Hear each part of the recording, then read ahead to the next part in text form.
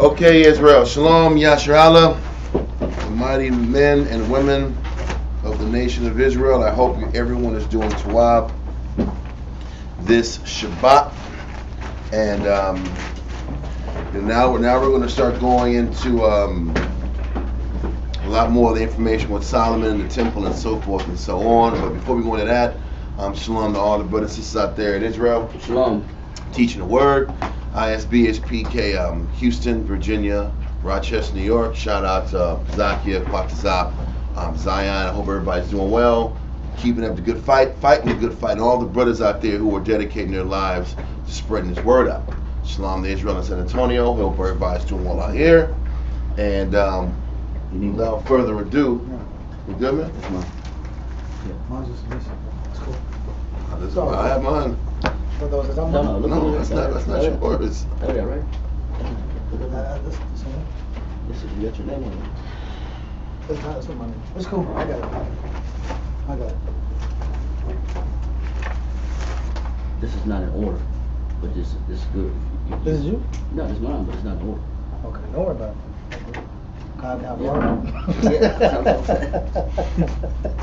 It's all right. That's what he was saying. That's exactly what he was saying. It's like it was. Okay, let's do it.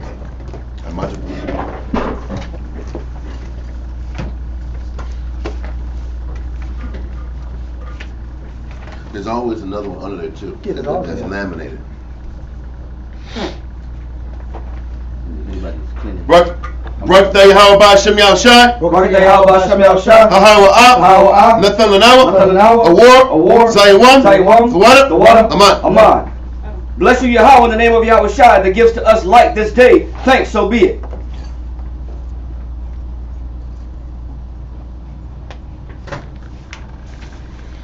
Birthday, how about Shem Yahushai? Birthday, how about Shem Yahushai? Hawa Nathan Lanawa. Rayach. Nayachacha. The water. Aman. Bless you, Yahweh, in the name of Yahushai that gives to us sweet savor. Thank you, so be it.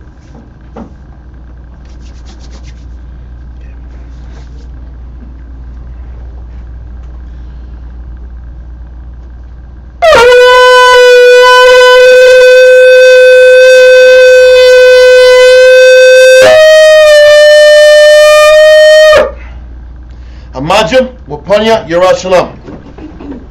Stand and face Jerusalem.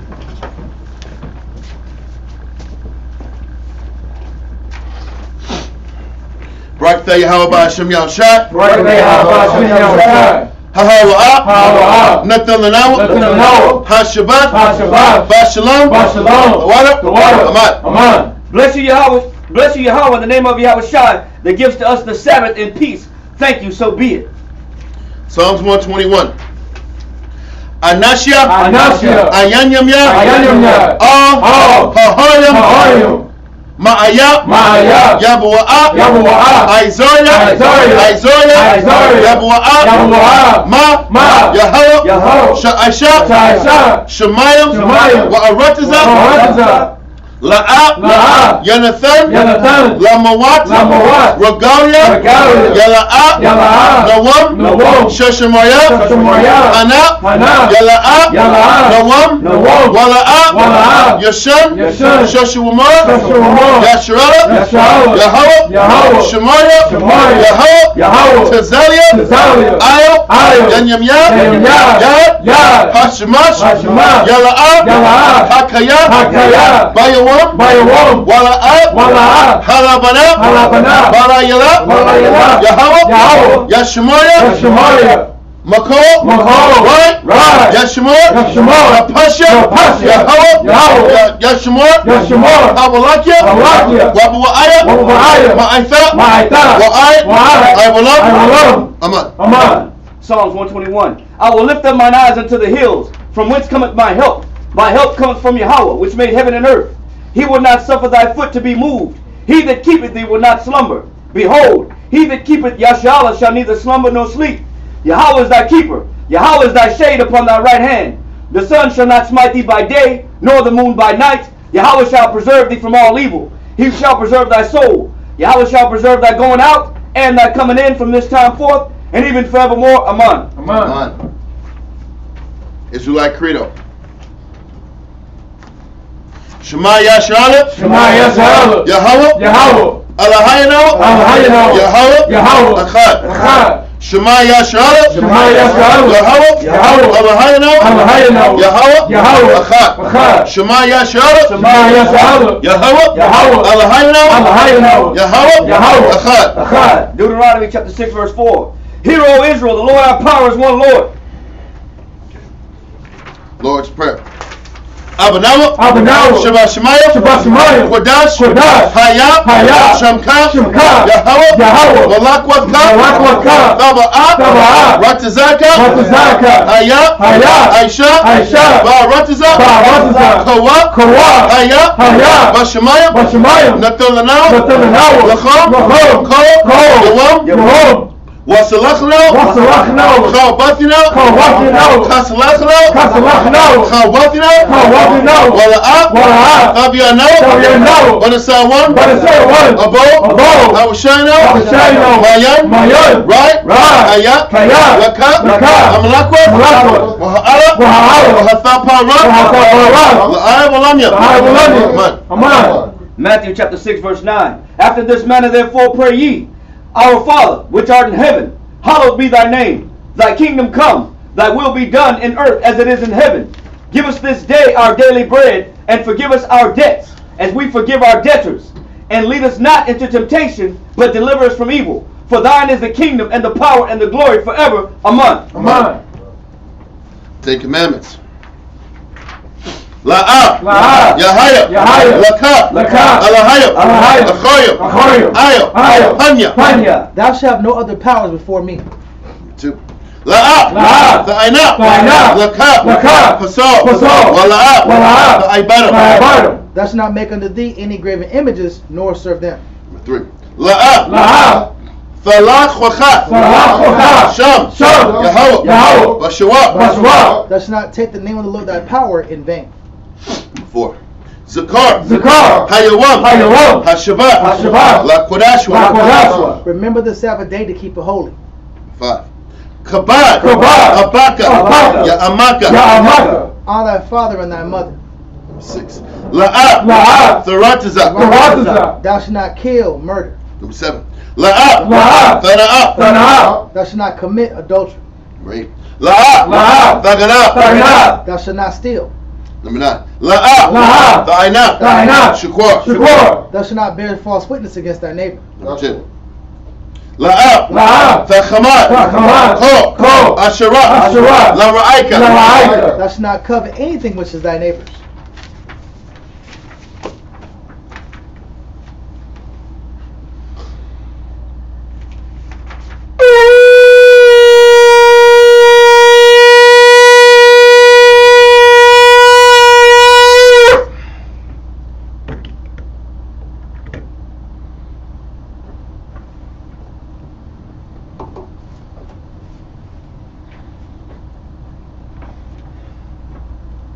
Birthday Yahweh Hashem Yahshai. Birthday Yahweh Hashem Yahshai. Hahawa up. Hahawa up. Athalanawa. Athalanawa. Athawara. Athawara. Blessed are you, Yahweh, in the name of Yahweh Shai, that gives us the law. Okay. Israel, you shot me. Be seated.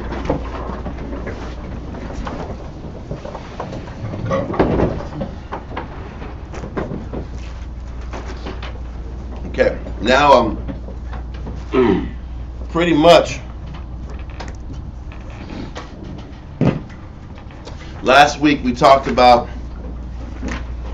David and all the countless preparations he went into to sit back here and set up Solomon for all the opportunities necessary. He already set the deal up with Hiram. He already at least started the import of the wood.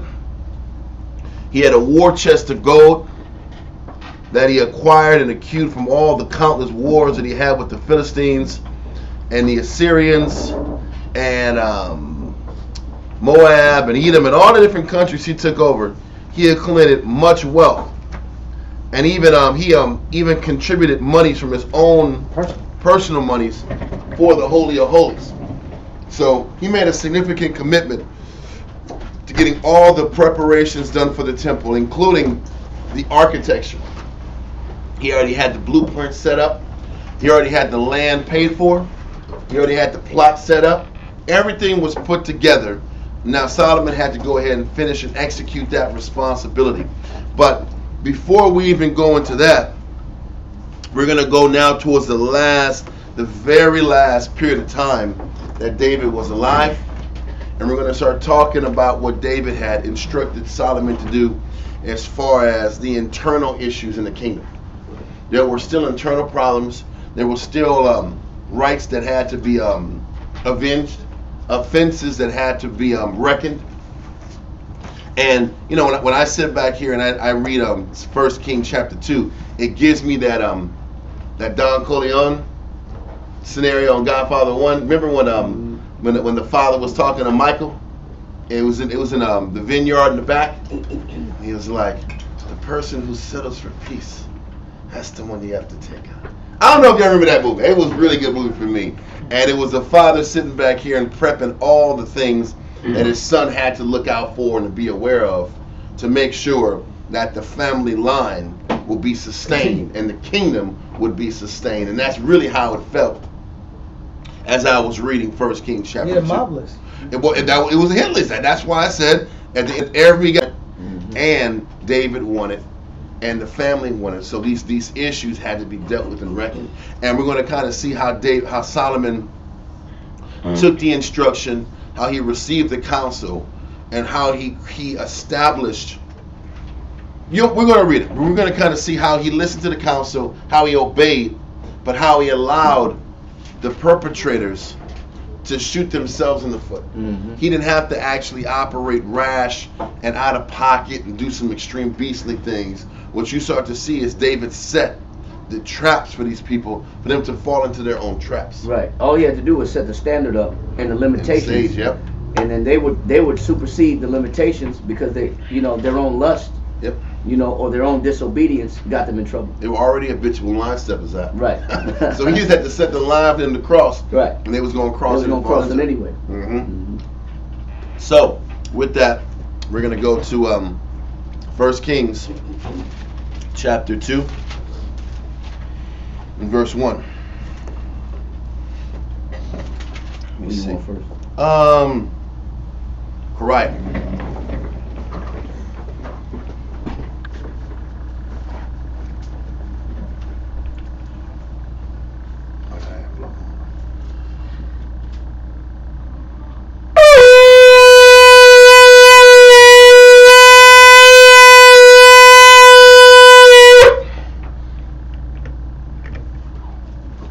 Kariah, Shah Shabbatah, Bana Shah, Banya Sha'ala. Kariah, Shah Shabbatah, Bana Shah, Banya Shah. And much, bro. Yahweh Hashem Yahweh Shabbatah. Yahweh Ba'ashem, Yahweh Shai, Brakathum.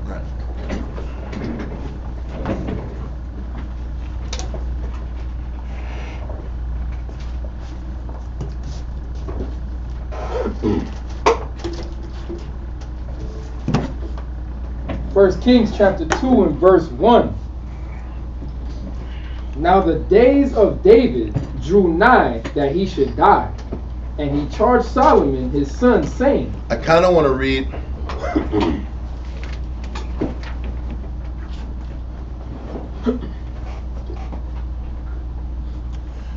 Give me Josephus, because we're going to be bouncing back and forth with Josephus also.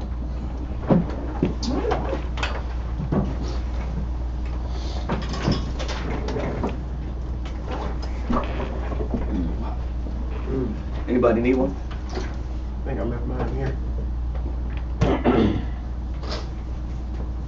Probably upstairs. Oh my God. Okay, you got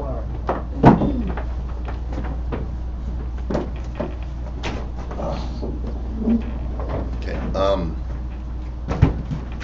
Give me Kariah, the first few it's Josephus, book 7, chapter 15, paragraph 1. We're just going to read a little bit. I just want to kind of explain, we read in 1 Kings chapter 1 a few weeks ago, it talked about how he was having issues with circulation, staying warm. Now David's condition has gotten worse. And this is what Josephus is going to explain before David gives Solomon his final orders and requests. We want to kind of read where David's health was at the time. So let's do that. Antiquity of the Jews, Book 7, Chapter 15, Paragraph 1, page 209, reads, "A little afterward, David also fell into a distemper by reason of his age." So he was starting to get diseased. Okay, he was under some type of disease, and he was getting sick, and his body was breaking down quickly. He knew his health was deteriorating, and this is why he sat back here and did what he did with Solomon. Read on. "By reason of his age, and perceiving that he was near to death, he called his son Solomon, and discoursed him to him thus: I am now, O my son, going to my grave, and to my fathers, which is the common way which all men that now are, or shall be hereafter, must go, from which way it is no longer possible to return, and to know anything that is done in this world. On which account," Did you get louder? "on account I exhort thee, while I am still alive, though already very near to death, in the same manner as I have formerly said in my advice to thee, to be righteous towards thy subjects, and religious towards the Most High, that have given thee thy kingdom, to observe his commands and his laws, which he hath sent us by Moses, and neither do thou, out of favor nor flattery, allow any lust or any other passion to weigh with thee to disregard them. For if thou transgresseth his laws, thou wilt lose the favor of the Most High, and thou wilt return away from his providence from thee in all things." The reminder of Solomon was that David gave to Solomon was he couldn't let his lust and his passions take over. The crazy thing is, you're seeing the Most High knew what was in Solomon. David was what gave him all the options he could to remind him of what to look out for, man. And as righteous as Solomon was, that power still got to his head down the line as he got older. But you know what? Most High and David kept giving him all the answers and all the secrets to stand on point. And it's up to him and us, all of us, to hold on to these concepts so we can stay strong and we can maintain longevity in serving Christ. Most High is there for us. He's going to bless us. He's going to be there for us if we control our passions, if we control our lust, if we control our desires. And it's that simple. It sounds simple, but as we know, it's not as simple as it's spoken of. Because you have to fight yourself the whole time. Yeah. It's not just the outside enemies that he's warning them from. He's warning him from the enemy within. The enemy within is your own lust, your own temptations, your own pulls, your own vices, your own addictions, your own pleasures. Your own imagination. That's another war within itself. Your own inclinations. Mm-hmm. Your own natural inclinations. We're going to hold that. Let's go back to the Bible. Okay? So let's get verse 2 now. 1 Kings chapter 2 and verse 2. "I go the way of all the earth. Be thou strong therefore, and shew thyself a man, and keep the charge of the Most High thy power, to walk in his ways, to keep his statutes, and his commandments, and his judgments, and his testimonies, as it is written in the law of Moses, that thou mayest prosper in all that thou doest, and whithersoever thou turnest thyself, that the Most High may continue his word which he spake concerning me, saying, If thy children take heed to their way, to walk before me in truth with all their heart and with all their soul, there shall now fail thee, said he, a man on the throne of Israel." Once again, the blessings are there, but the blessings are conditional. That was the word I'm trying to find. Thank you. The blessings are always conditional. The protection is conditional. If we do what's right, if we live that standard, If we maintain that responsibility the Most High has set for us, we will get blessed. Read on. Verse 5. Moreover, thou knowest also what Joab the son of Zeruiah did to me, and what he did to the 2 captains of the host of Israel, unto Abner the son of Ner, and unto Amasa the son of Jether. What did Joab the son of Zeruiah do to him? What did Joab do to David? He stepped beyond his authority Yep. by taking matters in his own hands Yep. without permission. Yep. Taking out Absalom, right? Mm-hmm. He constantly sat back here and stayed out of bounds and made decisions and moves that was contrary to the direction that David had set up. Mm-hmm. He said, so you know what he did to me, Right. and you know what he did to Abner, and what he did to Amasa. Even with the whole Abner thing, he had a slightly justified reason based upon Abner killing Asahel, but really, you know, he did it just to maintain his position and posterity in the army. And David's reminding him of all these things and how Joab had his own personal agendas in the process of working with me. He's explaining why Solomon wasn't supposed to trust Joab and why Joab was a threat. The scripture says, how can two walk together unless there be agreed? So how can you build with somebody in such an intimate position if you can't trust that he's going to operate in the same mind as you are? How can you build with somebody at positions of leadership and authority when you can't trust that if an order is to be set out, it's going to be executed with the right mentality? He's telling you, listen, he did this to me through my whole campaign. He's got to go. If he's going to do this with me, to me in my campaign, what do you think he's going to do to you? Same thing. It's the same thing. Now listen, a leopard doesn't what? Change the spots. A leopard doesn't change his spots. So if this guy was going to operate on his own way with me, he's going to operate with his own way with you, and possibly use his flex and his muscle and power to eradicate you. And this is why up at the higher ranks of leadership, there can't be a clash. Everybody has to see things the same way, or we're not going to be able to grow. If there's that thought or inclination that a brother's going to sit back here and go opposite, think opposite, counsel opposite, direct opposite, be contrary, then it's in the best interest of all parties to cut those ties. This is what David is instructing Solomon on the details and the specifics of leadership. And limit his movements. But he's explaining the why. Why Joab has to get removed. Okay, read on. Whom he slew and shed the blood of war in peace, and put the blood of war upon his girdle that was about his loins, and in his shoes that were on his feet. Done. Do therefore according to thy wisdom, and let not his hoar head go down to the grave in peace. The hoar head is the gray hair. H-O-A-R. Don't let his gray head go down in peace. Now there is a 11 and 7. Let me make sure I read it quickly before. Let's see.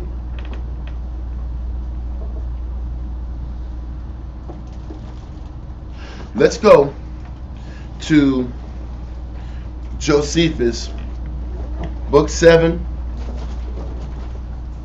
chapter 11, the middle of paragraph 7.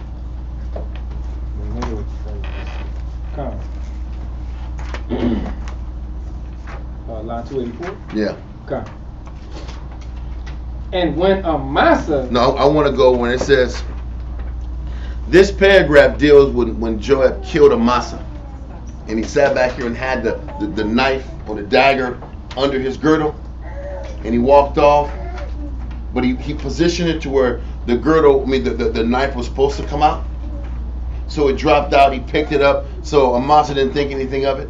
He grabbed it and killed him. But it's at this impious and altogether profane action. That's where I want it. Because it's right after he killed Amasa. This profane, this impious and okay, so what number is that? That's 284. That's in the middle of 284. Yeah, page 202. Ready, sir? Yeah, I'm ready. It says, this impious and altogether profane action Joab did to a young man and his kinsman, and one that had done him no injury, and this out of jealousy, that he would obtain the chief command of the army and be in equal dignity with himself about the king. You don't like that? He don't like any competition. So if you got a guy like this that's competitive and wants to stay in control, then you know what he's going to do? He's going to do anything to stay in control. And it wasn't about godly sincerity. It was about his will. It was about power. So what he's obviously seeing is, the crazy thing is, David knows he's talking to Solomon.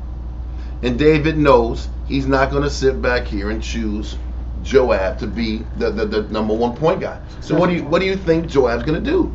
Take over. Joab's got to sit back and align himself with somebody that's going to keep him at the number 2 spot. And he mentioned that he said this impious and altogether profane action. Good. What's impious about it, piety is to be reverent, to have a reverence toward the Most High, meaning you have a fear of the Lord. Yeah. To be impious means you don't have a fear of the Most High. Yeah. You're not relegated or controlled by fear of the Lord. You don't care about what the Most High considers about your actions. Yeah. You just act. You don't care about what the Most High considers about your behavior. You just behave, or you just speak. So there's no filter with this guy. It's all his passion. It's all his passion and his pursuits. Yep. And this is that's what makes him so profane, is the fact that he'll violate anybody because he's not regulated by the fear of the Lord. He's regulated by power, by position, by authority, by prestige or honor. Yeah, that's his motivation. And with a guy like that, you can't trust him, and you can't even have him around, because he's too much a threat to the direction that the rest of the kingdom is going. Okay, read on in Josephus. Especially for an inexperienced Solomon. Don't forget, he's under 20. Solomon's a young man. He's gonna get got. So he's like, listen, bro, this guy's gonna set you up, and he's gonna find a way to position himself, as we're gonna find out later on. It was Adonijah that he aligned himself up with in the first place, which was, quote unquote, the proper age appropriate king that was supposed to be next in line. So Joab is already, you're going to read that, he's already set himself up to align himself with Adonijah. And you look up, Solomon's head's going to be in the block. And this is what David already understood. Matter of fact, David already understood it, because we read that in 1 Kings chapter 1. How Adonijah and Joab were already aligned with each other. So they were political enemies already. They were already enemies. He was already a threat. So David was like, listen, bro, you got to sit back and do something about this guy. He's gonna be relentless. He's shown the entire time. He's gonna do what he wants to do. So that threat's got to be neutralized. Okay. Continue in that 11 and 7 part. Time. And Josephus? Yes. All right, cool. Line 285. And for the same cause, it was that he killed Abner. But as to that former wicked action, the death of his brother Asahel, which he seemed to revenge, afforded him a decent pretense. The fact that Asahel was killed by Abner gave him the pretense to justify a dog murder. But it had nothing to do with Asahel. It was about his power and his ambitions. Read on. And made that crime a pardonable one. Mm-hmm. So that negative act, it was dirty as hell, but nobody can really fight it, because it was under the guise of a justifiable defense of his brother's death. Okay, read on. But in this murder of Amasa, there was no such covering for it. Now when Joab had killed this general... Okay, we're going to let that go and go back now who, let's go back to Josephus still. We're going to keep reading book 7, chapter 15, in the middle of paragraph 1 where you last stopped off. It says, right here. Okay, cool. Allow any lust or other passion to weigh thee to disregard them. Okay. For if thou transgressest his laws, thou wilt lose the favor of the Most High, and thou wilt turn away his providence from thee in all things. But if thou behave thyself so as it behooves thee, and as I exhort thee, thou wilt preserve our kingdom to our family, and no other house will bear rule over the Hebrews, but we ourselves for all ages. Be thou also mindful of the transgressions of Joab, the captain of the host, who have slain 2 generals out of envy, and those righteous and good men, Abner the son of Ner, and Amasa the son of Jether, whose death do thou avenge as shall seem good to thee. So what he's saying is, he's got to go, but you got to set up the right pretense to get it done. You got to keep your eyes on him, and don't let this guy get away. Don't let him go to his grave without having to deal with the crap he did. So what he's also doing, you know what the crazy thing is, David is sitting back here and helping Solomon, assisting Solomon with the vision, but he's not micromanaging him. Right. You know what I'm saying? Okay. He's not saying, you got to kill him this way. You got to deal with him that way. Yeah. He's like, listen, look after this dude. Look out for him. Yeah. Don't trust him. He's been envious the whole time. He's made counter moves against my kingdom the whole time. He got to go. But you got to set it up how you got to set it up. Yeah, David even said he called his son a man of wisdom. So he did respect his perspective also. But you know what's the crazy thing is, he showed obviously from his youth that he was sharp. But it's different when the pressure's on.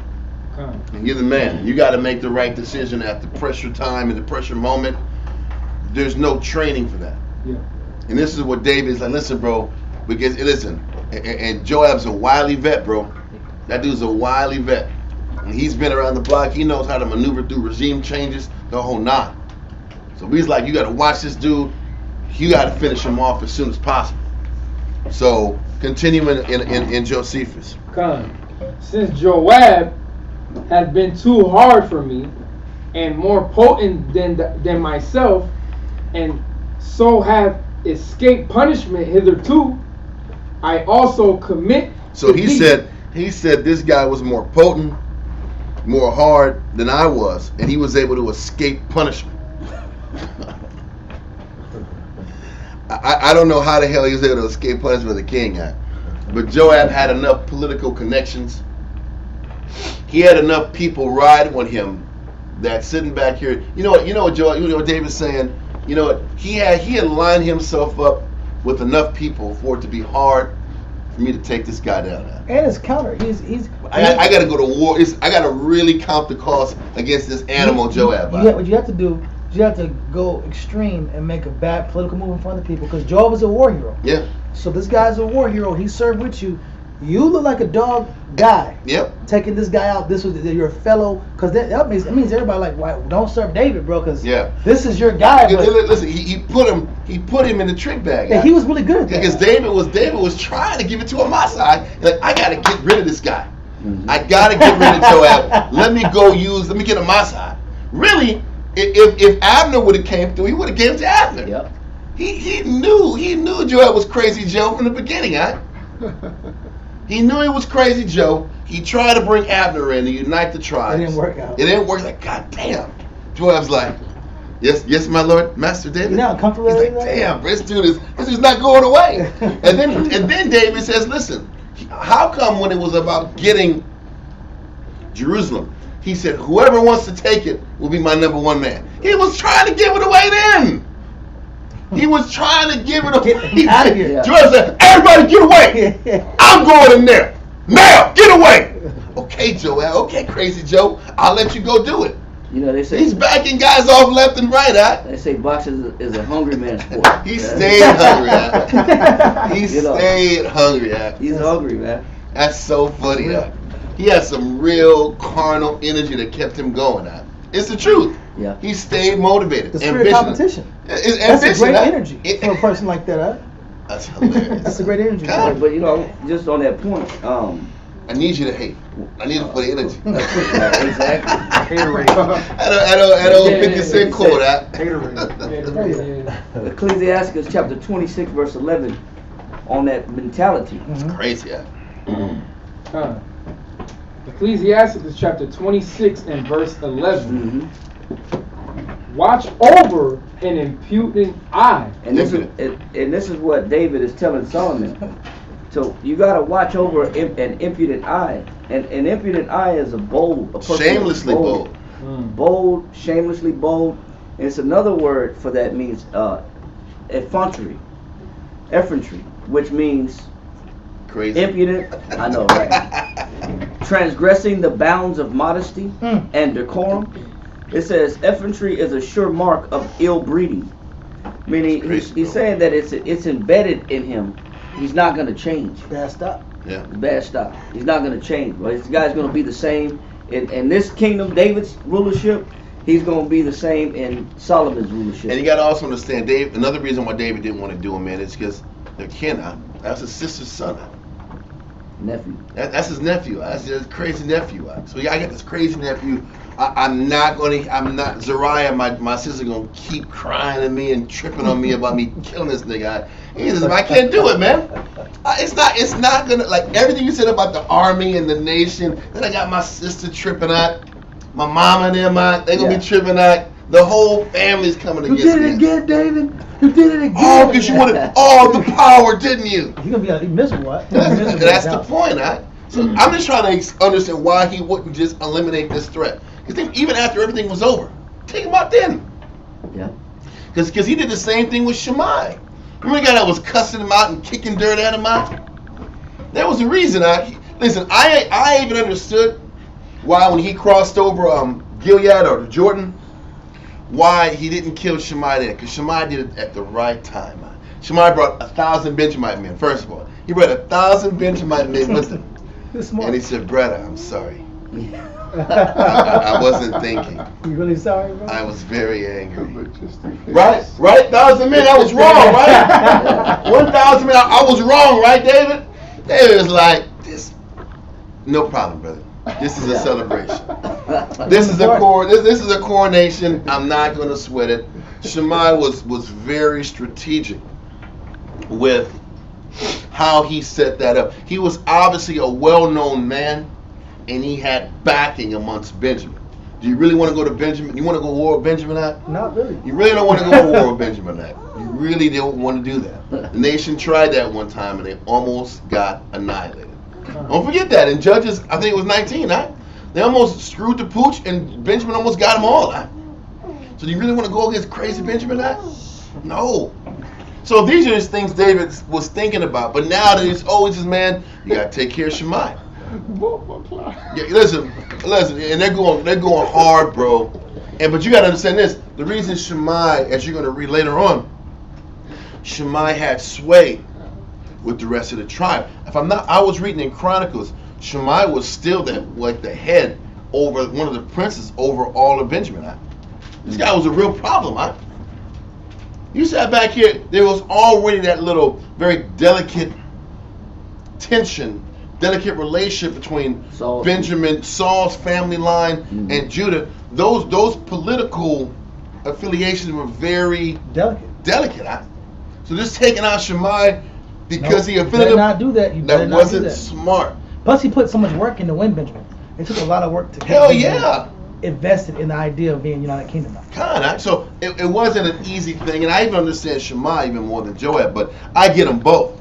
So now we're going to hold that and go back to the Bible real quick. 1 Kings chapter 2 and verse, I think it was 6 now. 1 Kings chapter 2 and verse 6. Do therefore according to thy wisdom and let not his hoar head go down to the grave in peace. Joab got to die before he passed on of natural causes. Read on. But show kindness unto the sons of Barzillai and Gilead. No, the Gileadite. The Gileadite. And let them be of those that eat at thy table. For so they came to me when I fled because of Absalom thy brother. Remember when they was on the run? Barzillai and a few other people helped him and gave him provisions while he was on the run in Gilead. When he was posted up in that fortress where Ishbosheth used to live. Okay, it was a city of refuge. So he was sat back here posted up. This man took care of him, and as we read in Samuel, David wanted him to go across with them and enjoy the fruits of the kingship. But the old man was like, listen, I'm old, bro. I can't taste good. I can't eat all that meat no more, man. You know, you get older, man. You can't enjoy meats and stuff no more, bro. He says, man, if you want, have my sons go over there and take care of them. And that's what David is reminding Solomon. Take care of this man's family because they took care of me in a pinch. Okay? Read on. Verse 8. And behold, thou hast with thee Shimei, the son of Gerah, a Benjamite of Behurim, which cursed me with a grievous curse in the day when I went to Mahanaim. It was grievous as hell, because he was cursing him for miles out. It wasn't just F you, David. He was walking and cursing him out at the same time for an extended stretch of time. Mm-hmm. Okay, so read on. But he came down to meet me at Jordan, and I swear to him by the Most High, saying, I will not put thee to death with the sword. So he caught me slipping. I was smiling. I was happy everything was over. And he came and caught me when I was happy. And I made a promise that I didn't really want to keep. So he's like, now I can't do it, but you can do it. You got me an opportune time. You can get him. He caught him at an opportunity. The war was over, right? There was music playing and stuff. There was flutes being played out. Now you look like a bad guy. You look like a bad guy. Your face changed. He's like this. Yeah. He caught him slipping. Now he's like, man, I said it's cool, but it's really not cool. Solomon, you got to handle this guy out. This guy got to go out. I understand it. But keep going. Verse 9. Now therefore hold him not guiltless, for thou art a wise man, and knowest what thou oughtest to do unto him. So he's like, listen, you're a wise man. You're going to have to find a way to trap him up in his own ways. Okay? You're going to have to sit back and set enough line and rope for him to hang himself to justify wiping him out. Because you just sitting back here and politically taking him out is going to be a bad move for you also. That's why he's saying operate with wisdom with this guy. Because if you just kill him tomorrow, then all of a sudden the nation isn't unified. There's a rift between Judah and Benjamin, and it's going to take years to bring all that together. You have to have justifiable cause. Exactly. And this is what he's saying with all these guys. You have to have justifiable cause to lay on them, but they got to get laid on. Yeah. And you just got to sit back here and set the trap, put the cheese in there. You got to put the cheese in the trap and set them up. I don't know if you ever saw those old school traps out. Those old school mice traps out. You had to sit back, you put the little cheese on it in the middle like and you tighten it up. Snap my finger on and all those. Yes, and all of a sudden you hear pop pop. And you know he's gone. Something got caught on there. My grandpa used to do that back at the old house. His old house. It's like pop. Oh, somebody was messing around with that cheese. He got caught slipping. But this is what Solomon had to set up the trap for somebody to go right into the trap and get caught slipping. You know, it shows also that David, it didn't sit well with David from these men's past behavior. Hell no. I was eating at him for a while. Yeah, he didn't let it go out. You know. Kinda.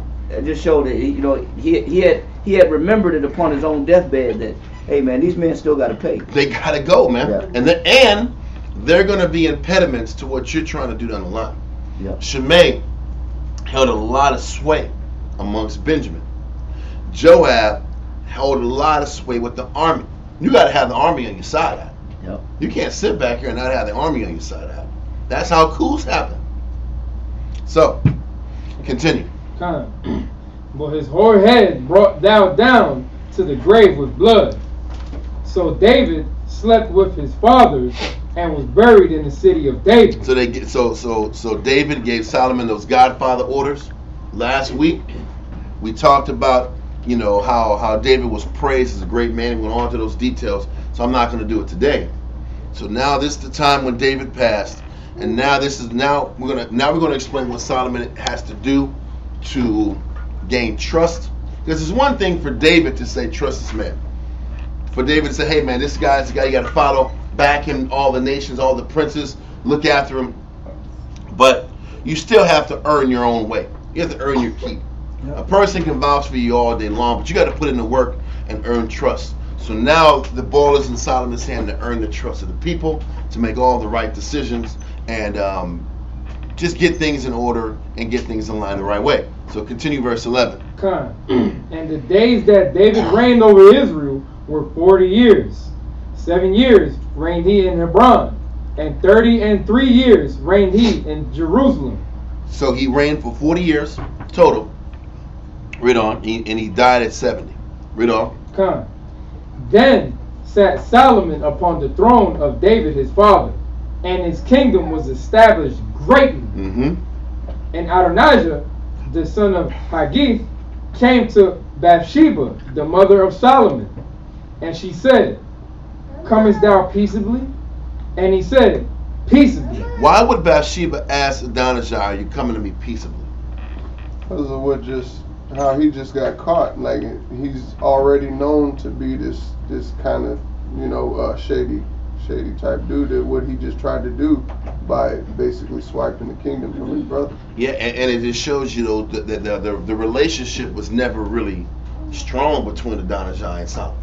There was tension there. There was tension so bad. There was tension amongst the families. There was tension amongst the families.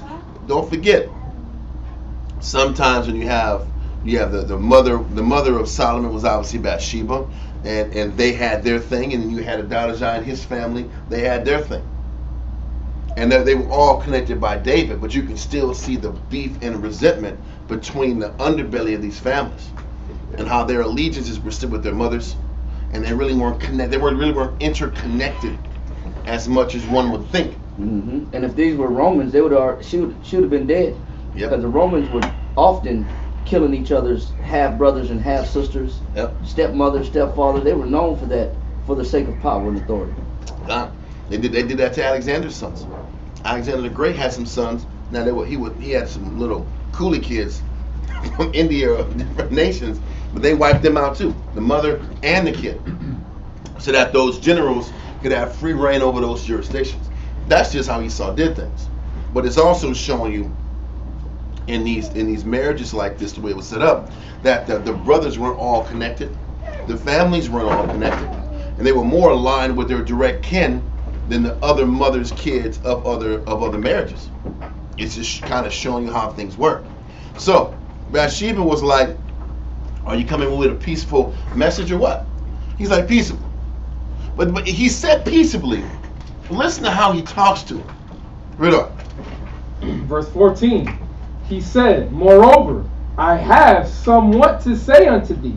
And she said, say on. So I got something to say. Read on. And he said, thou knowest that the kingdom was mine. What? Like, what are you talking? That's not the first thing you should say to the mother of the king that's in power now. You know this ain't right. You know it was my shit, right? Like, what? You know it was supposed to be mine, right? Mama. Like, what? Mama. But it ain't even that. It ain't even mama. It's auntie. It's auntie. It ain't even his It's mama. auntie. You know it's mine. Right. It's my kingdom. Solomon. It just shows he was vexed and he was salty as hell, and he didn't accept the verdict. Not initially. That was a dirtbag answer. Right? That was a lot of hating him, right? Funny because you know, auntie, I was supposed to have it, right? He was desperate not to get put to death for getting caught. Yeah, but then after that, after Solomon says, you know what, bro? Just don't show your ass, I'll let you live. Exactly. If you prove yourself to be a worthy man, I won't come and deal with you. But he wasn't content. He wanted it all, right? He wanted it all. So keep going. says, and he said, thou knowest that the kingdom was mine, and that all Israel set their faces on me. So he's like, not only was I supposed to be the king, the whole nation wanted me to be the king. He had that. He said I was good looking. I led the league in at least 5 statistical categories. I was good looking. The people liked me. I was old enough. I was man of the people. I was man of the people. I had Joab on my side. I had a priest on my side. Those are 5 statistical categories to prove I should have been the king. Yeah. It's crazy, alright? But keep going, alright?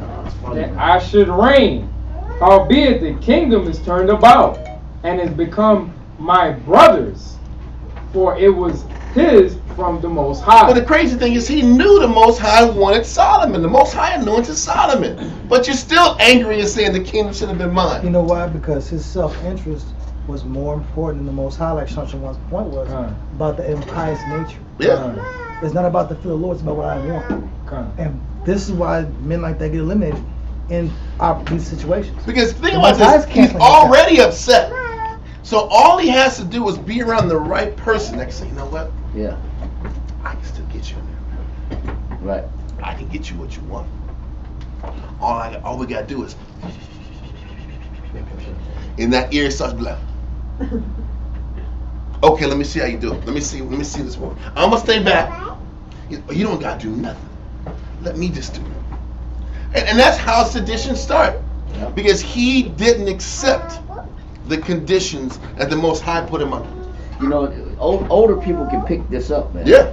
You know, even when you got like old grandparents and old uncles, they tell you, you bring that to them, they say, sound like you got a personal problem. They get out of my face. You know what I'm saying? Because they can pick this up, the fact that you got a personal issue, and this issue you possess, this is not what the Most High ordained. And I want to say this too in Genesis. It's not like they didn't have the Old Testament, the writings of their forefathers at their disposal.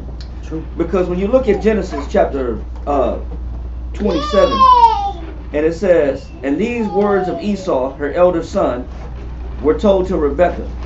And she sent and called Jacob her younger son, and said unto him, behold, thy brother Esau, as touching thee, doth comfort himself, purposing to kill thee. He says, now therefore, my son, obey my voice. Arise, flee thou to Laban, my brother, to Haran. So it wasn't like they didn't have the writings of their forefathers, knowing that spirit had already happened with Esau and Jacob. You know what I'm saying? So she could pick up, I'm sure she could pick up the fact that there was already dissension between, the brothers. Yeah. The brothers had issues. There's a little beef between the brothers. Because it's already recorded how that dissension between brothers can happen, and that enmity between brothers can exist. So she had to perceive something. That's why she was able to say, do you come at me with peace? Mm-hmm. Because she could perceive, man, there's a problem already. This is dangerous. This don't look good. It's not a good look. Yeah. So, before you go any further, I want to go to Josephus, book 8. Yeah. Book 8, chapter 1, paragraph 2. Antiquity of the Jews, book 8, chapter 1, paragraph 2. But Adonijah. Adonijah, my bad. No, Adonijah's fine. Adonijah, okay, cool. I used to say Adonijah, but it's the same thing.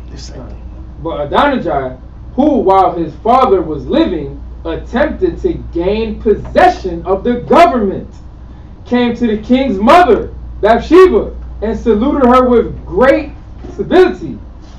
And when she asked him whether he came to her as desiring her assistance in anything or not, and bade him tell her if that were the case, for that she would cheerfully afford it him, he began to say that she knew herself that the kingdom was his. You knew this was my kingdom, man. You knew this was my shit.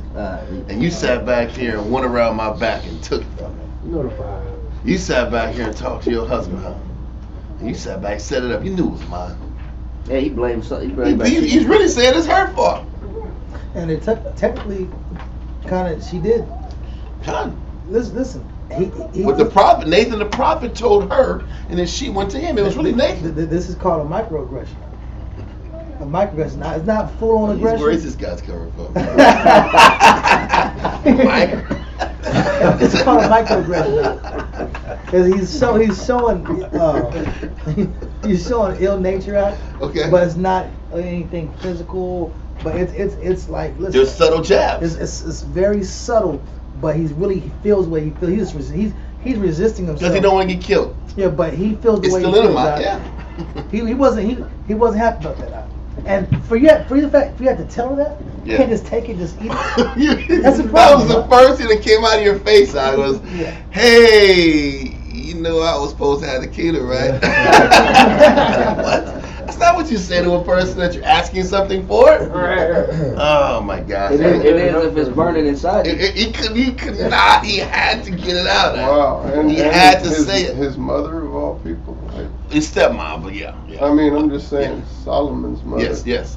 You don't think that's going to get back to him? Yeah, that's what I'm saying. You don't think it's getting back to him? Why would you do that? But I guess it's something out. Yeah, but read on. Both on account of his elder age and of the disposition of the multitude, and that yet it was transferred to Solomon her son. Well, the multitude's fickle. The multitude wanted Absalom. Multitude is not a great judge of character. Right? If you look good out, you shining, you got a little wave in your head out. This is the king. Truly, this is the man. You gotta have if you have a little S curl in your head out, you're good out. All of this S curl kid out. You got an S curl kid out, you're the king out. You got a little shine, you got high cheekbones and an S curl out. This man's the king. You get the throw out. That's all it takes, out. Smiling S curl kids out, high cheekbones out. It really is that way. It's stupid, but it was Absalom. I'm saying the people were into these guys, right? No substance. Yeah. Anyway, the tallest guy. Saul was the tallest guy. Yeah, them arms, muscles. It's just ridiculous, right? Beef, you the beefcake out. You get to be the king out. Oh yeah, he look good. Stupid. That's my king. Yeah. Come on, bro. Anyway, so Adonijah is reminding his mother-in-law that, hey, you know what? I was the good-looking. I was age-appropriate. Yeah. The people liked me. Told you the 5 statistical categories. He was winning them out. You know, he was shallow. He was shallow in his understanding. Yep. Of how the Most High select people. Real shallow. He acknowledged the Most High chose Sodom, but never said why. He never said why the Most High chose Sodom. Because that would make him feel insecure. That's the point. That means there's something deficient in your spirit, but is why the Most High didn't choose you. Anyway, let's keep going, man. And that yet it was transferred to Solomon her son, according to the will of the Most High. He also said that he was contented to be a servant under him. You're content, but you're not content. Right. When it means I accept it, because if I don't, I'm going to die. Yeah, when he really wasn't content. Because if you were content, you wouldn't be saying I should be the king. I'm okay with this. Come on, not man. really. Not really. But keep going, It's ridiculous, Yeah.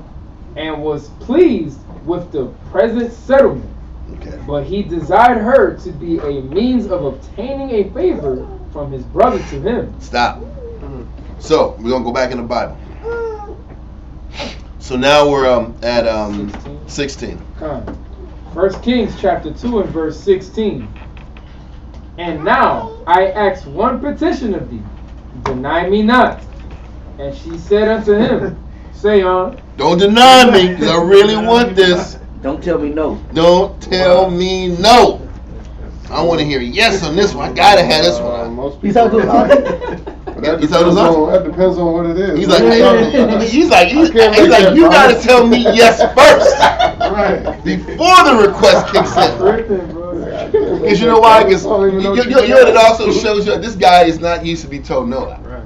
That's true. He's not used to be told. This guy was spoiled rotten. He was a prince. He got whatever he wanted out. And he wanted what he wanted. This request, he wanted this out. He was walking around saying, hey, it was dad out. And anyway, we're going to explain what this guy wants out. He wanted what he wanted out. Yeah. You got my eye on something. Yeah. He has eye on it for a while, too. Read on. Man, that's why I want to be king. First order of business. Read on, man. Verse 17. And he said, Speak, I pray thee, unto Solomon the king, for he will not say thee nay. He ain't gonna tell you no. Right on. That he give me Abishag, the Shunammite. Because it's always like some type of situation where people try to manipulate through other people. Yeah. There's a backdoor when you give it up. I gotta have the Issachar. Abishag. Yeah. And we know that David didn't sleep with him. So it wasn't like on a lawful level, it was unlawful. Okay? But read on. To give me Abishag the Shunammite to wife. Okay. And Bathsheba said, Well, I will speak for thee unto the king. Now what she's not thinking about is this. We're going to hold that verse and go to 2 Samuel chapter 3, verse 6 and 7. 2 Samuel chapter 3, verse 6 and 7. 2 Samuel chapter 3, verse 6. Yep. And it came to pass, while there was war between the house of Saul and the house of David, that Abner made himself strong for the house of Saul. This is when David was still king of Hebron, and Abner was pretty much the de facto king of Benjamin. Now Ishbosheth was the real king, but his name was like worthless man or something like that. Shame. Yeah. Huh? Man of shame. Man. It was. His name meant man of shame. He was not a ball-ass king. He was the only male of Saul's family that didn't fight. This thing was eating grapes and wearing silk at the house. Why wasn't he fighting? Not combing his hair. Right, worthless. Or he was combing his hair too much. Either he wasn't combing his hair at all, or he was combing it too much. He's in the mirror all the time. He was in the mirror all the time. That's the point. It was one or the other. Point is, he wasn't on that battlefield. So at this particular point, it was saying that the house of Abner was waxing strong, right? Abner made himself strong for the house of Saul. We're going to find out what Abner did, because Abner was Saul's captain of the host. We're going to find out what Abner did to make himself strong and to posture himself to the people. Read verse 7. And Saul had a concubine whose name was Rizpah. Rizpah was Saul's main woman, main concubine. Rizpah was Saul's main concubine that everybody knew was once Saul's woman. Right? Read on. The daughter of Ahiah. Now eventually Rizpah, she had kids with Saul, and those kids ended up getting hanged by those Gibeonites. Remember, they wanted some flesh? They wanted the 5 sons? Mm-hmm. Some of them were Rizpah's kids. Okay? But let's keep going. And Ishbosheth said to Abner. Ishbosheth was the king at the time. Ishbosheth said to Abner what? Wherefore hast thou gone in unto my father's concubine? Ishbosheth knew what the hell that meant. When the captain of the host deals with a well-known concubine of Saul, that's a power play. That's not just a lust play. Oh, Mr. Inter, no, that's a power position. So if Abner is taking Saul's ex-gals, then Abner's trying to take the kingdom. He's asserting dominance. Right. He's no different than what Absalom did to David's concubines when he took control. Yeah. Him taking those women out in the tent, that was a show of dominance, power, and a move that would ultimately sever the ties permanently from David and Absalom, so that people would have the confidence to back Absalom. My point is, taking the king's woman is an act of power and an act of dominance. Okay? So Bathsheba isn't looking at it this way. That's why I do. Please give me this favor. Right. I need Abishag tonight. He's trying. Tonight. That's what I'm saying. That's the point. This is what's happening. This is his request. Yeah. Bathsheba's not seeing the meaning behind it, but this is what the meaning is. Okay. He knows that. And Solomon knows it. And And Adonijah knows. It's a subtle. Oh, he just like it's that a girl. subtle He just chess like, piece. He just like that girl. That's what she was thinking. Yeah. Sally. Stop. Let's keep going. Right. Read verse 19. 1 Kings chapter 2 and verse 19. Bathsheba therefore went unto King Solomon to speak unto him for Adonijah. She didn't think nothing of it, man. She thought it was a harmless request.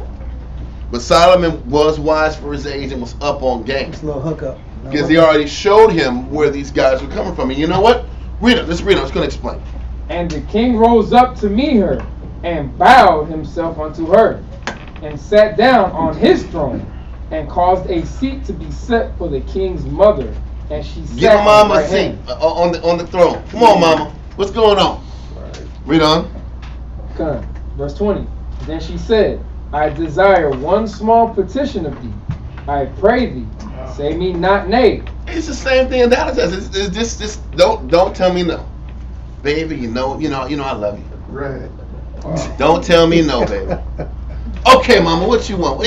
Whatever you want in the kingdom is yours. Yeah. He's feeling good. You know what I mean? He had steak and eggs this morning. Good day. If he's feeling good, whatever you want, mama. Read on. And the king said unto her, ask on, my mother, for I will not say thee nay. And she said, let Abishag the Shunammite. You don't want to hear that. You don't want to hear that. He's giving her a funny look at this point. He's like this. What's Abishag got to do with you asking me for something? So let Abishag, read on. The Shunammite be given to Adonijah, thy brother to wife. He's like, bro. He's looking. Listen to what he says. And King Solomon answered and said unto his mother, and why dost thou ask Abishag the Shunammite for Adonijah? Why are you asking for that? Read on. As for him, the kingdom also. Why don't you just ask him that I just get off the throne, let this nigga take the throne in? Because you're asking the same thing. Because it's a power play. And let him take my seat, mama, and then let him kill you all too. Because that's what's about to happen. You know, it's obvious even amongst nature, whether you're looking at gorillas, you're looking at hippos, lions. Yeah. The dominant male is the one that has access to the pride. Done. Have the female. They're the ones that are allotted to mate whoever that dominant male is. That's in any. You watch birds fight. You know what I'm saying? You watch that amongst nature. Period. Shows you that the dominant male has the access to the females, and it's easily understood what his intention is. You know what I'm saying? Yeah. What that means. Now listen, we're gonna hold that. We're gonna go to paragraph 3 in Josephus because it explains the plot. It explains the intricate plot a little better. Josephus. This is warning, guys. This is warning, guys. This is another version of warning, guys. For those who know this song. This is warning, guys. But what you gonna say? Now, it also shows that bashful people need space. They need that bashful nature to get their way when they're trying to manipulate people. Good, huh? And like Damiano was just smiling at. Yeah. Smiling is that backdoor way to get what you want, huh? Yeah, you really, it's not how you really feel. Yeah. You're gonna putting smile. on an image, but you're trying to get your way. Mm-hmm. And it's unjust in this situation. Because you should have accepted that, the brother retained his life. Stop taking any angles for power. Mm-hmm. You're on a salary. You got food. Stop tripping. Yeah. Read that. Paragraph 3. It says, but the king was greatly offended at these words. Hell yeah, he would be. Yeah. Read on. Paragraph 3, sir. Book 8, chapter 1, paragraph 3. But the king was greatly offended at these words, and sent away his mother, and said that Adonijah aimed at great things, and that he wondered that she did not desire him to yield up the kingdom to him, as to his elder brother, since she desired that he might marry Abishag. Because what she's not realizing is that was a power play, and what he's figuring it out, that it just didn't come from Adonijah. Because what he's asking himself is, that was a subtle, slick request Adonijah was too dumb to think of this on his own. This came from somebody else. And this is where his wisdom's kicking in. You ever watch The Godfather? He said that guy isn't sharp enough to sit back and pull out this execution. He's not precise. He was the guy that the other guy used to get the job done. He's being backed by somebody. He's being backed. This guy's the muscle, whereas there was a bigger reason behind this move being made. And this is where Solomon's at. Abishag is just a lughead that's being manipulated by somebody else, and sure enough, it's probably Joab and Abiathar pulling the strings, setting this thing up, because they were over there before. This is what David was saying. Joab was a snake. Yeah. And Abiathar lined up. Don't forget, chapter 1, they were there together with Joab, and all his brothers were called to this gathering except for Solomon. He was getting boxed out. They knew he was the chosen. They didn't want it to happen. They were all jealous. So Solomon's sitting back here piecing it together, not just overreacting. He's thinking it through. Okay, read on. And that he had potent friends, Joab, the captain of the host, and Abiathar, the priest. He said he got potent friends, potent alliances. The people do want him there. Now he's a threat. Now he's an immediate threat that has to be dealt with. I can't play with this any longer. They all gotta go. They all gotta go.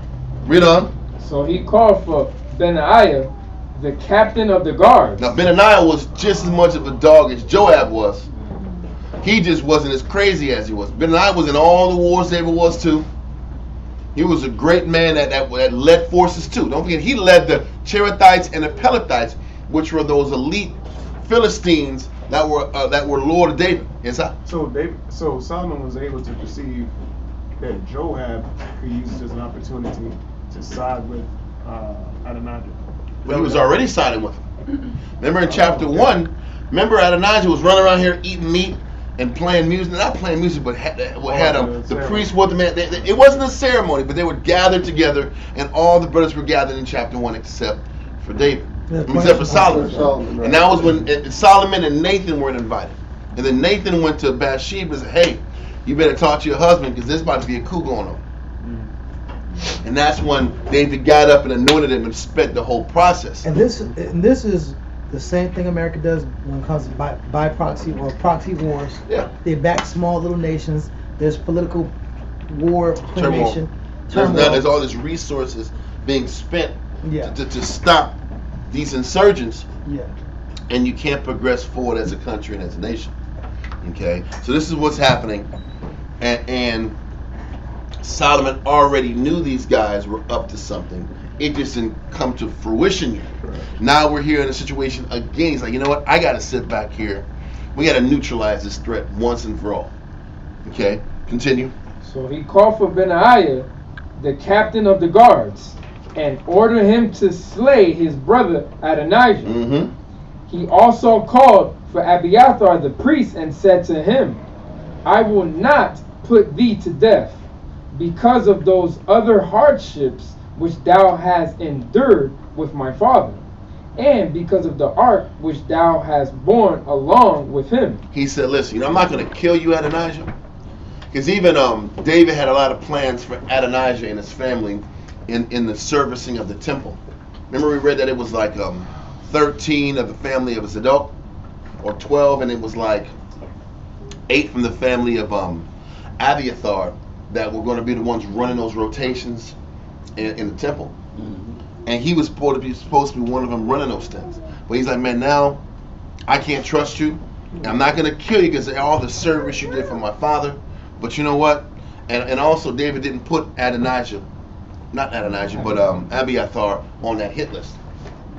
But he says, you're co-conspirators with Joab and Adonijah. So I got to do something with you. I'm going to sit back and banish you. That's your punishment. You're banished. I'm not going to kill you because my father loves you and you were there for him during hard ass times. But I can't keep you in this position near me. You got to go. Read on. But I inflict this following punishment upon thee, because thou wast among Adonijah's followers, and was of his party, do not thou continue here, nor come. Well, all it means is what there's a verse in I think it's Esdras or Wisdom of Solomon where it says, what pairing is the wolf with the sheep? Mm-hmm. We're going two different directions, bro. We don't see things the same way. And because you don't see things the way I'm seeing it, you got to go. We can't co-inhabit each other. You have a difference of opinion. You want to back Adonijah, then you know what? You've already shown you're going to back him, which means you're giving him advice. Exactly. I have to assume you're giving this guy advice. You're giving him strategies. That advice came from you or Joab or both of y'all. And it's not coming from a pure place. Exactly. That's what he can see. It's not the intention behind what they're doing is not pure. Yeah. And Solomon is able to perceive it and pick it up. Yeah. Did you want it? On what? What agreement? Yeah. Read it. Just read it real quick. Ecclesiasticus 13 and 17. Mm-hmm. What fellowship hath the wolf with the lamb? Good. So the sinner with the godly. So you know what? The associations don't fit. So let's make sure we eliminate these associations. Okay? So Abiathar is going to be banished. Read on. It says, do not continue here, nor come any more into my sight, but go to thine own town, and live on thy own fields, and there abide all thy life. For thou hast offended so greatly that it is not just that thou shouldest retain thy dignity any longer. He's like, listen, bro, you should have been backing me like you backed my father. But you haven't, now you got to go. Yes, sir. Ecclesiasticus? Mm-hmm. Yes. What was the verse of Nayah? Oh, that was 13 and 17. Yeah. Okay, so keep going. Line 11. For the forementioned cause, therefore, it was that the house of Ithamar was deprived of the sacerdotal dignity, and as the Most High had foretold to Eli, the grandfather of Abiathar. So what's happening is this. This was also the final fulfillment of the prophecy about Eli's family line not being in position of power anymore. Because Eli's family was cursed because of Eli not standing up for what was right with his sons Phineas and another brother. There was two brothers, and they were committing corruption, adultery. They were sitting back here doing nothing but foul. They were stealing food from the sacrifice tables, from the flesh pots. They were doing all kind of negative. Bribery, corruption. Eli knew about it and said nothing. So he said, your family line was not going to be in the priestly position anymore. The first blow to that establishment was when Saul killed all the family line in that priestly city. And the second blow was right here when Solomon banished Abiathar. So that family line got finally nixed out of those priestly head positions. Okay? That makes sense? Let's keep going. So it was transferred to the family of Phinehas to Zadok. It was transferred from the family of Phinehas to Zadok. The person before Phinehas was Eleazar. Before Eleazar, it was Aaron. That was the specific lineage that was supposed to be the high priest. It was supposed to be Aaron, Eleazar, Phineas, Zadok. Those were the family lines. It was always supposed to be from the Aaron line. Ithamar was another son. He wasn't supposed to be there. Just so we know, it was never supposed to be through Ithamar's line. Read on. Now those that were of the family of Phinehas, but lived privately during the time that the high priest... To be specific, Salaki, I just want to make sure I'm clear with this. Aaron had 4 sons. 2 died because they were burning strange incense at the altar in the tabernacle. The other 2 remaining was Eleazar and Ithamar. Eleazar was supposed to maintain the priestly line. Ithamar was supposed to support. Okay, that was the understanding. Let's keep going. Now those that were of the family of Phinehas, but lived privately during the time that the high priesthood was transferred to the house of Ithamar, of which family Eli was the first that received it. So somehow, whatever the hell happened, the priesthood was transferred to Ithamar, which it never should have. But at that time, it was a wacky time anyway. People weren't following the Bible the way it was supposed to be followed for a long time. Yeah. So somehow Ithamar transferred, and then this is the first time it's getting retransferred. Read on. Were these that follow, Bukkai, the son of Abishua, the high priest, his son was Jotham. Get this correct. So this is like the last undoing of the time of Saul's policies. It wasn't. Well, this was before Saul. Okay. Eli was going around during the time of Judges. Oh, yeah, okay. So they were, and we know the time of Judges was a real wacky, unorganized type of situation. God.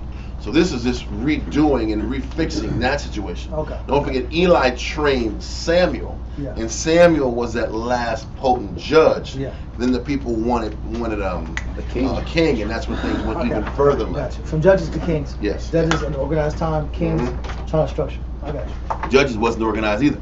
It still wasn't. None of this. It's just getting organized now. Yeah. They're just aligning things now. David had to sit back here and fight to unify the entire nation, and then to sit back here and carve out the proper boundaries so Solomon can do all these great works. Solomon couldn't do this unless David got his hands dirty in the first place. So let's keep going. This is the only really killing that Solomon had to do. Was a couple of little guys here and there. The rest of it was smooth sailing. Read on. Bukkai, the son of Abishua, the high priest, his son was Jotham. Jotham's son was Meraiah. Meraiah's son was Araphaes. And Araphaes' sons was Ahitub. And Ahitub's sons was Zadok, who was first made high priest in the reign of David. And also, what we're realizing is the reason that Ithamar was put in that position to be the high priest is because there was so much crazy tribalism. There was a lot of set tripping back in those days. Ithamar was lined up with the northern kingdom. Zadok and Eleazar and them were in line in the southern kingdom. So David doing what he did kept everybody united, because there was still a bunch of warring tribes. That's his way of appeasing the people. To keep everybody at peace with each other. Abiathar still represented the northern kingdom, because Benjamin represented the northern kingdom. Benjamin was the strength of the northern kingdom at the time. The southern kingdom was just Judah. Whenever you read in Samuel, when they talked about the warriors prepared to fight, it was Israel was X amount of 100,000 and Judah was 40,000. That's how it was broken up. It wasn't broken up all the 12 tribes individually. It was all the 11 and then Judah, or all the 10 in Judah, because it was almost like Simeon was represented inside of Judah, because Simeon was inside the whole country of Judah. Anyway, I don't want to get too deep. So hold this. Go back to the Bible. 1 Kings chapter 2. Now we're in verse. Give me verse 22 again. 1 Kings chapter 2 and verse 22 from the top. And King Solomon answered and said unto his mother, And why dost thou ask Abishag the Shunammite for Adonijah? Ask him the kingdom also. That's what you asking for? God. You know, because you'll look up and he'll keep taking small chunks of power wherever he can get it. Read on.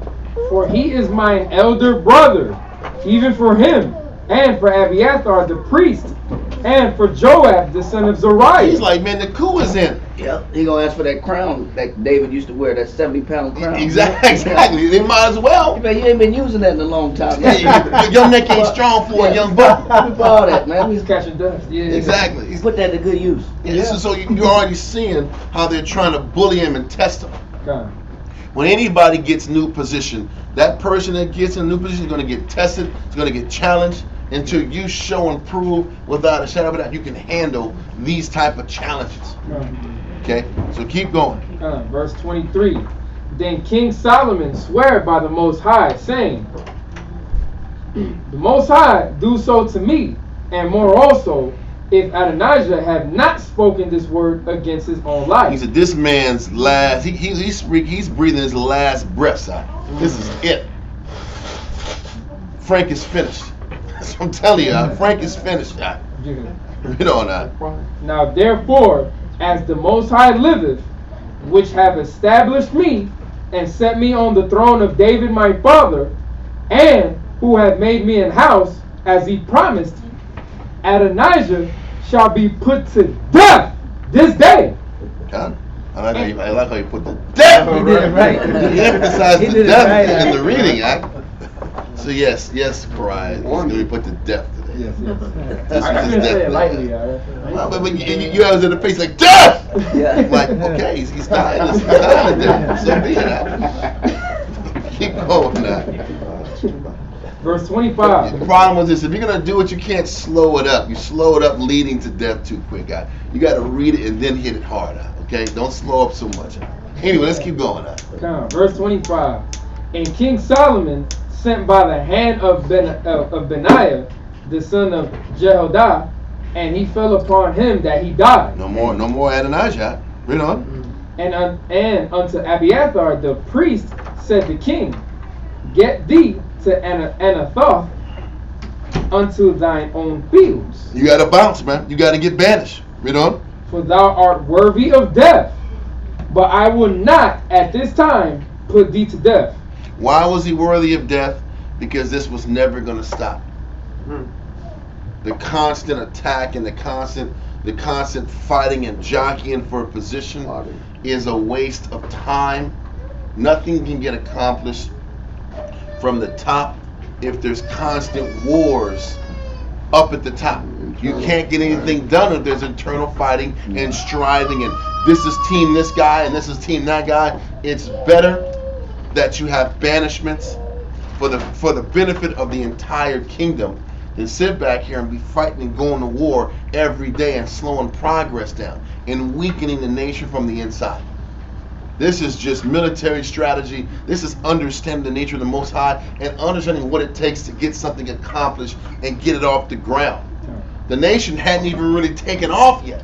Right. And if he didn't make this right move, they would have never been able to take off. Because as he's sitting back here and giving his mind to the building of the temple, Adonijah is trying to sit back and take him out. That's hard to do, bro. It's impossible. Either the temple gotta get stopped getting built, or this guy gotta go. And that's the point. You know, And that's ultimately how it has to work. This guy got to get eradicated so the nation can keep pushing forward. he said, house divided shall not stand. That's the point. You know, you look at Kobe and Shaq. They could have had 5 more championships together. Yep. But they were too divided. Their egos were a problem. Nobody wanted to follow the other person's pace. Nope. The truth is this: Shaq wanted to smile and gain weight out, and not work out and push himself, and challenge Kobe. Because the only way Kobe was going to be broken is you had to outwork him. Shaq wasn't trying to do that either. No, he wasn't do that. So you know what? It was inevitable, and then Kobe wanted to leave. That wasn't going to happen as long as Shaq was there. It wasn't going to work. Too much pride. And neither was going to sit back and follow the pace of the other one. That's ultimately what the battle was. The power struggle was who's going to follow whose pace. Anyway, that's what's happening here. So let's keep going. Come. But I will not at this time put thee to death, because thou bearest the ark of the Most High power before David my father, and because thou hast been afflicted in all wherein my father was afflicted. She said, you went through a lot with my father, and for that, I'm going to let it slide. You just banished. I don't want to see you again. Read on. So Solomon thrust out Abiathar from being priest unto the Most High, that he might fulfill the word of the Most High. The question is, did Abiathar know the Most High was against Eli's family from the beginning? Did he have the consciousness? Was he conscious of that? Yeah. If not, we're going to pull the Bible verse in a half second to prove it. Because the thing is this: even when all the family line was killed, that was prophecy. It was talked about too. So we're going to go to did we finish that verse in 27? No.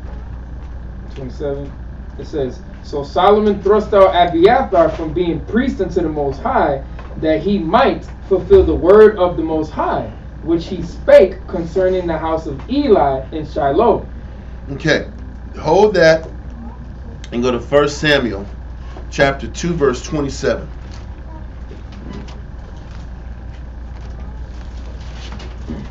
We're not going to take too much time on it. I just want to sit back and read it a little bit so we know where these points are coming from. 1 Samuel 2, verse 26 through 30. 2 verse 27 through 36. Samuel, and don't forget, this was the prophecy that Samuel, as a young child, gave to Eli. Okay? Read on. 1 Samuel chapter 2 and verse 27. And there came a man of the Most High unto Eli, and said unto him, Thus saith the Most High, Did I plainly appear unto the house of thy father, when they were in Egypt in Pharaoh's house? And did I choose him out of all the tribes of Israel to be my priest, to offer mine altar, to burn incense, to wear an ephod before me? And did I give unto the house of thy father all the offerings made by fire of the children of Israel? Wherefore kick ye at my sacrifice and at mine offering. Why did you kick against the Most High's sacrifice and offering? Why didn't you respect it? Read on. Which I have commanded in my habitation, and honorest thy sons above me. Why did you sit back here and choose your sons over judgment? Your sons should have been put to death for what they were doing. You chose protecting them over standing up for the Most High's priestly ways and the responsibilities that the priesthood had. Read on. To make yourselves fat with the chiefest of all the offerings of Israel, my people. So you want to sit back here and skim off the top and take off the offerings that was meant for me? Read on. Wherefore the Most High power of Israel saith, I said indeed that thy house and the house of thy father should walk before me forever. But now the Most High saith, Be it far from me, for them that honor me I will honor, and they that despise me shall be lightly esteemed. He says, you were supposed to be with me forever, but because you didn't respect my priesthood, then I'm going to despise you. I'm going to lightly esteem you forever. Read on. Behold, the days come that I will cut off thine arm. Cut off your strength. Cut off Eli's family line strength. Read on. And the arm of thy father's house. Your father's house was Ithamar. Read on. That there shall not be an old man in thine house. You know why? Because all of them were killed. It wasn't going to be an old man in the house. He was wiping out that family line. Read on. And thou shalt see an enemy in my habitation, in all the wealth which the Most High shall give Israel. And there shall not be an old man in thine house forever. And the man of thine, whom I shall not cut off from mine altar, shall be to consume thine eyes, and to grieve thine heart, and all the increase of thine house shall die in the flower of their age. Because your family is going to die in the flower of their age. All of your children are going to die out. Read on. And this shall be a sign unto thee. Thou shalt come upon thy two sons, and Hophni and Phinehas, and one day they shall die both. And they both died towards the Philistines, and the Philistines took the ark at that time. Keep going. And I will raise me up a faithful priest that should do according to that which is in mine heart and my mind. And I will build him a sure house, and he shall walk before mine anointed forever. That was Zadok's, the priest. He was the first priest that started realigning the kingdom the right way, and that was through Eleazar's line. Read on. And it shall come to pass that everyone that is left in thine house shall come and crouch to him for a piece of silver and a morsel of bread, and shall say, Put me, I pray thee, into one of the priest's office, that I may eat a piece of bread. So what he's saying is that Ithamar's line was going to get broken down power and position wise. And Eli's family line specifically will die young, but that line in general was going to not be in power, and Eleazar was going to be the dominant priesthood amongst Israel from there on out because of what Eli did and how he neglected to establish judgment with his two sons, Hophni and Phinehas. Okay? Now, this just shows you that the Most High cursing to the third and fourth generation. No doubt. No doubt. If he don't get you in this time frame, he'll get you children and their children's children. And the stakes get higher based off the responsibilities you have. You know better. Eli knew better. He just wanted to back his sons and turn his eyes to their negative, hoping that they change. That's not how the Most High wanted things. Okay, so let's get back to 1 Kings chapter 2, verse 28 now. God. 1 Kings chapter 2 and verse 28. Then tidings came to Joab, for Joab had turned after Adonijah, though he turned not after Absalom. So what he's saying is, Joab was team Adonijah, but he wasn't team Absalom. Now he's swapping. He's flip-flopping. Read on. And Joab fled unto the tabernacle of the Most High, and caught hold on the horns of the altar. So he sat back here and ran out there to the horns of the altar, because in his head, I won't get killed here. This is the holy place of the Most High, and the furthest a regular person can go is to the horns of the altar. Okay? Read on. And it was told King Solomon that Joab was fled unto the tabernacle of the Most High. They think that's going to protect him, man. Playing bass, huh? Yeah. Playing what?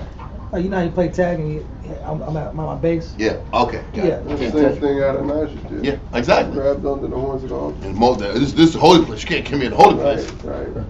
That's what they're saying. They're going to live there. They're going to stay as long as they can. As long as they can, they're going to hold it down. Read on. And behold, he is by the altar. Then Solomon sent Benaiah, the son of Jehoiada, saying, Go, fall upon him. Yep. And Benaiah came to the tabernacle of the Most High and said unto him, Thus saith the king, Come forth. And he said, Nay. Nah, I ain't going with the you. The king said you gotta come here. I don't care. I ain't saying. I'm saying right here. I'm straight. I'm comfortable. You can't be killing guys' house like that. Yeah, you can't kill me in God's house. Yeah.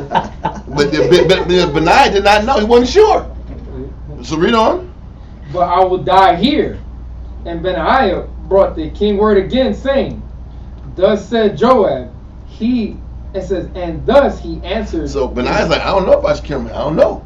Let me call the king. So he says, thus and thus and thus. He ain't leaving. Read on. And the king said unto him, Do as he said. Kill him there then. I'm like, this dude got to go out. He's dead then. Kill him dead. He did say it though. Yeah, kill him dead. Read on. And fall upon him and bury him, that thou mayest take away the innocent blood which Joab shed from me and from the house of my father. So now Joab has shown multiple times that you can't trust him. He offended King Solomon. He offended David. He killed Abner. He killed Amasa. It was his time to go. And he said he killed Absalom too. Read on. Come. And the Most High shall return his blood upon his own head. And he fell upon 2 men more righteous and better than he, and slew them with the sword. My father David, not knowing thereof, to wit, Abner the son of Ner, the captain of the host of Israel, and Amasa the son of Jether, captain of the host of Judah. Their blood shall therefore return upon the head of Joab, and upon the head of his seed forever. But upon David, and upon his seed, and upon his house, and upon his throne shall there be peace forever from the Most High. So Benaiah, the son of Jehoiada, went up and fell upon him, and slew him. And he was buried in his own house in the wilderness. So he was buried in his own house. Read on. And the king put Benaiah, the son of Jehoiada, in his room over the host. So now he made Benaiah the captain of the host. He earned it. He put the work in.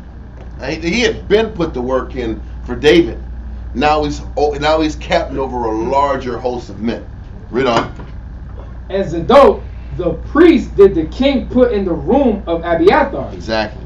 And the king sent and called for Shimei, and said unto him, Now it's time to do business with this dude, Benjamite dude. Now I got to sit back and order this guy. Read on. Build thee an house in Jerusalem, and dwell there. He says, listen, I'm going to keep an eye on you. So he says, Shimei, build a house in Israel, man. We're going to build you a house here. You're going to serve the king. In Jerusalem, right? in Jerusalem. So this guy is in Benjamin. So by doing that, you take him away from all his minions, all his servants, and you isolate him. Yeah. And Solomon got an eye on this guy now. Keep your friends close and what? Enemies close. Keep your enemies close. He's like, okay, you're gonna be right here, Shemai. We're gonna be best of friends. Where I can see you. Where I can see you. Yeah. And you corner his persuasion And his mood, Yeah, exactly. you get it. You know. You cut off his power because his power is in his influence with the people in Benjamin. So you nix that, you keep him close. Now you're in the city. You cut him off from his power because, well, listen to what he says. You're gonna move here and you can't leave. It's a good move. You can't leave the city. Read on.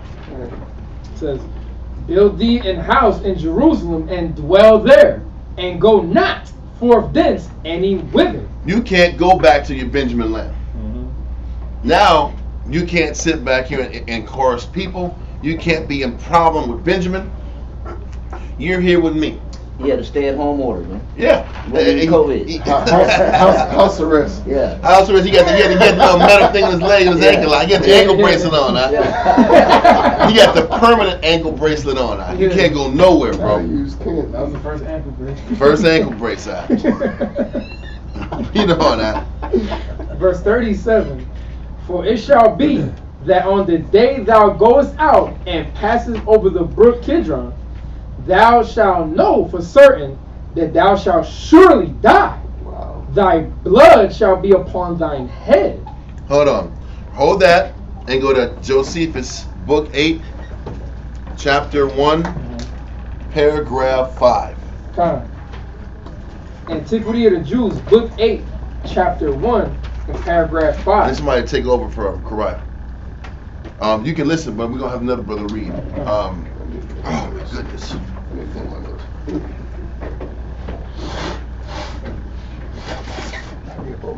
Okay, go for it.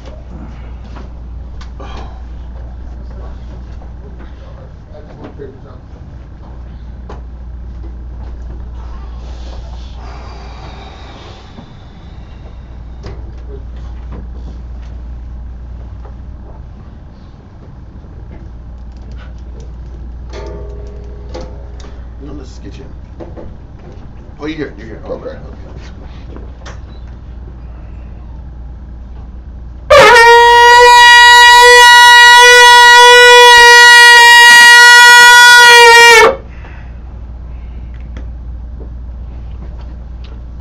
Ahmad. Shal Shabbatah. Shal Shabbatah. Ban Ban Yahweh. Yahweh. Ban Yasharallah. Ahmad. Shal Shabbatah. Ban Yahweh. Ban Yashala. Ahmad. Bro. Yahweh Ba'ashem Yashabakatah. Yahweh Ba'ashem Yashabakatam. All right.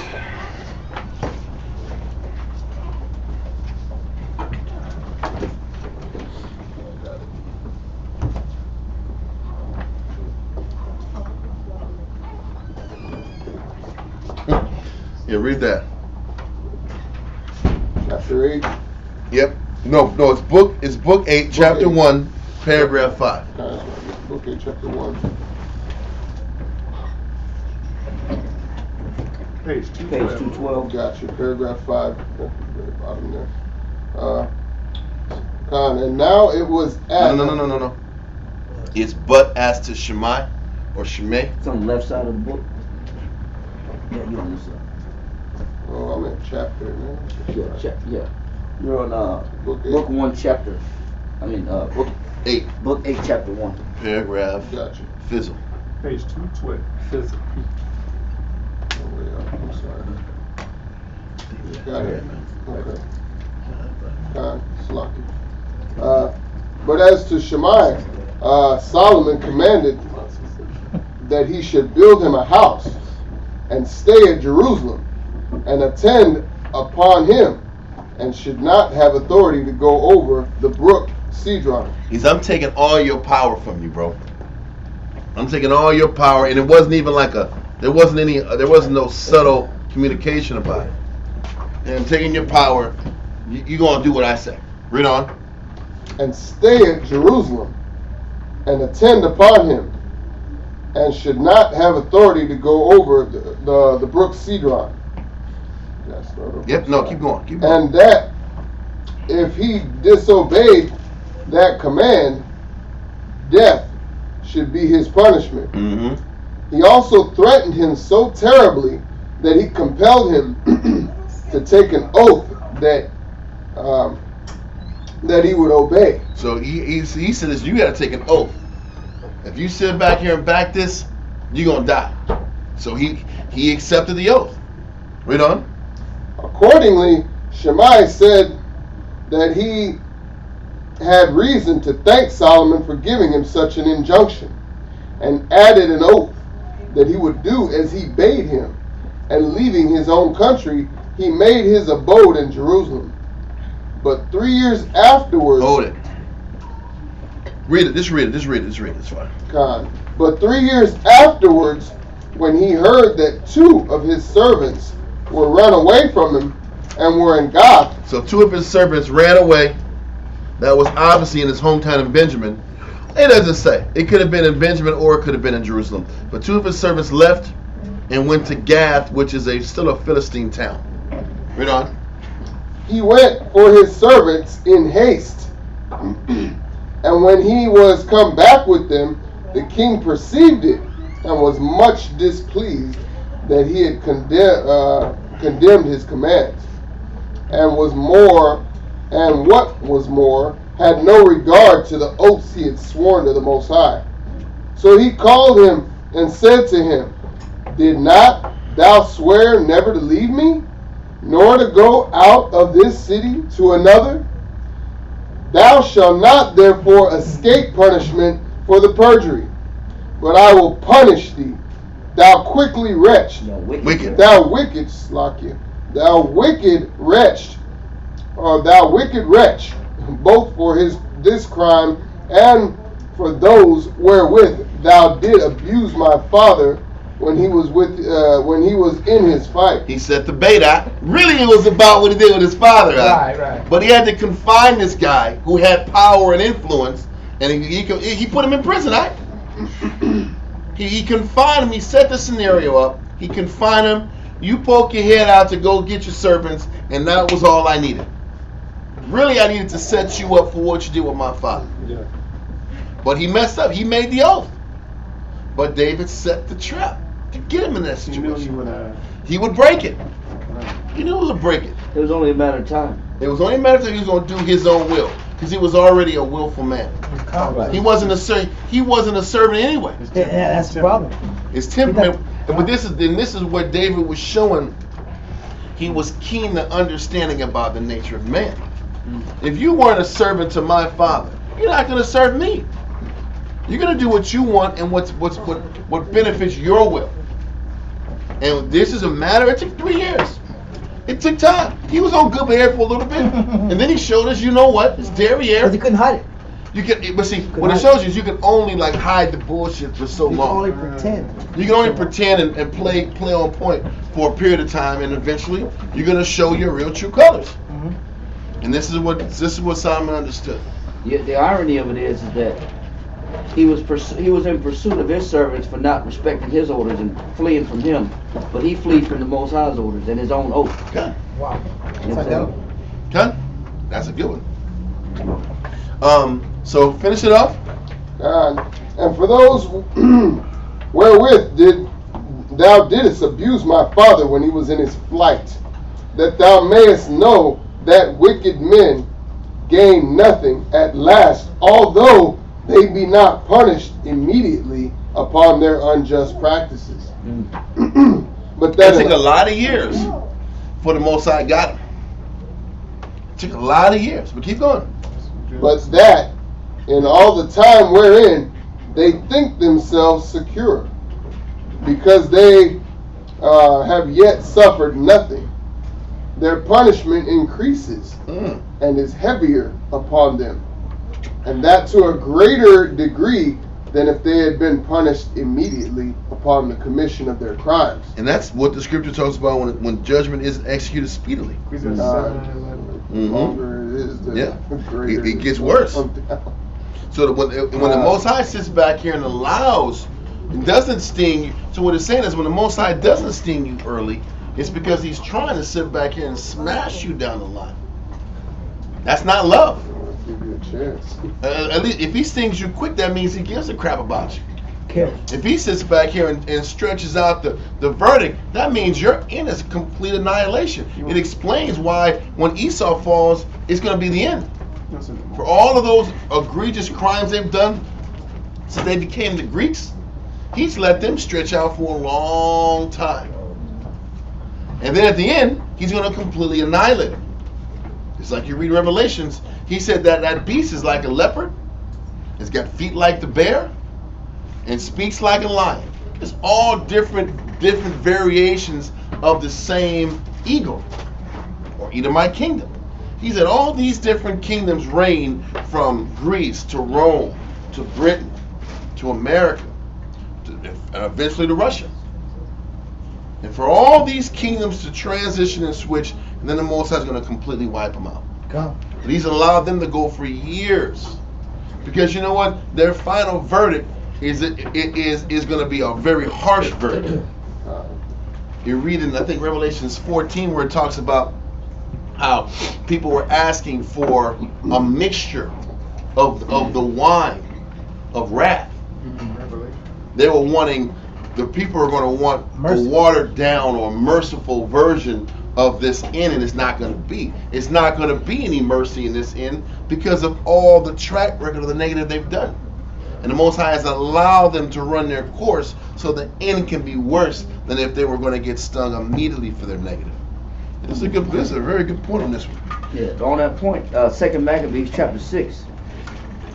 2 Maccabees chapter 6, start at verse 12. After this cry, you got to get up, man. Someone not going to do it? Okay.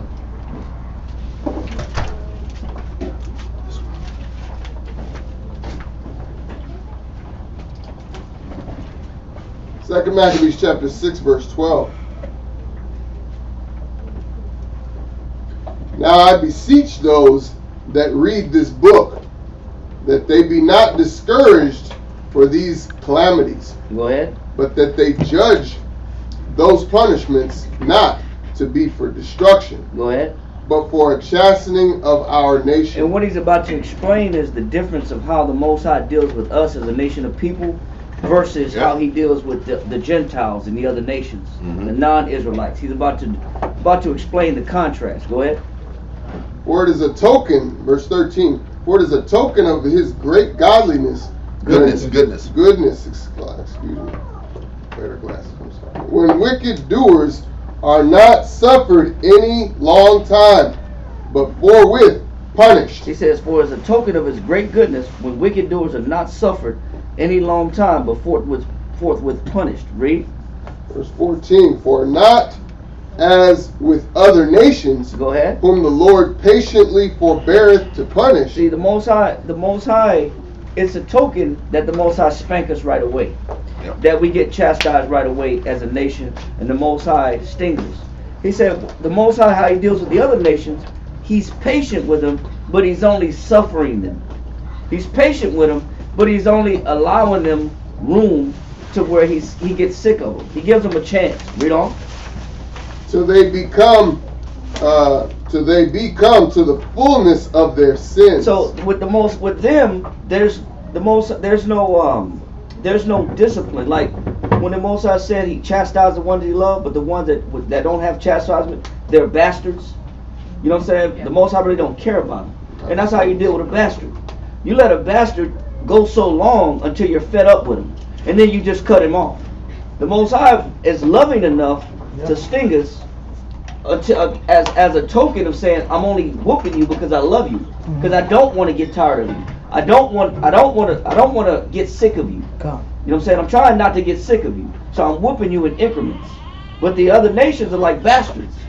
He allows them to go for a multiple amount of time until they run their course. And he's fed up with them. Read on.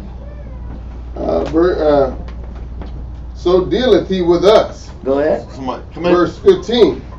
Yeah, open the door. Well, keep going, sir. 2 Maccabees chapter 6, verse 15. Lest that being come to the height of sin. He says, so the Most High never lets Israel come to the height of sin. What the Most High does is he whoops us incrementally so that we never get to the point where he'll cast us off permanently. That's a sign of love, that I'm whooping you in increments, versus me just saying, you know what, I'm done with you. I'm tired of you. That's it. Read on. Lest that be come to the height of sin, afterwards he should take vengeance of us. And that's how the Most High deals with an enemy. Yep. That's how the Most High deals with a bastard.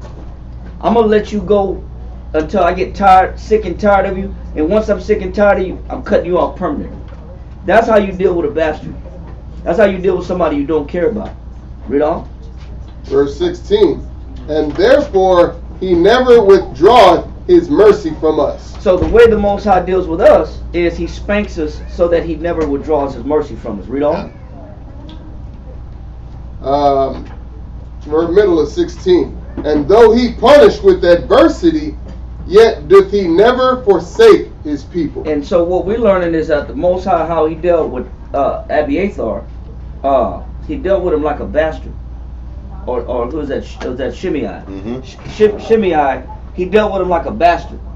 Like Solomon put him in a position where I knew that you were gonna commit a crime to the point where you were gonna cut yourself off, and now it's time for you to go. But that's how the Most High deals with nations. I don't check you. You're without discipline. You're without restraint. You're without correction. I'm gonna let you get to the point where you're done, and then once you get to that point where you're done, I'm gonna cut you off permanently. That's not a good sign, man. That's not a good sign. That's how you know that he really offended David. You know what I'm saying? For Solomon to do him that way, do him like a bastard, man. But I just wanted to bring that out because we read that in Josephus. Okay. So now let's finish. We finish it off in Josephus, yes, sir. Josephus. Yeah, we were at the very end of chapter 1, and it's a kicker, so we got to read that last sentence, right? Yeah. So Benai, on the king's command, slew Shimei. Okay, so let's get back to the Bible, and we're gonna jump to verse 37. So 1 Kings 2 and 37. Chapter 2, verse 37. We're gonna just read it down. We're gonna run it because it's saying the same thing about Shimei. God, 1 Kings chapter 2, verse 37. For it shall be that on the day thou goest out and passest over the brook Kidron, thou shalt know for certain that thou shalt surely die. Thy blood shall be upon thine own head. This was a condition of not leaving. We read it earlier. Continue. And Shimei said unto the king, The saying is good, as my lord the king hath said. So will thy servant do. And Shimei dwelt in Jerusalem many days. And it came to pass at the end of 3 years that 2 of the servants of Shimei ran away unto Achish, son of Maacah, king of Gath. And they told Shimei, saying, Behold, thy servants be in Gath. Verse 40. And Shimei arose and saddled his ass, and went to Gath to Achish to seek his servants. So he went to go find those servants that escaped him. Read on. And Shimei went and brought his servants from Gath. Verse 41. And it was told Solomon that Shimei had gone from Jerusalem to Gath. Did you skip 40? Oh no, you did. I'm sorry. Go ahead. No, that's okay. Verse 41. And it was told Solomon that Shimei had gone from Jerusalem to Gath, and it was come again. And the king sent and called for Shimei and said unto him, Did I not make thee to swear by the Lord and protest unto thee, saying, knowing for a certain on the day thou goest out and walkest abroad any whither, that thou shalt surely die? And thou saidst unto me, The word that I have heard is good, and thou saidst unto me, the word that I have heard is good. Verse 43. Why then hast thou not kept the oath of the Lord, and the commandment that I have charged thee with. The king said moreover to Shimei, Thou knowest all the wickedness which thine heart is privy to. He said, you know what kind of man you are. It says, and you understand fully that you deserve death. Go ahead. That thou didst to David my father. Therefore the Lord shall return. It said, even though Solomon was a child and he wasn't in position of authority, he reminded him of that slander that he had said upon David. All the cursing, all the slander, all the backbiting, all the negative speaking. He said, you know how you talk to my father. You're full aware of the amount of cussing and slander that you gave to my father, and my father was patient with you. And this is when even David's mighty men that said that, man, let me cut off this dead dog's head. Right. Even his mighty man was ready to kill Shimei. And David came back and said, you know what? It may be that the Most High is using this as a situation to bless me. There's a possible blessing out of this situation. So David was patient with him, but Solomon reminded him, man, you and I know what's going on. You and I know behind closed doors how you really feel. You know what I'm saying? And what you really did to my father David. So he was reminding him of his own actions and his own speech that was slanderous to David prior to David coming into his kingship. Go ahead. 44 again. The king said moreover to Shimei, Thou knowest all the wickedness which thine heart is privy to, that thou didst to David my father. Therefore the Lord shall return thy wickedness upon thine own head, and King Solomon shall be blessed, and the throne of David shall be established before the Lord forever. So the king commanded Benaiah, son of Jehoiada, which went out and fell upon him, that he died, and the kingdom was established in the hand of Solomon. And that was the end of eliminating the enemies of David. Godfather sequence, huh? The whole thing got done. He wiped them out. Now there was peace in the kingdom. Now he can start setting up moves and allegiances and business to move the nation forward. Okay. Next man. Nagaha.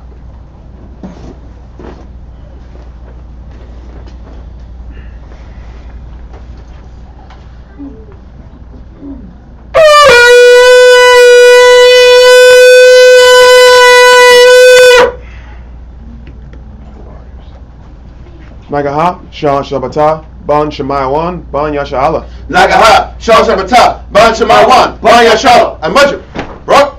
Yahweh Shem Yasha'ala. Yahweh Shem Yasha'ala Brakatham. All right. Let's get chapter 3 in. 1 Kings chapter 3 verse 1. Okay. And we're going to be coinciding that with Josephus chapter 8. Book 8, chapter 2. Paragraph 5. I don't know what page that is on the Josephus. Page 212. Okay. I'm sorry, did I say paragraph 5? It's paragraph 1. Page 212. Yes. Alright, cool. Alright. 1 Kings chapter 3 verse 1. And Solomon made affinity with Pharaoh, king of Egypt, and took Pharaoh's daughter, and brought her into the city of David. So what ends up happening is Solomon starts making political connections. And he starts to choose wives from different kingdoms to sit back and solidify power in different parts of the world. This is what the rest of the world was doing. What Solomon was starting to do was kind of modernize how the world operated a little bit and kind of implemented these strategies for political power, positioning, and securing the borders even further.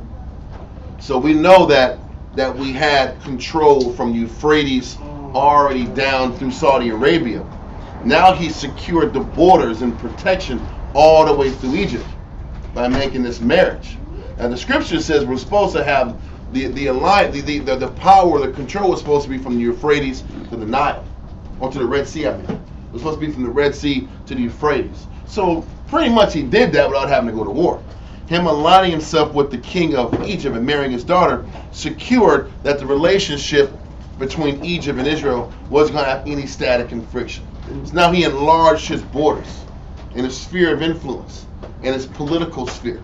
Because Egypt was at the time obviously a power. Didn't Caesar do this also?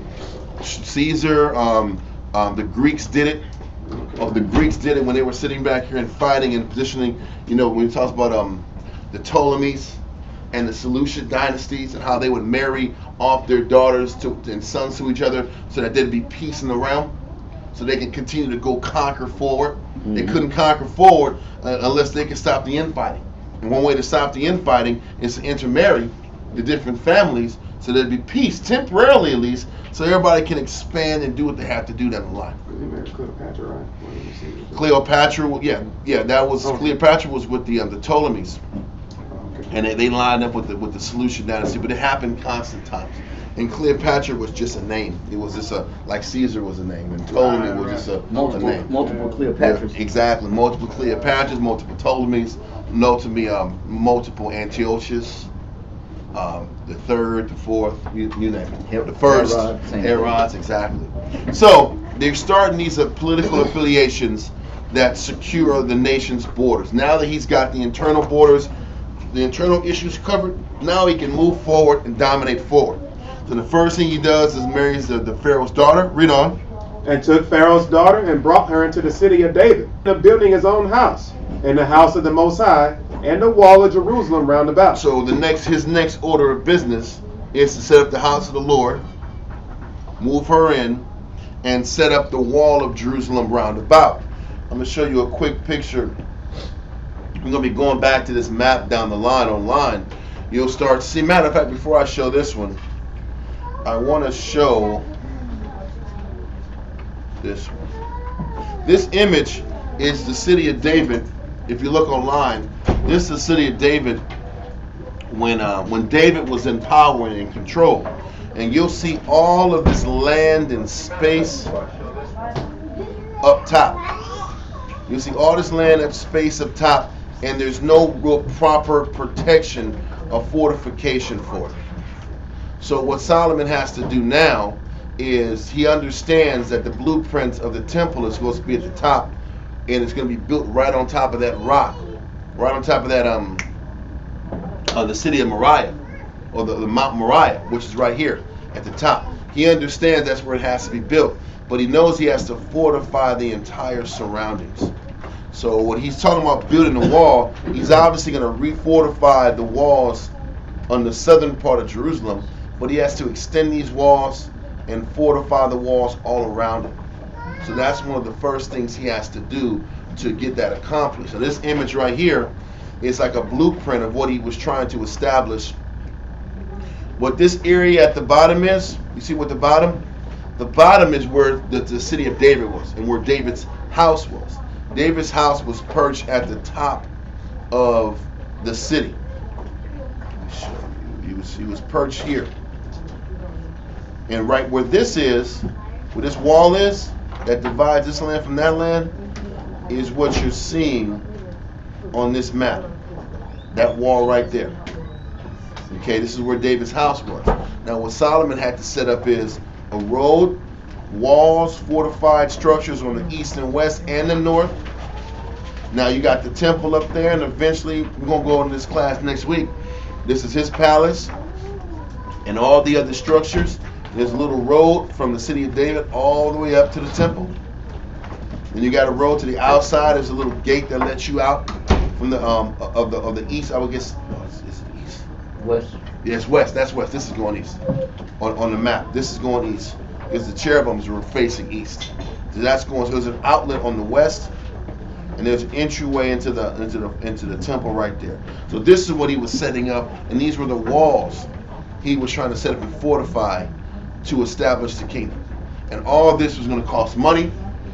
This was a big, grandiose plan that he's having to sit back here and set up. So as he's setting these things up and he's setting up the blueprints and how he's going to work out these walls and finance these walls, he starts going to the Most High and asking the Most High to look after him, because he's already seeing the magnitude and the scale and the scope of what he's going to have to deal with in order to deal with all this stuff. So let's read verse 2, sir. Verse 2. Only the people sacrifice in high places. Matter of fact, I'm sorry. Give me Josephus, book 8, chapter 2, paragraph 1. Page 212. Josephus, book 8, chapter 2, paragraph 1. Solomon, having already settled himself firmly in his kingdom, and having brought his enemies to punishment, he married the daughter of Pharaoh, king of Egypt, and built the walls of Jerusalem much larger and stronger than those that had been before. And thenceforward he managed public affairs very peaceably, nor was his youth any hindrance in the exercise of justice, or in the observation of the laws, or in the remembrance of what charges his father had given him at his death. He was very good at executing judgment. He didn't forget the responsibilities his father gave to him. He was a very responsible man. Read on. But he discharged every duty with great accuracy that might have been expected from such as are aged, and of the greatest prudence. So he executed all these things with accuracy, consistency, like an older man would.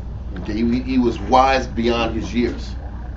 Now we let that go and go to verse 2. 1 Kings chapter 3, verse 2. Only the people sacrificed in high places, because there was no house built unto the name of the Most High unto those days. And that's the crazy thing. Everybody was sacrificing in high places because there was no structure.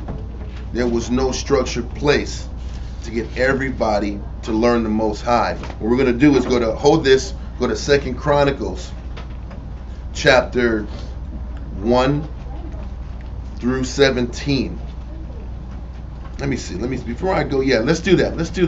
We're going to read a little bit here. I don't think I'll go to the whole 17 because what we're going to be experiencing, like I had mentioned last week, was that Kings and Chronicles mirror each other.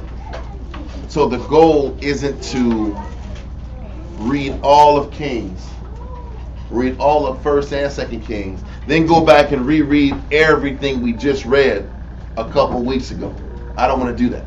Y'all want to do that? No, sir. Awesome. So what we're going to kind of do is kind of glance through it so that we have a better understanding of what's happening in real time, so there's no confusion. So I don't mind reading the Bible. Mm-hmm. I just don't want to. If we can avoid wasting time, let's kind of get through the information so it's not being redundant. Well, it adds to the message. Huh? It does. Well, it definitely does, because there's certain aspects that are talked about in Chronicles that's not talked about necessarily in Kings, and it puts it together. But when you read it at separate occasions, it doesn't have the same impact. You know what I'm saying? So when you're reading it together, we might take more time, but we're knocking out 4 chapters at a time, or two chapters at a time versus 1. Okay? So read 2 Chronicles 1, verse 1. 2 Chronicles chapter 1, verse 1. 2 Chronicles chapter 1, verse 1. And Solomon the son of David was strengthened in his kingdom, and the Most High his power was with him, and magnified him exceedingly. Then Solomon spake unto all Israel, to the captains of thousands and of hundreds, and to the judges, and to every governor in all Israel, the chief of the fathers. So once he got all the infrastructure set up, is when he started talking to the princes and all the men of leadership and all the tribes, and he was getting their mind together, just like David did the same thing with these princes and initiated Solomon into it. Now Solomon takes it upon himself and does the same thing. And I would imagine he's dealing with them on what's the next plans for the kingdom, what's the next plans for the direction of the nation. We read in Kings that they're going to set up and refortify the wall, which is what most great kings do. They refortify their defenses, they strengthen their perimeter, and then once you strengthen your perimeter, now they're going to add on, Solomon's going to add on north and build that temple and set up his house eventually and strengthen the walls over there too. So let's keep going. Verse 3. So Solomon and all the congregation with him went to the high place that was at Gibeon. So when it's talking about Gibeon or the high places, we were sitting back here and praying in the high place of Gibeon because there was no other place to worship the Most High. Now we go back online again. I kind of want to show you an image of Gibeon, so there's no confusion. Well, what we're seeing here online is when, I would say, when Joshua had first crossed over Jordan, and we established the land of Canaan as ours. The place where the tabernacle was, the place where the Ark of the Covenant was initially Shiloh. So Shiloh was there, and that was the head place where we did our priest work. And that was the place from the time of Joshua all the way till Eli and his sons Hophni and Phinehas. When the prophecy came down that Eli's sons were going to die, that was when the Philistines came over and ransacked the land of Shiloh, or the city of Shiloh, and they ransacked the tabernacle, and they took the ark with them. When they took the ark went up north to Ebenezer, worked his way down to Ashdod, and all those little 5 cities of the Philistines, and when the Most High was smashing them, and getting the emeralds and the mice infestation and all that bad stuff. And then their God kept falling over. The God kept falling over. Exactly. So now, Dagon kept falling on his face.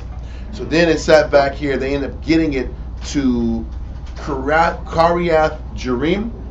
It stayed there for a short period of time, or not a short period of time, a longer period of time, because that was where it stayed until David came around. And then David, remember, they tried to sit back here and it was dancing and partying and put it on the damn ox cart. And then the ox moved or something, and the ark moved a little bit, and the guy tried to touch it and he died. So what ended up happening is, when that happened, they ended up having it in the house of Obedem for 3 months. His life was flourishing, things was working out well for him. Yep. And that was when David had a lot of kids. He had a lot of kids. Like 60 kids or something like that? I forgot the number, but most are blessing his household and increasing his family. And that was when David said, okay, I guess it's time for us to come get this stuff back. So they ended up taking very small steps, and they carried it gently. They carried it and they did things according to the law. They got it to Jerusalem. So the ark had this path from Shiloh's. The ark had this path from Shiloh all the way to Jerusalem, but the tabernacle went from Shiloh to Nob. The tabernacle had all the other items, where there was a menorah, where there was the showbread, the candlesticks, the whole 9. Nob was where, when David was on the run, he ate the showbread at the tabernacle. Okay? So the tabernacle was there, but the ark was at a different place. So it's still showing you the chaos that was going on in the priestly family line. The priesthood and the tabernacle only had certain parts and certain components of the actual priestly scenario. So at Nob was when Saul came down tracking David, and he was pissed off that the priest gave David the showbread. Remember Doeg, that Edomite guy, snitched on him? And then so Saul ended up killing all those priests in Nob. Abiathar remained, and then David and them went through their whole process. But after Nob fell, after all the priesthood scenarios fell, the next place where the tabernacle ended up being was in Gibeon. And that leads us to why Solomon went to Gibeon to do the sacrifice of 1,000 animals. It was still a tabernacle, and it was a physical, a high place and a high peak, because that was how they acknowledged serving gods in general. The whole world served gods in high places. In high places, right. So this was what the verse was saying, is that the people were still serving in high places. And when you were following idols in high places. When you read why they say that they would try to, they knew that the Most High dwelt in heaven, and so that they would give these sacrifices as closest to the Most High as possible, as for the Most High to acknowledge them. Same thing with the Gentiles. They picked high places because they knew that the gods dwelt in heaven, and so they wanted to reach and ascend the God, so to speak, you know, the Gentiles did that, but Israel did that as well. They knew the Most High dwelt in heaven, and when you go back and look at Moses, when Moses was feeding before he got commissioned, when Moses was feeding the sheep, and he was in the high place.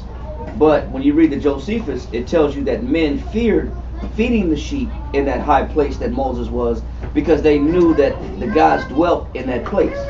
So there was already this notion that you don't go up in these places because the gods dwell there. You know what I'm saying? But that was what the superstition was. Okay. So all nations knew that high places that were an access point to the gods, whether that was Israel or the nations. God. And the reason I kind of jumped into verse 3, and I want to stop there and go back to the, well, we'll read it. We'll read more in Chronicles, but it is explained. Solomon went up to Gibeon, because Gibeon was where the tabernacle was. And that was where it was still the holy place still. Now we know that Jerusalem was where the ark was, but the place where the place of worship was in Gibeon. Okay? So let's continue in Chronicles. First Chronicles? Second Chronicles chapter 1 verse 3. Yeah. So Solomon and all the congregation with him went to the high place that was at Gibeon, for there was the tabernacle of the congregation of the Most High, which Moses the servant of the Most High had made in the wilderness. God, the whole structure was still there. Read on. Verse 4. But the ark of the Most High had David brought up from Kirjath Jearim to the place. I said exactly. That's all. To the place which David had prepared for it, for he had pitched a tent for it at Jerusalem. And you can see this map. He got it from Kirjath Jearim, got it to Jerusalem, and there's a tent over. Read on.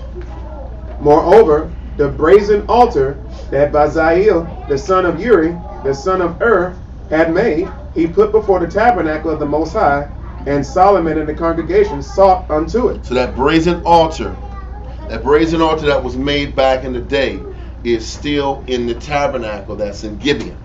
Okay? And it said, and Solomon and the congregation sought unto that, because that's where the sacrifices were going to get made. Okay, read on. Verse 6. And Solomon went up thither to the brazen altar before the Most High, which was at the tabernacle of the congregation, and offered 1,000 burnt offerings upon it. Mm-hmm. In that night did the Most High appear unto Solomon, and said unto him, Ask what I shall give thee. And Solomon said unto the Most High, Thou hast showed great mercy unto David my father, and hast made me to reign in his stead. Now, O Lord power, let thy promise unto David my father be established. For thou hast made me king over a people like the dust of the earth in multitude. I'm over a large amount of people, and it's a great responsibility. Read on.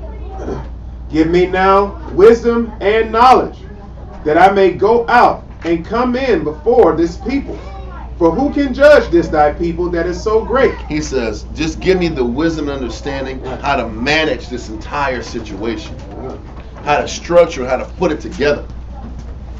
Give me the wisdom to not be overwhelmed with the magnitude of the responsibility on my hands. Read on. And the Most High said to Solomon, Because this was in thine heart, and thou hast not asked riches, wealth, or honor, nor the life of thine enemies, neither yet hast asked long life, but hast asked wisdom and knowledge for thyself, that thou mayest judge my people, over whom I have made thee king. Wisdom and knowledge is granted unto thee, and I will give thee riches, and wealth, and honor, such as none of the kings have had that have been before thee. Neither shall there any after thee have the like. The reality is the Most High always is looking at our what? Our intention, our motivation, why we do good works.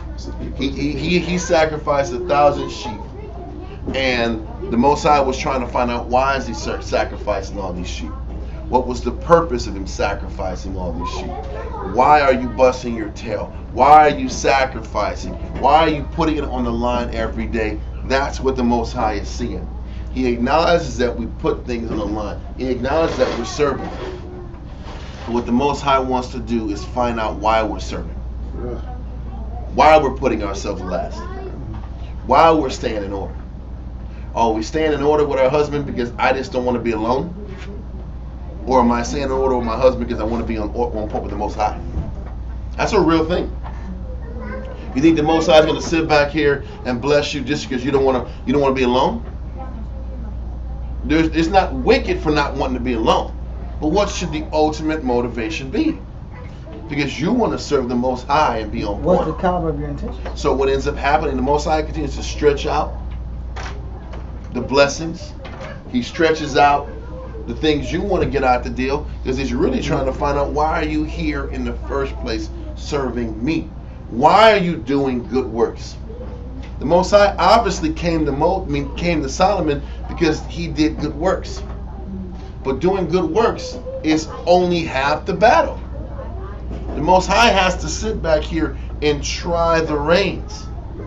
He's trying the motivations. What are your intentions? And there were multiple servants of kings that were industrious. Yeah. They were industrious, but for what reason? Motivation is, listen, motivation, drive, passion is good if it's directed towards pleasing him. For the example we could use, case in point, is Joab. Con. Joab was in all the wars with David. Yeah. But what was his motivation? Him. Leverage, honor, authority. Power. Yeah. You know, being able to govern. Con. He's a perfect example of, you can have good works. You can have spot on, clear, untouchable works. But what was where was your heart at? Con. And this is what he's looking at all of us. Why do you do good works? Why do you do the good things you do? Why do you stay in order? This is what the Most High is looking at all of us in. And once he finds out the why, will determine how far you can grow in his eyes, how great you can be in his eyes. He's trying to find out how pure is our why. And that's the point. How pure is our why? Not just the fact that there's a why and that we want to do good works and we're really trying to do good. Okay, I think we're clear on that. So let's keep going. So he says, because you didn't ask for all the riches and the power, I'll give it to you. Because you asked for the wisdom, I'll give you that. How do we do that now on this present time? How do we show this in our personal lives? Can I say this? Because one thing we have to know is the aforementioned things that have been asked for, riches, wealth, honor, heads of their enemies, those are self-serving. No, I know that. So my thing is this. How do we show the Most High and we were in it for the riches? And we weren't in it for the wisdom and understanding. It's that. And what do you do when you get the wisdom? What do you do when the Most High is giving you the opportunity to gain lessons in the Spirit? Are we happy that we're growing? Are we happy that we're learning more discipline? Are we happy that we're learning more humility? Are we happy at our life? Because really, you can look at your life in two lenses. Yeah. The Most High is teaching me a lot about mercy, patience, long suffering. He's teaching me wisdom, knowledge, and understanding. Or I can say my life is unfair. And there's a lot of things I don't have in my life. And other people have it. There's a lot of things people have that I don't have. You can function in a comparative posture. Yeah. Me functioning in a comparative stance and being unhappy with all the things I'm going through. You know what? That's me sitting back here saying I was really in it for the blessings. Yeah. Versus me being in it because I wanted to gain. Everybody talks about I want knowledge and wisdom and understanding. A lot of people pray for knowledge, wisdom, and understanding. But what does that mean? What am I getting knowledge, wisdom, and understanding of? Yeah. The knowledge part is the knowledge, it's the information. The wisdom is the learning how to apply the information you got in your life. So can I say this? Yes. So is it safe to say, what was the purpose of this? Like when a kid gets a car. Why you want a car, bro? You want a car to go to class? I want to take girls. Oh, that's the purpose. Party. That's your purpose. Yeah. Why you want a rib? I want a rib style. I want this, that. Okay, was your purpose to train to Zion? Or was your purpose to sit here and just take care of your flesh? That's the point. You want money? Okay. You want money to build for your nation and show responsibility and be a person that can show other men how to manage their resources better and be an example of the Most High is righteous and how you properly apply the wisdom and things work out, or you like here, I just want to shine and good, look good, feel good, do good. Money makes me feel good about myself. Exactly. What is your purpose? Huh. The why and the purpose are connected. And this is what the Most High is looking at when he's determining if we're worthy for more.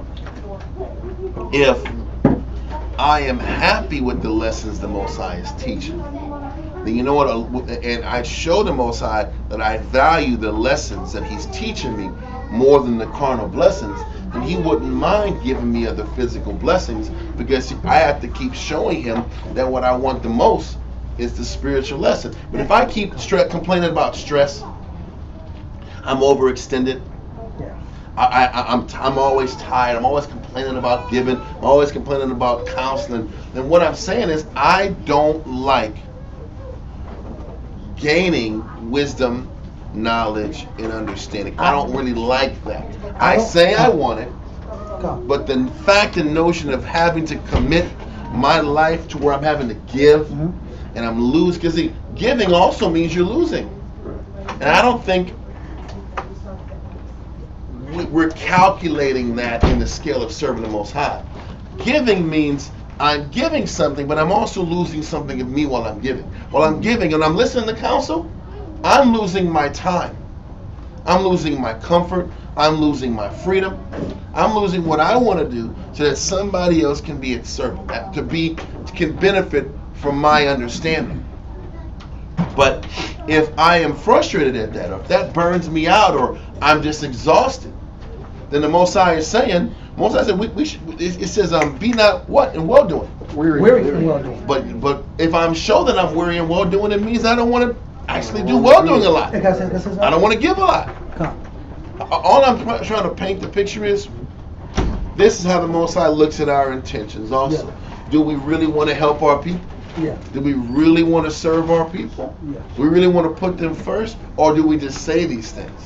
Do we say we want to unite people? Answer. Because you know what uniting people means is pulling off demons. Yeah. Sitting back here day to day suffering so that people can rehabilitate. That's what it takes. So in the process of me helping people rehabilitate, can I be happy with their rehabilitation and my loss of time in life? Because there is an exchange for somebody else's development. True. If somebody's going to develop, that means I'm losing what I want to do in my life. And can I accept the exchange, or am I angry at the exchange? However my emotional reaction to the exchange is will determine if the Most High is going to bless you with more. This is the thing. How much do you want to grow? How happy are you with your service to the Heavenly Father? So this is how the Most High is looking, engaging at Solomon. Because you want wisdom, and because you want the answers to be of greater service to the people, so that your wisdom and understanding can sit back here and assist multiple people at different levels. You'll read in other chapters that Solomon said, listen, I didn't sit back here and get weary of giving at all. He said, I was happy to disclose my understanding, happy to disclose my wisdom, happy to teach people this and show people that and correct and direct people in these directions. He was okay with it. He was okay that he was going to be last. And that his life was about acquiring understanding and disseminating it, giving it away, teaching it, sharing it. But I don't think a lot of us understand what sharing really is. If you're going to sit back here and be at a greater level in the eyes of the Most High in Christ, most of your time is based upon sharing and giving. And you're not going to always feel that proper balance between your personal life and what you do for people. It's going to be very imbalanced. And the very nature of it being imbalanced determines how serious you are about giving to your brother or sister. Can I accept the imbalance? Exactly. But can I accept the imbalance?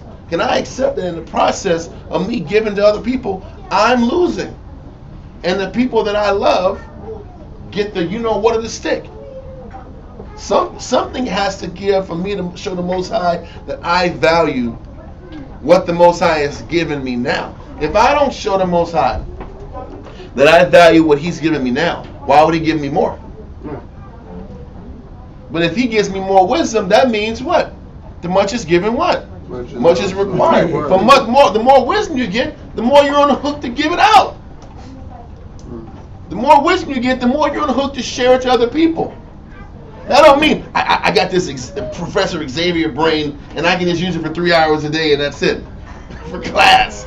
You got to sit back and extend out and give even more for longer stretches of time so that your spiritual footprint can be given to the people as they need it.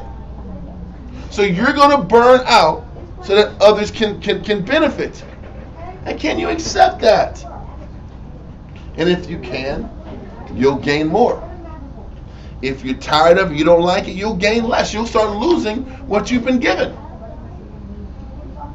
Because He'll take that talent that you got and give it to somebody else who's shown that they're willing to double the blessings they've been given. That makes sense? Okay, let's continue in 2 Chronicles Chapter 1. 2 Chronicles Chapter 1, verse 13. Then Solomon came from his journey to the high place that was at Gibeon to Jerusalem, from before the tabernacle of the congregation, and reigned over Israel. And Solomon gathered chariots and horsemen, and he had 1,400 chariots and 12,000 horsemen. Now listen, Scripture says we weren't supposed to collect a bunch of horses.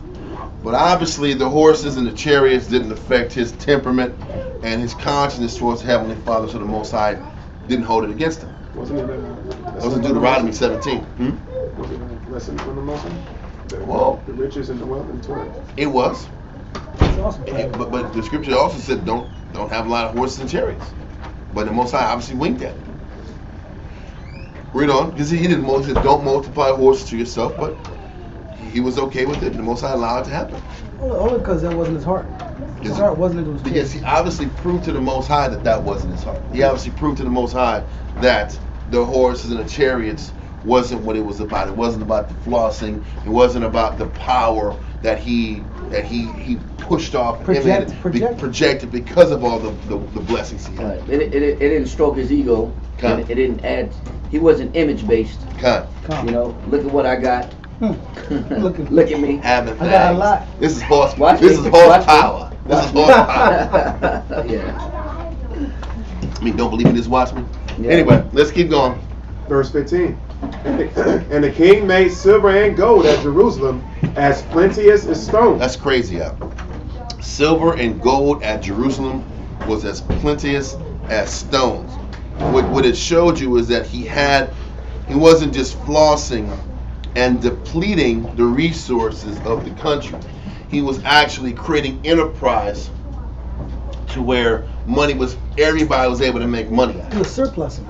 It was surplus, but he was creating policies and scenarios to where everybody can flourish. Because it was telling you that he was demanding a lot of resources from the nation, but there was also a plenteous time where everybody was making money. Mm-hmm. So everybody had a lot, so giving a lot wasn't a problem. So the economy was booming. The economy was booming. It was like Reaganomics. Yeah. Economy was booming in time of Solomon. Trickle down. Yeah, trickle down the economy. It's trickling down. Yeah. The gold is trickling down. Point is, it was a prosperous time. The economy was working, and he made his craft to prosper. And that's what he was asking for. He was asking for the wisdom to govern the people. And what you're going to see when he starts to establish how the kingdom was made, he set up so many different infrastructures and systems, and he delegated things so well.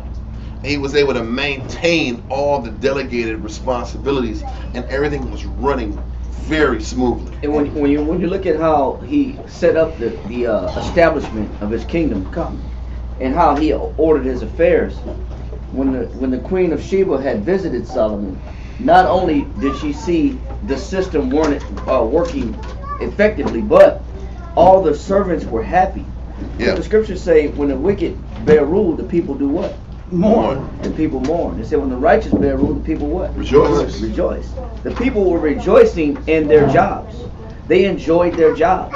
That's how you know that the leadership was appropriate, because they took pleasure in what their responsibilities were.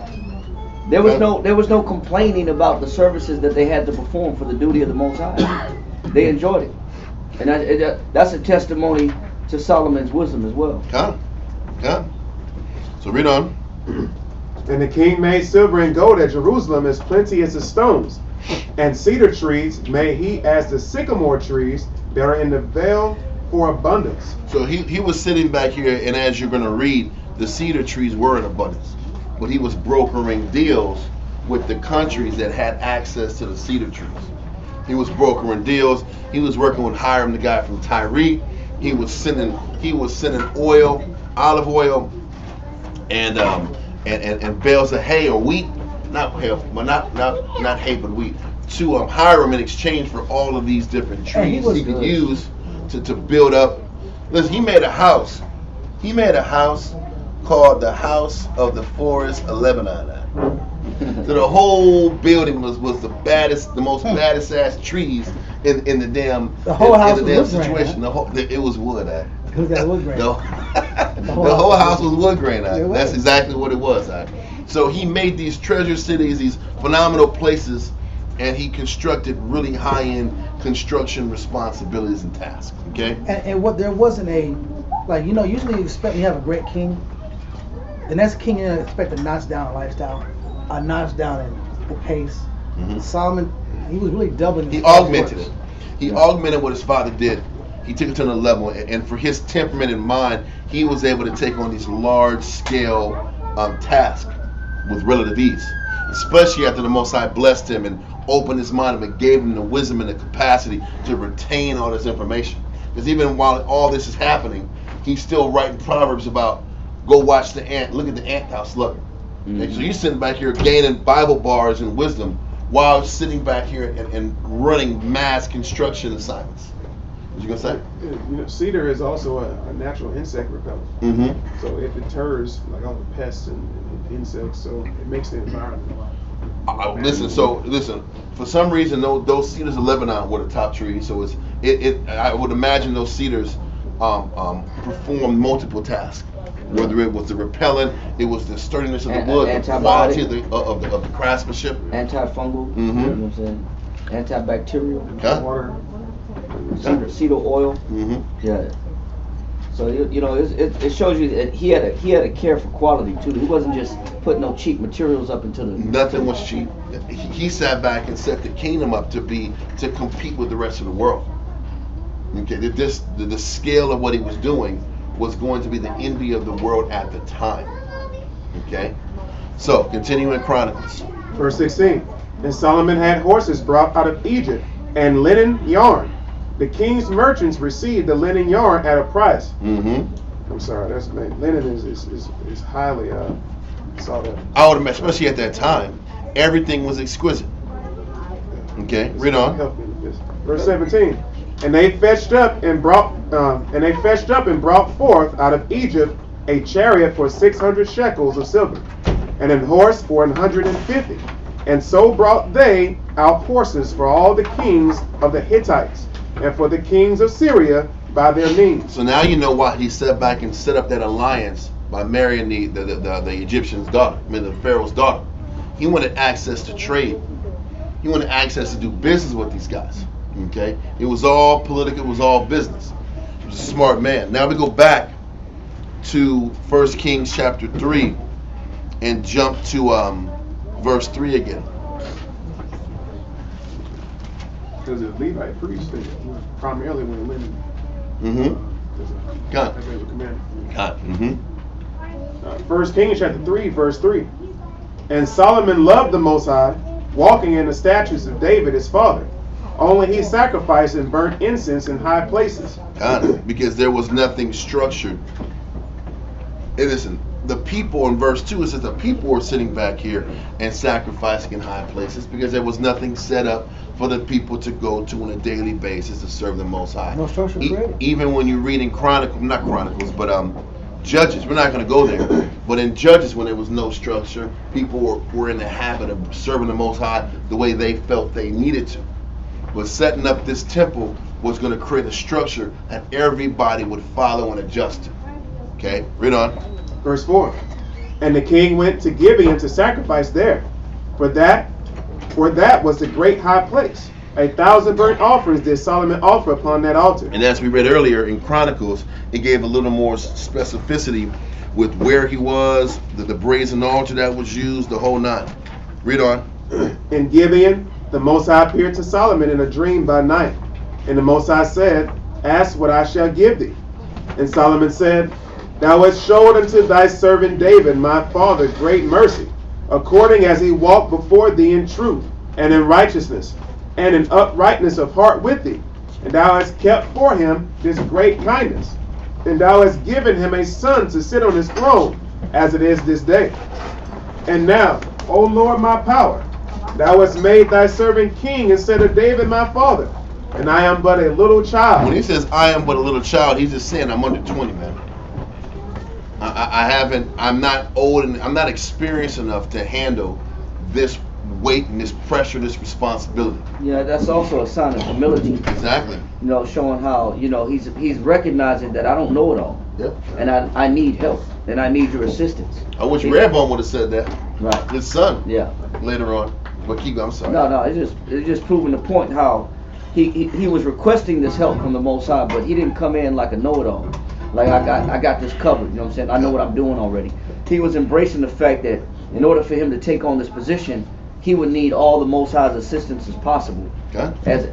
As being a young man, not just young in age, but young in wisdom and instruction. So he had a desire to be molded. Okay. Read verse 8. No, I didn't read it. We didn't finish all that in verse 7. And I am but a little child. I know not how to go out or come in. He showed he had a basic level of wisdom, but he just showed the Most High, I don't know enough to deal with the greatness and magnitude of what you have in front of me. Read on. Verse 8. And thy servant is in the midst of thy people which thou hast chosen, a great people that cannot be numbered nor counted for multitude. Give therefore thy servant an understanding heart to judge thy people, that I may discern between good and bad. Because the truth is the understanding mind.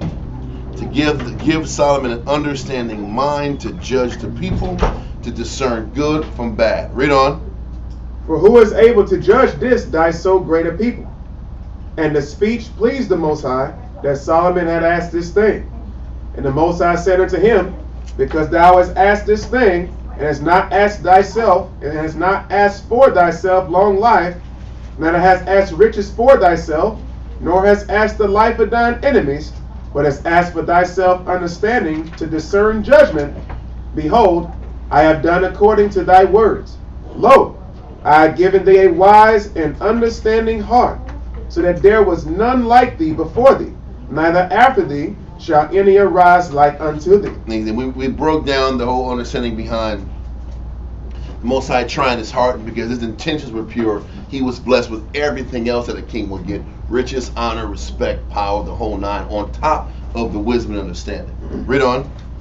And I have also given thee that which thou hast not asked, both riches and honor, so that there should not be any among the kings like unto thee all thy days. Mm-hmm. And if thou wilt walk in my ways, to keep my statutes and commandments, as thy father David did walk, then I will lengthen thy days. The condition is still goes back to, if you can stick to keeping these laws, I'll be with you the whole time. Okay? Read on. And Solomon awoke, and behold, it was a dream. And he came to Jerusalem, and stood before the ark of the covenant of the Most High, and offered up burnt offerings, and offered peace offerings, and made a feast to all his servants. So he did more burnt offerings when he went back to Jerusalem from Gibeon. That's a massive feast. Kind of. But what you're going to read, I think it's in chapter 4, is just the sheer volume of what the royal table was getting every day, bro. I mean, it is chapter 4. The volume of resources that's being used is insane, and it explains who he was like leaning on to get the use of all, to operate all of this operation at optimal capacity. Okay, but before we go into that, we're going to have the story about the two harlots, and then we'll jump into that. So let's read that in verse 16. Verse 16. Then came there two women that were harlots unto the king, and stood before him. And one woman said, O my lord, I and this woman dwell in one house, and I was delivered of a child. Hold on 1 second. Hold on a second. Okay. I'm sorry, that was my fault.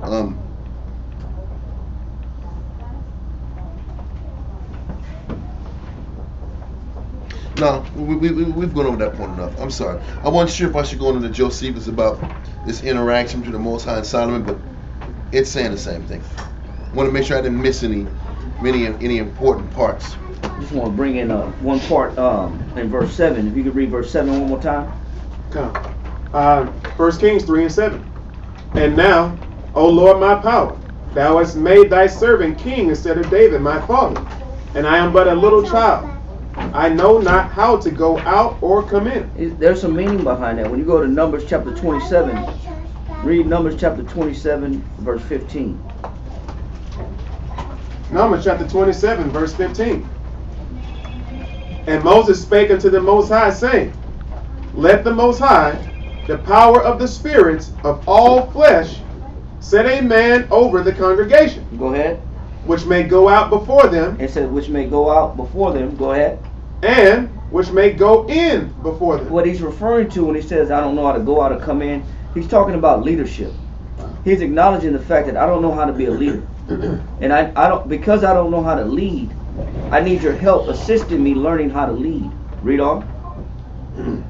And which may lead them out. Go ahead. And which may bring them in. But he's comparing this to something. Read on. That the congregation of the Most High be not as sheep which have no shepherd. That the congregation be like a sheep that have no what? No shepherd. So what is Solomon asking for when he's asking for the Most High to show him how to go in and come out? Asking him how to be a shepherd. How to be a shepherd. Because that was his father's job. His father was a shepherd. He said, man, I'm young, I don't know how to be a shepherd. But you know, he's realizing being a shepherd is a larger task than what people give credit for. And this shepherdship that he's asking for, he knows that it's a difficult task. And he knows that you need help learning how to be a shepherd. You just don't automatically be put into the position of a leader and voila, you know how to lead people and direct people and take them out and come back in. It's not that easy. And so he's acknowledging the fact that this shepherdship, this leadership, is not an easy task like people may think. People think that, you know what, why didn't I get in that position? You know, that's easy. Like Adonijah. Yeah, like Adonijah. You know I was supposed to be the king, right? Yeah, you know, and he has no idea of what it means to be a king. But Solomon is acknowledging the fact that he doesn't have an idea of what it means to be a king or a leader. People say that I'd make a good leader, I'd make a good king, but they don't know what the hell they're talking about. Nope. They have no idea. But Solomon is humbling himself and acknowledging the fact that, you know what, I don't know how to be a shepherd. I don't know how to be a leader. I need some help. You know what I'm saying? And that's what he's bringing out right here. Yeah. All right, you can let that go. Go back to where it was at in 1 King. First Kings chapter 3, verse 17. And the one woman said, O my Lord, I and this woman dwell in one house, and I was delivered of a child with her in the house. And it came to pass the third day after that I was delivered, that this woman was delivered also, and we were together. There was no stranger with us in the house, save we two in the house. And this woman's child died in the night.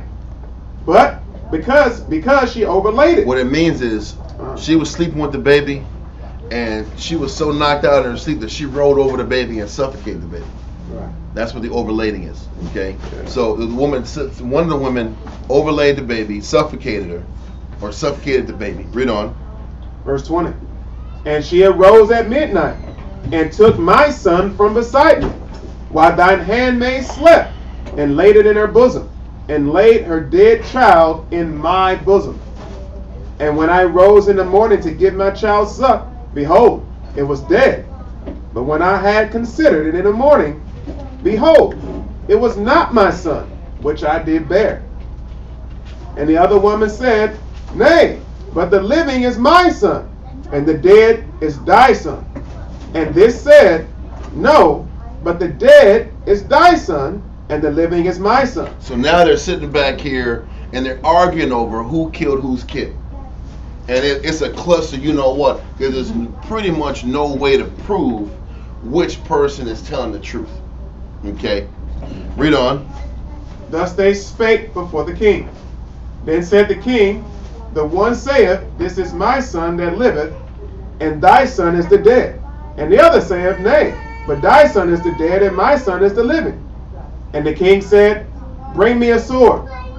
And they brought a sword before the king. And the king said, Divide the living child in two, and give half to the one and half to the other. Now, listen, hold that. I want to jump to the Josephus because it gives a little more detail to the story also. Read where it says, it is book 8, chapter 2, paragraph 2, but it's in the middle. I don't want to have to read the whole thing over again if we don't have to. It goes into, this is after both women explain their cause and he gives an answer. It is verse 29, where he says he bade them. or line 29. I don't know where it says he bade them. 31? He bade them, 31. Yeah, read he bade them. Okay. Chapter 2, paragraph 2, line 31. He bade them bring in both the dead child, and the living child. He said, bring both the dead and the living child in. Read on. And sent one of his guards, and commanded him to fetch a sword, and draw it, and to cut both the children into 2 pieces, that each of the women might have half the living and half the dead child. Hereupon all the people privately laughed at the king. So they're playing loud. What kind of dumbass answer is this, Solomon? My lord. Yeah. But in the back of their mind, like, this dude's tripping out. What kind of answer? What kind of bullshit answer is this? What kind of king is this? What kind of king is this? That's the king? And that's the point. So each person got a half of a dead baby and a half of a baby that's about to be dead. They'll both be dead. They'll be both dead babies, huh? Right. To the sitting back here, the people in the court are kind of laughing and snickering behind his back.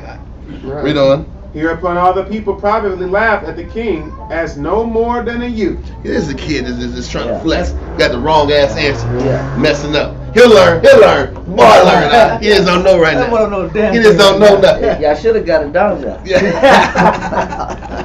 That's hilarious. Y'all voted for the wrong What one. did they say about the ears being wet? He's just wet behind the ears, man. He needs more time, man. He needs more time.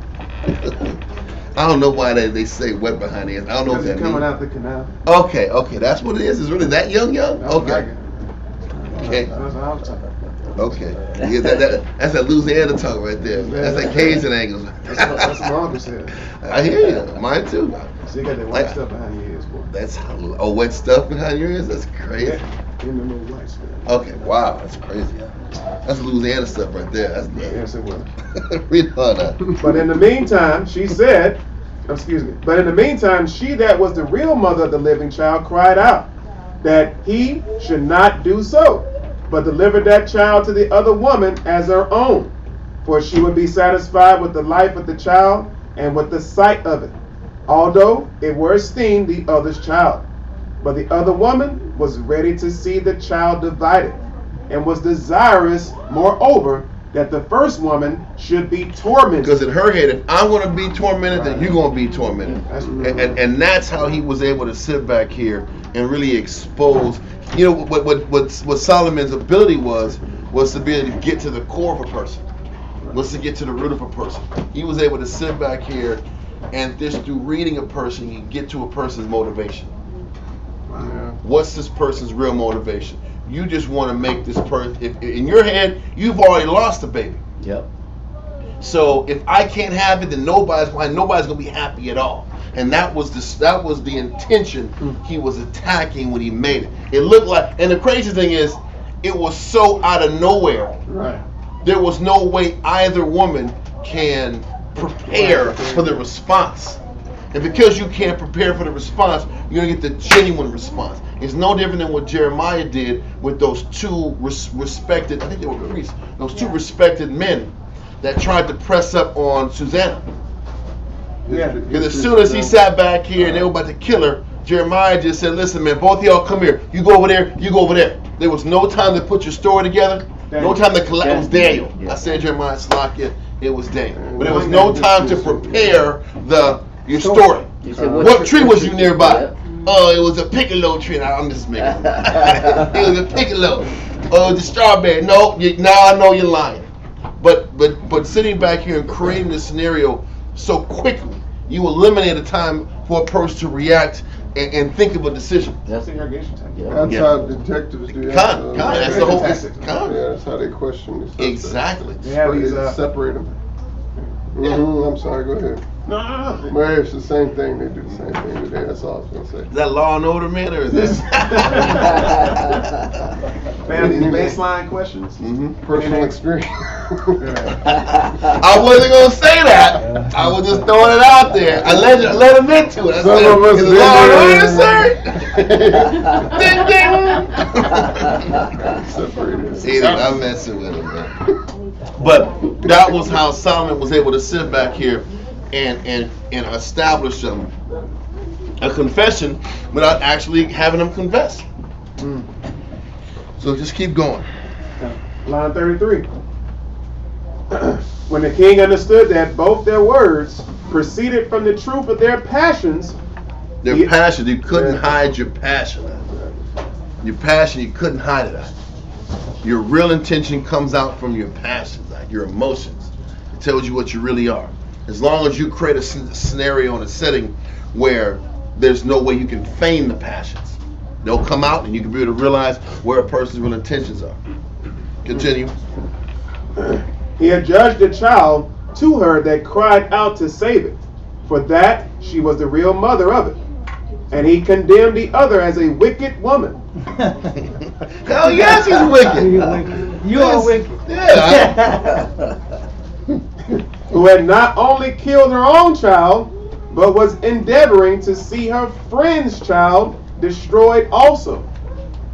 Now the multitude looked on this determination as a great sign and demonstration of the king's sagacity and wisdom, and after that day attended to him as to one that had a divine mind. They said this brother's cold. Yeah.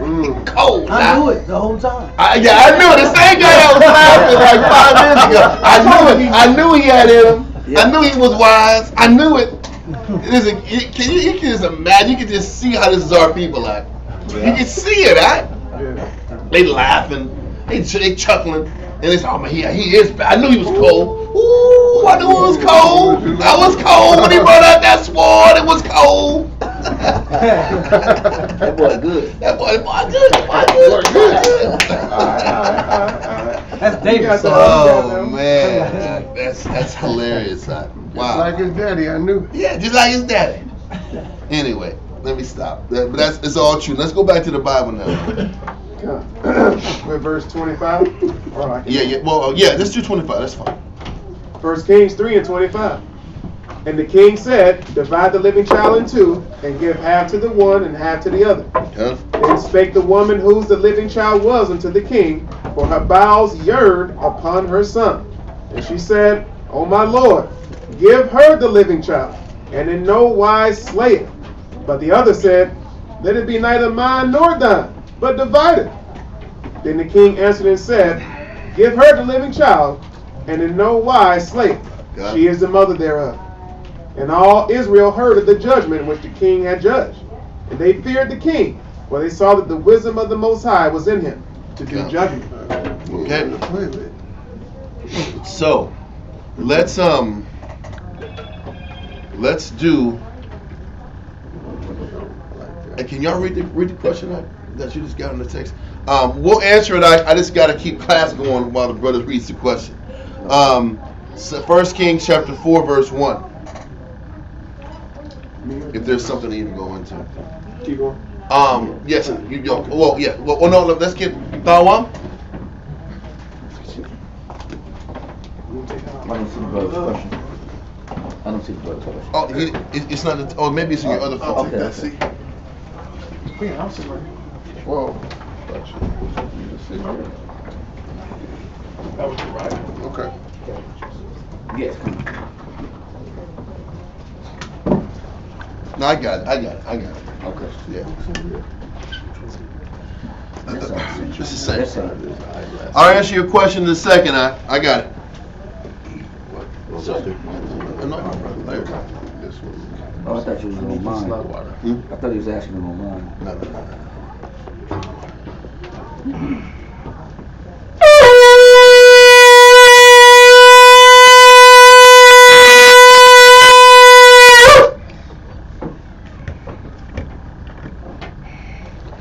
Dahawam Rakha, Shal Shabbatah, Ban Ashar, Ban Yasha'Allah. Thou Ramracha, Shah Shabbatah, Banashar, Banyashar, Amajim.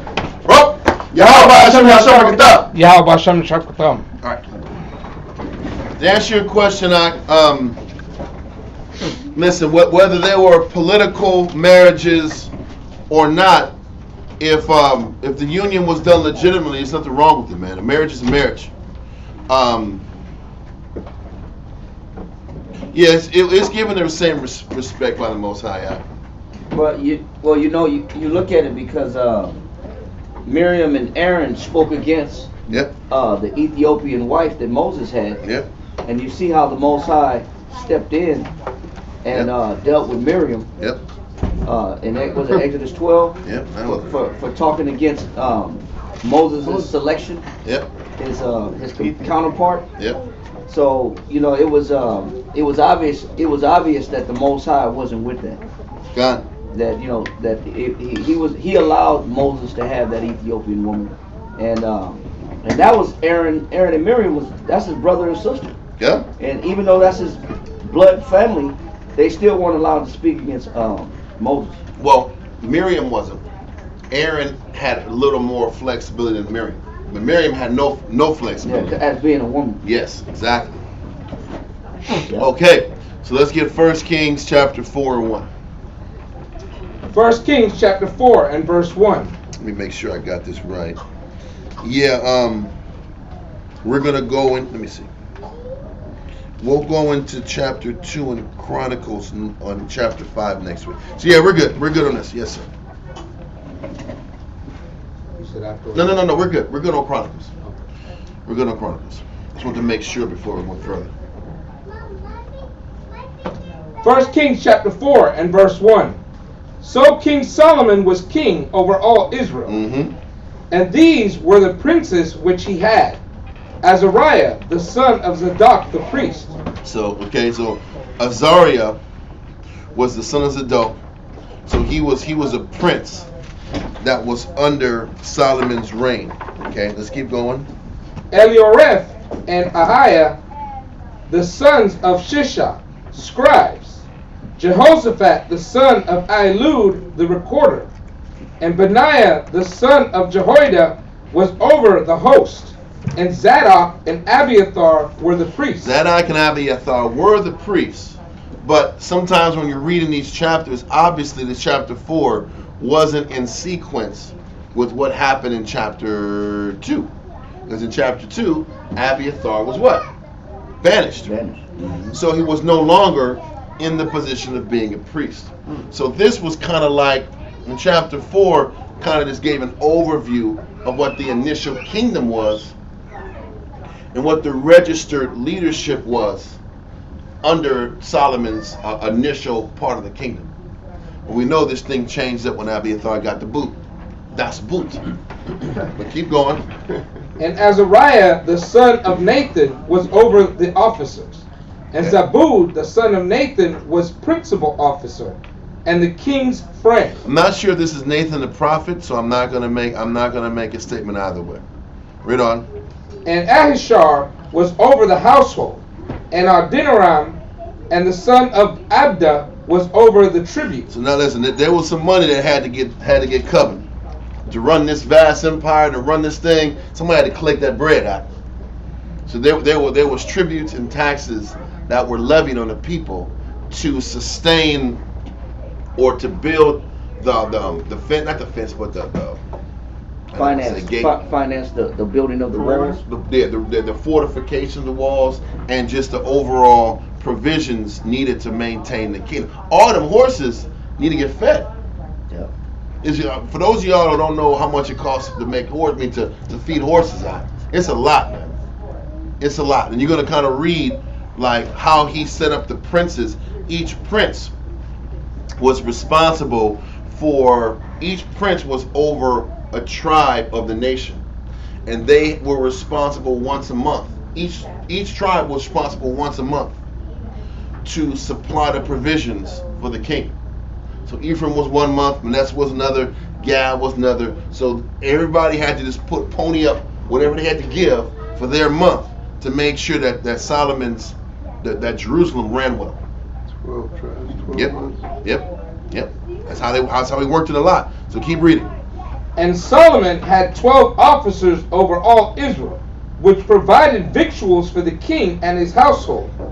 Each man his month in a year made provision. So everybody had to pony up 1 month and drop what needed to keep the empire rolling. Okay, read on. And these are their names: the son of Hur in Mount Ephraim, the son of Dekar in Makaz, and in Shalbim, and Beth Shemesh, and Elon Beth Hanan, the son of Hesed in Aruah. To him pertained Sakar, and all the land of Hepher, the son of Abinadab, in all the region of Dor, which had Tapha, the daughter of Solomon, to wife. Banah, the son of Ahilud, to him pertained Tanakh, and Megiddo, and Beth Shean, which is by Zartanah beneath Jezreel, and Bershean to Abel Meholah, even unto the place that is beyond Jokneam. The son of Geber in Ramoth Gilead, to him pertain the towns of Jair, the son of Manasseh, which are in Gilead. To him also pertain the region of Argob, which is in Bashan, 80 great cities with walls and brazen bars. Ahinadab, the son of Iddo, had Manainim, and Ahimaaz was in Naphtali. He also took Basmath, the daughter of Solomon, to wife. Banah, the son of Hushai, was in Asher and in Elah. Jehoshaphat, the son of Parah, in Issachar. Shimei, the son of Elah, in Benjamin. Geber, the son of Uri, was in the country of Gilead, in the country of Sihon, king of the Amorites, and of Og, king of Bashan. And he was the only officer which was in the land. Judah and Israel were many, as the sand which is by the sea in multitude, eating and drinking and making merry. This verse 20 coincides with what Shamshwan was saying about there wasn't anybody unhappy in the kingdom. They were eating and drinking and making merry, and all of these jurisdictions happily gave up their provisions for their month. And when you disperse and you spread out the responsibility, then it's not too heavy on any one person. You know what I mean? 1 month a year is light. If I'm given 1 month a year of my rations for my city, or we're responsible to sit back and take care of the king's household and empire for a month, that's not hurting nobody. You know what I mean? Once you spread out the responsibility. But now we're going to read, well, we're going to find out the Jews had to sit back here. The princes were in charge of making sure once a month each tribe had to give up their victuals, whatever, for the king. But we're going to read in verse 21 and also get ready for Josephus, book 8, chapter 2, paragraph 4. It kind of tells you the responsibilities that the nations had to do to keep this kingdom going. Okay, so read verse 21. Verse 21. And Solomon reigned over all kingdoms from the river unto the land of the Philistines. So from the Euphrates to the Philistines. Read on. And unto the border of Egypt. So that we talked about it earlier. He reigned from Euphrates to the border of Egypt, and then had an alliance with the Egyptians. So you had his scope and scale of power was out of this world at the time. He ran the whole Middle East. Read on. They brought presents and served Solomon all the days of his life. So yeah, all the nations served Solomon his whole life. Read on. And Solomon's provision for 1 day was 30 measures of fine flour, and 80 measures of meal. Read on. 10 fat oxen, and 20 oxen out of the pastures, and 100 sheep, besides harts and roebucks and fallow deer, and fatted fowl. That's a lot of stuff that gotta get eaten, and there's a lot of resources people are going through it. Listen, 10 big ass oxen, 10 fat oxen, and then 20 oxen out of the pastures, 30 oxen. That's a lot of meat. 100 sheep. Yeah, I don't know if you've ever seen like an ox, man. Like, It's huge. It's gigantic, man. Look at the Passover. We're going through like, I would say 10 little baby goats out. Them goats is not really chunky. They're kind of hungry. we get them at that the brothers get at this halal spot, and they ain't like the husky animals out. And that covered as many people as we had at the Passover. Now, given we weren't getting seconds and thirds. And the king said, well, there's a whole lot of seconds and thirds being eaten. But then the king's court must be out of this world. Okay? They ain't just eating oxtails either. No, that's hilarious. Oxtails are phenomenal, though, for those of y'all who haven't had it. Really good eating. But what I want to do is jump to Josephus real quick to explain who's flipping the bill for this meal every day. Because it didn't say, it said in paragraph 21 that the Philistines, they gave gifts. The nations gave gifts. Who's flipping the bill for this food every day? So paragraph 4, read that though, if you can. Josephus, chapter 8, book 2, book 8, book 8, chapter 2, paragraph 4, yes. Alright, here we go. The king had also other rulers who were over the land of Syria. When it says the king had other rulers, that means he had vassals. Right. The Syrians, the Philistines were vassals to the king Solomon. Just like down the line, we were vassals to the Persian Empire. We were vassals to the Babylonian Empire. We were vassals to the Greeks. We worked for them. So if they had requests, we had to serve them. And at this particular time, the Syrians and the Ammonites and all these kingdoms were vassals to us. Read on. And the Philistines, which reached from the river Euphrates to Egypt. Mm-hmm. And these collected his tributes of the nations. So once again, he's collecting tributes. Now, the Bible said they gave gifts, which they were, but they were tributes. Read on. Now these contributed to the king's table and to his supper every day. They were dropping resources so that he can have all them fat oxen out. That came from their spots. The nation, Tax collecting. Well, tributes. Gifts. Manner of speaking. Well, they were gifts. They were gifts. Were they gifts, or were they like? Did they have a choice not to give the gift? Right. How about that? No. I don't think they had a choice to say, no, I don't want to give a gift to Solomon today.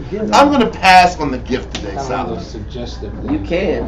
Listen. Yeah. But then how's the king going to eat? Right. Yeah. I need 30 oxen a day. You said that? You said I need 10 fat ones. Right. And then I need 20 grass fed. I can count on you.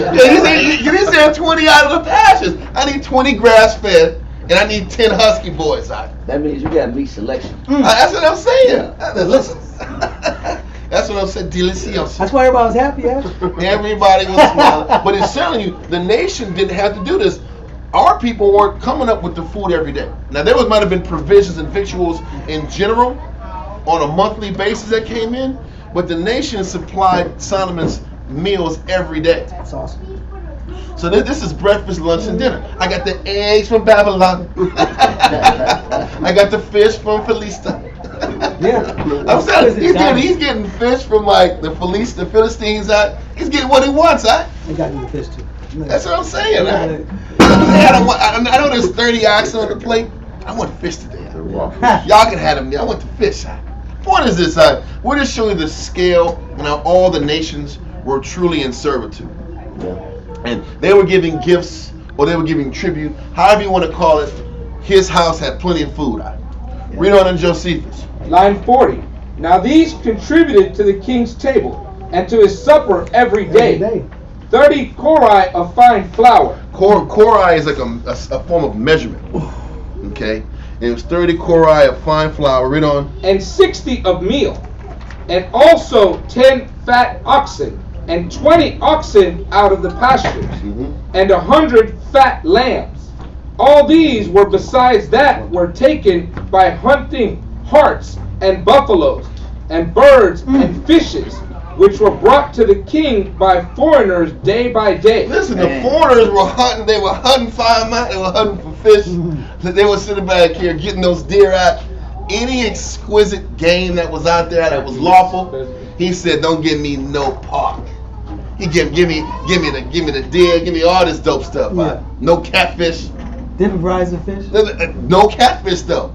But he instructed the nations on what to hunt for and bring it to him. They had a job. That's fresh food. That's fresh damn food. He had this damn thing running, and he had all the businesses going. Everybody was making money. Everything worked. You don't have to check the date on it, man. You don't have to check the date.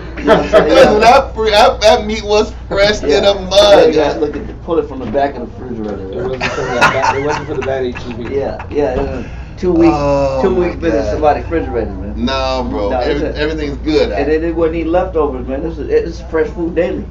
Bro, this empire was out of this world. The scale of it. Read on. Line 41. Solomon had also so great a number of chariots that the stalls of his horses for those chariots were 40,000. 40,000 stalls. And then I think this is what the Jews were having to pay for, is to feed all these animals. That's a lot of animals to feed. 40,000 horses? Sheesh. Read on. And besides these, he had 12,000 horsemen, the one half of whom waited upon the king in Jerusalem. And this is why. So because remember we read earlier that there was 12,000 men rotating in the army every month too. Mm-hmm. So those 12,000 men had to get fed. That's where he had all these ox had to come through. He had to feed the military men. He had to feed the horses. He had to feed everybody. He had to feed the entourage. So that this is why all these resources were needed. It wasn't just gluttony. Read on. And the rest were dispersed abroad and dwelt in the royal villages. But the same officer who provided for the king's expenses supplied also the fodder for the horses. So that prince had to make sure the fodder for those horses were taken care of. So listen, what he's saying is also the extra food was supplied to everybody living in the city. So that food kept the city going on. And the horses covered. Read on. And still carried it to the place where the king abode at that time. Mm-hmm. It's crazy. Hold that and go back to the scriptures. Yeah. Could we get 1 Samuel chapter 8 and verse 11? What you got? This is just explaining what the Most High had prophesied to us Go way for back it. then. Go before for we it. had a king. Let's do it, Taiwan. 1 Samuel chapter 8 and verse 11. Everybody got it? Yep. Yeah. Oh, yeah, exactly.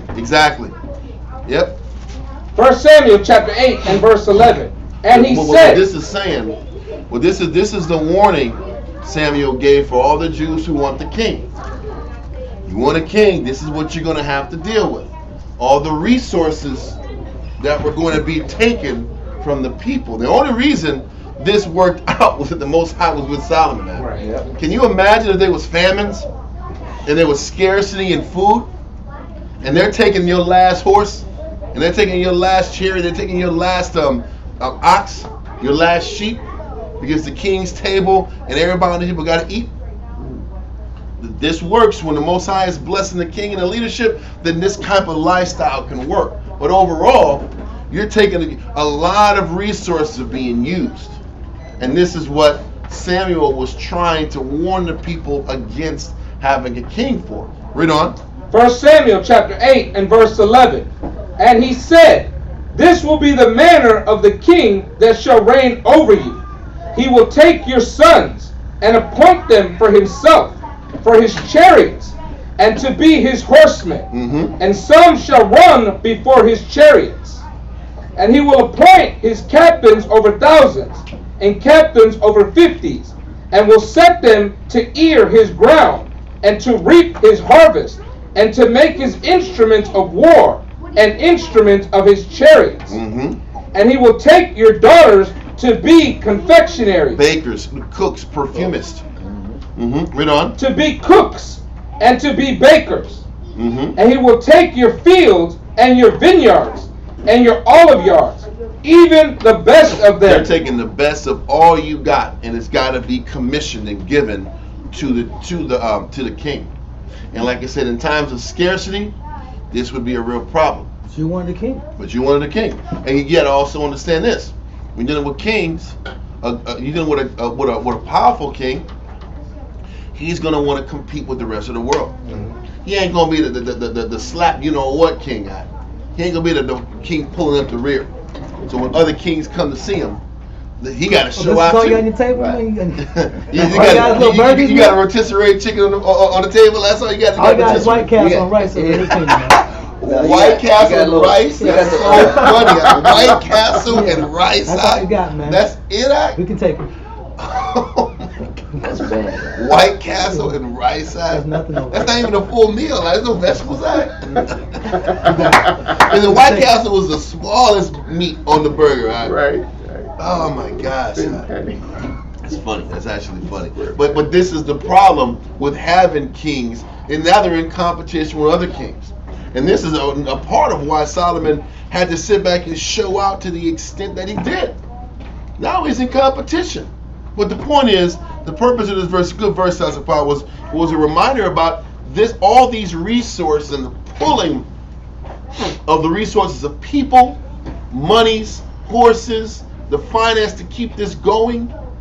Bro, it's a drain on the economy. They were just lucky that Solomon had great wisdom and didn't sit back here and overuse anybody's resources. He drained, for the most part, the resources of the who? Of the nations. But just imagine all those times as you keep reading on with Rehoboam and all his kings, when they start getting their ass kicked. And the nations start flexing back and gaining power and control. So now who's the kings getting the resources from now? You got to become a tyrant. Now it's the people. Now the people are getting taken from. At this situation, Solomon managed his resources well, and he didn't put a strain on the people. But overall, most of these kings that came later put a strain on the nation because of bad policies, bad decision making, selfish endeavors. And this is why, listen, luckily, Solomon was just quality in what he did, but most kings weren't. Most kings didn't operate with that level of sagacity and wisdom and understanding. And he also put the other nations on those menial jobs within the kingdom. Yep. Like your trash cleanup, Yep. your custodians. Yep. Yeah, those were the nation's duties. It says in the Josephus that Solomon had put Israel, they were on warlike affairs. Yep. So they were on military duty. They had distinguished positions, not just your low level menial laborers. You're going to read later that David had the nations ready for hard labor. Right?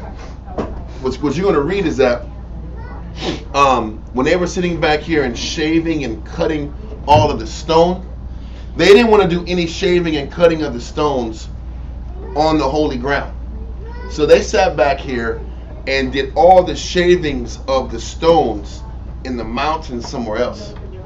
They even stacked the stones, these heavy ass stones, on top of each other in the mountains. And guess who had to carry them out? The nation. Listen, it wasn't like they was carrying one block at a time, bro. They're carrying them all connected. And they had to walk them downhill, bro. You know how hard that is? I don't think they can do something. I don't think you can commit a task like that to animals going downhill. Man, you're going to have to carry that. You got a 2-man strap that, B. That's what I'm saying. And then you got the 2-man strap that, and you better not drop it. That's your ass, literally. You know how hard it is to carry a granite countertop? I know! And that's like this, that's like that thick. And it's heavy as hell. Yep. Can you imagine these pure white stones that are precision cut, that you have they're stacking on top so that they can make sure that they fit together? And you're taking that, you're walking that downhill, because they weren't going to do any of the constructing on the land site. We'll read that, and I think it's in chapter, the next chapter. But let's continue on this Samuel, man. I'm just explaining to you the scope. But the nations did that grind shit, and the Jews and the people from Tyre, they were doing the cutting and the shaving. They were doing the precision work. The artisans. The artisan work, the precision work came from the Jews, and the grind work came from them boys that David had ready for him. Huh? Anyway, let's keep going in Samuel. 1 Samuel chapter 8 and verse 14. And he will take your fields and your vineyards and your olive yards, even the best of them. He gonna get the boy. He gonna get what he wants. Exactly. Not taking no And you're not gonna be lucky enough to be up under somebody who manages well all the time. There's a lot of bad kings. Just like you got bad bosses on the job. Exactly. You can't. You don't. What you don't gonna say? Yeah, you never know what you're gonna get on the job. Exactly. But in this one, he said, this is what you're subject to. You're subjecting yourself to being under a kingship. You might have a good one. More than likely, there's a lot more bad than there is good. Yeah. Read on. And give them to his servants. And he will take the tenth of your seed and of your vineyards, and give to his officers and to his servants. Tenth of your harvest. Read on. And he will take your men servants and your maid servants and your goodliest young And that's men. like tax. I'm not saying it's taxes, but it's like taxes. Because everything your crops or your crops and your agriculture, that's your finances. Yeah. That's your bartering. Use it to barter, Mhm. to trade with. So everything you have goes to the king. Part of it goes to the king. Yeah. And they want the king. They want that quote unquote protection. Yep. So cool. You accept this side of the deal too. Exactly. It's not for free. Nope. Nothing's for free. Read on. And your asses, and put them to his work. He will take the tenth of your sheep, and ye shall be his servants. And ye shall cry out in that day because of your king, which he shall have chosen you. Exactly. You gonna cry? Yeah. He's taking all our resources. It ain't fair. That's what you He's a asked for. bad king. Right. What you think all the kings are gonna be good? Yes, Samuel. You thought all the kings gonna be honorable on point? Samuel wasn't even the king. No, I'm saying Samuel was going neighborhood to neighborhood, city to city, judge, doing his thing, not asking for Yeah, nothing. he was just That teaching wasn't to good go enough. home. Huh? He had a cycle of cities he went to on a yearly basis, huh? What's And good just enough dealt with is- all the problems, and that was it. Now he went the grandiose king. Huh? Okay, this is what you got. Read on. And the Most High- We say like unto the nations. We said like Yeah, unto the nations. I know. We said that. Well, you get what the nations get too. Then I know. You're getting a lot of your bread taken out. And in times of famine, you know who's not going to be hungry? king.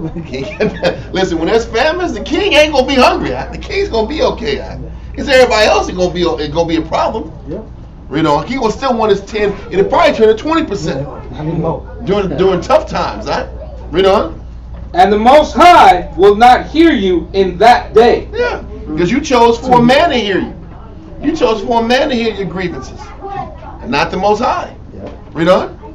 Verse 19. Nevertheless, the people refused to obey the voice of Samuel. we still want that king.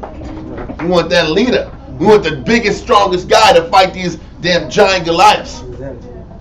Read on. And they said, Nay, but we will have a king over us. Brother, Okay. so we're going to let it go. So that You want the security. Yeah. That's the problem with Israel. We want security. The Most High is just not, in our vision, he's not security. He's not a plan B. Yeah. Most High ain't the plan. He ain't the plan. Other plan B for Israel. Yeah. He's plan C. When all else fails, hit the glass, call the Most High out. Yeah. The king, I can see him. He's a physical being. I'm giving him a deal, so I'm giving him something, so I know he's gonna cover me. I put my faith in the man. I put my faith in the political situation, a political dynamic that I can't control, because I could sit here and go talk to the king, but I can't see the God, the invisible power of the Most High. I gotta be on point 24 hours a day to please him. And then The you got to king, use patience. calm. Yeah. And But the wait. king, yeah. It shows how crooked we are. But the king, you can sit back and find a way to maneuver and make him happy. I And made get him things cakes. out the deal. He likes my cakes. Okay. I put a little orange extract in it. Yeah. I put the vanilla extract in these cakes. These cakes are fire.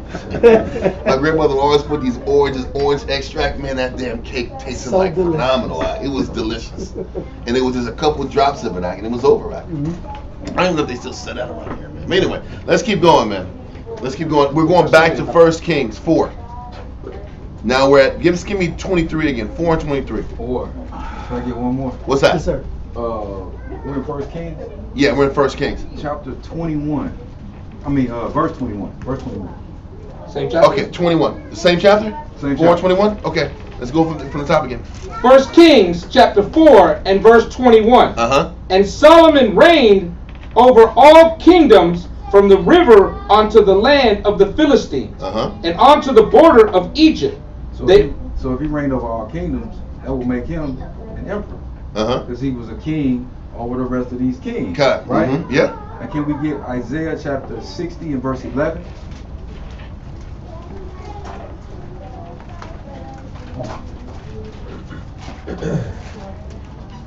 And this is a prophecy. This is a future prophecy. Anybody got it? I don't have it yet. 1 second. 60 and verse 11. Read that, sir. Isaiah chapter 60 and verse 11. Therefore thy gates shall be open continually. They shall not be shut day nor night. This is at the end when we have a stranglehold over the whole world, and Israel's the world power, and the nations are going to be sitting back here and sending all their resources to Israel. Read on. That men may bring unto thee the forces of the Gentiles. Read on. And that their kings may be brought. All the resources are going to be going back to Israel. All the nations are going to be bringing their tributes or their gifts to Israel the same way they did for Solomon back in the day. They're going to be doing it for Christ in the future.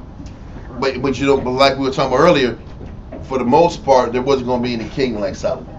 And for what Solomon asked for, they said they didn't have anybody with the wisdom and the level he was at ever. To produce this type of to create this system and to create this machine, so to speak, that could operate so smoothly. Because you have to have the acumen and the mindset. Because it even tells you in chapter 4, verse 29, it talked about the largeness of David's heart. We're not going to go there yet, because we're going to finish it up. The largeness of his heart is talking about the largeness of his mind now.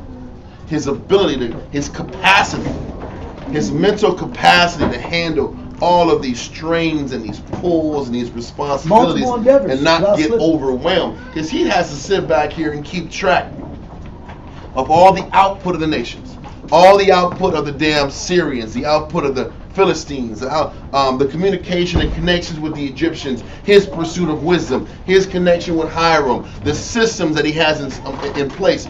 These 12,000 army guys, where are they sitting? How are they looking? But if your mind can handle it, you can pull it off. Yeah. These 12,000 men in rotations, how potent are they? How potent are the priests in their rotations and functions? How are these stones looking? Are the stones precise? How about the construction of the temple? How about these walls? How are the walls looking? How are the people in the city? Are there any threats in the city? How about the other jurisdictions of the city? How about these daily problems people are coming to bring it to me? His largeness of mind was able to deal with the scope and the pressure of what's in front of him. Multitasking. Con. And just the scale, bro. So that's what's up. And it shows you the power that he had in order to handle all these responsibilities. Let's continue. In 1 Kings chapter 4. 24. Let's go to 24 now. 1 Kings chapter 4 and verse 24. So his jurisdiction was from the Euphrates to the border of Egypt, which is that whole Saudi Arabian region. Okay, read on. For he had dominion over all the region on this side the river, for Tifsah even to Azah, over all the kings on the side of the river, and he had peace on all sides round about him. But he had peace, but first of all, his father had to do all the dirty work, and two, he had to manage the peace. He had to manage the systems. He had to push, but not break. He had to demand, but not demand too much.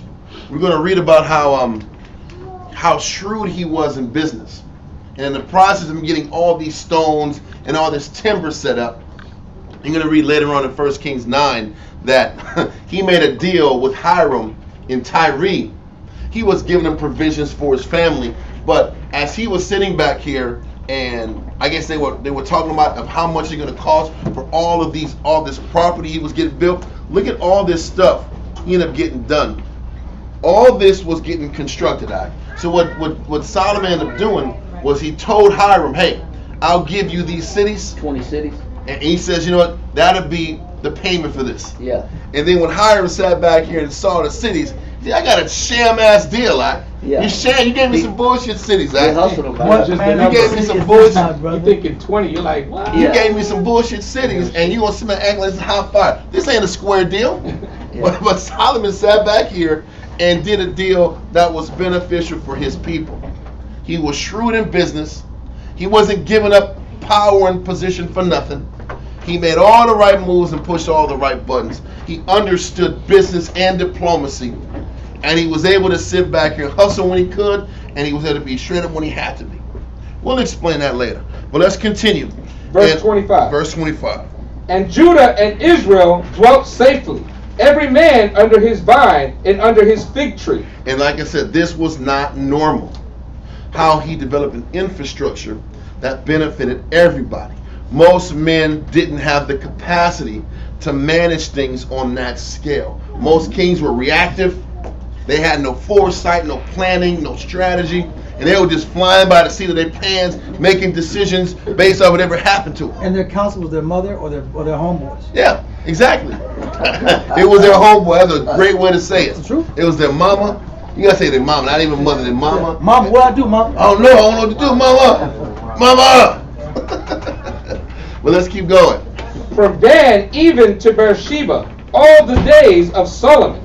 Once again, Beersheba is the lowest city in the nation, and Beersheba is in the land of Simeon. Just so y'all know. And so from Dan to Beersheba, all the days of Solomon, there was peace. Read on. And Solomon had 40,000 stalls of horses for his chariots, and 12,000 horsemen. And those officers provided victual for King Solomon, and for all that came onto the King Solomon's table, every man in his month. They lacked nothing. So what it's saying is, the people also contributed to the food too. It was the nations giving food, and it was the Israel for that month had to provide victuals for Solomon. So he found a way to lighten the stress across the board. Okay, read on. Barley also and straw for the horses and dromedaries. And the dromedaries are Arabian camels that have one hump instead of two humps. So I guess they were good for carrying stuff and carrying supplies and what have you. So these animals had to get fed. Just the provisions of this whole kingdom was massive. Read on. Brought they unto the palace where the officers were, every man according to his charge. He was excellent in delegation and the orchestrating and the running and managing of the kingdom. Read verse 29. Verse 29. And the Most High gave Solomon wisdom and understanding exceeding much, and largeness of heart. Largeness of heart wasn't that he was just a nice guy and smiling. The heart represents the what? The mind. Right.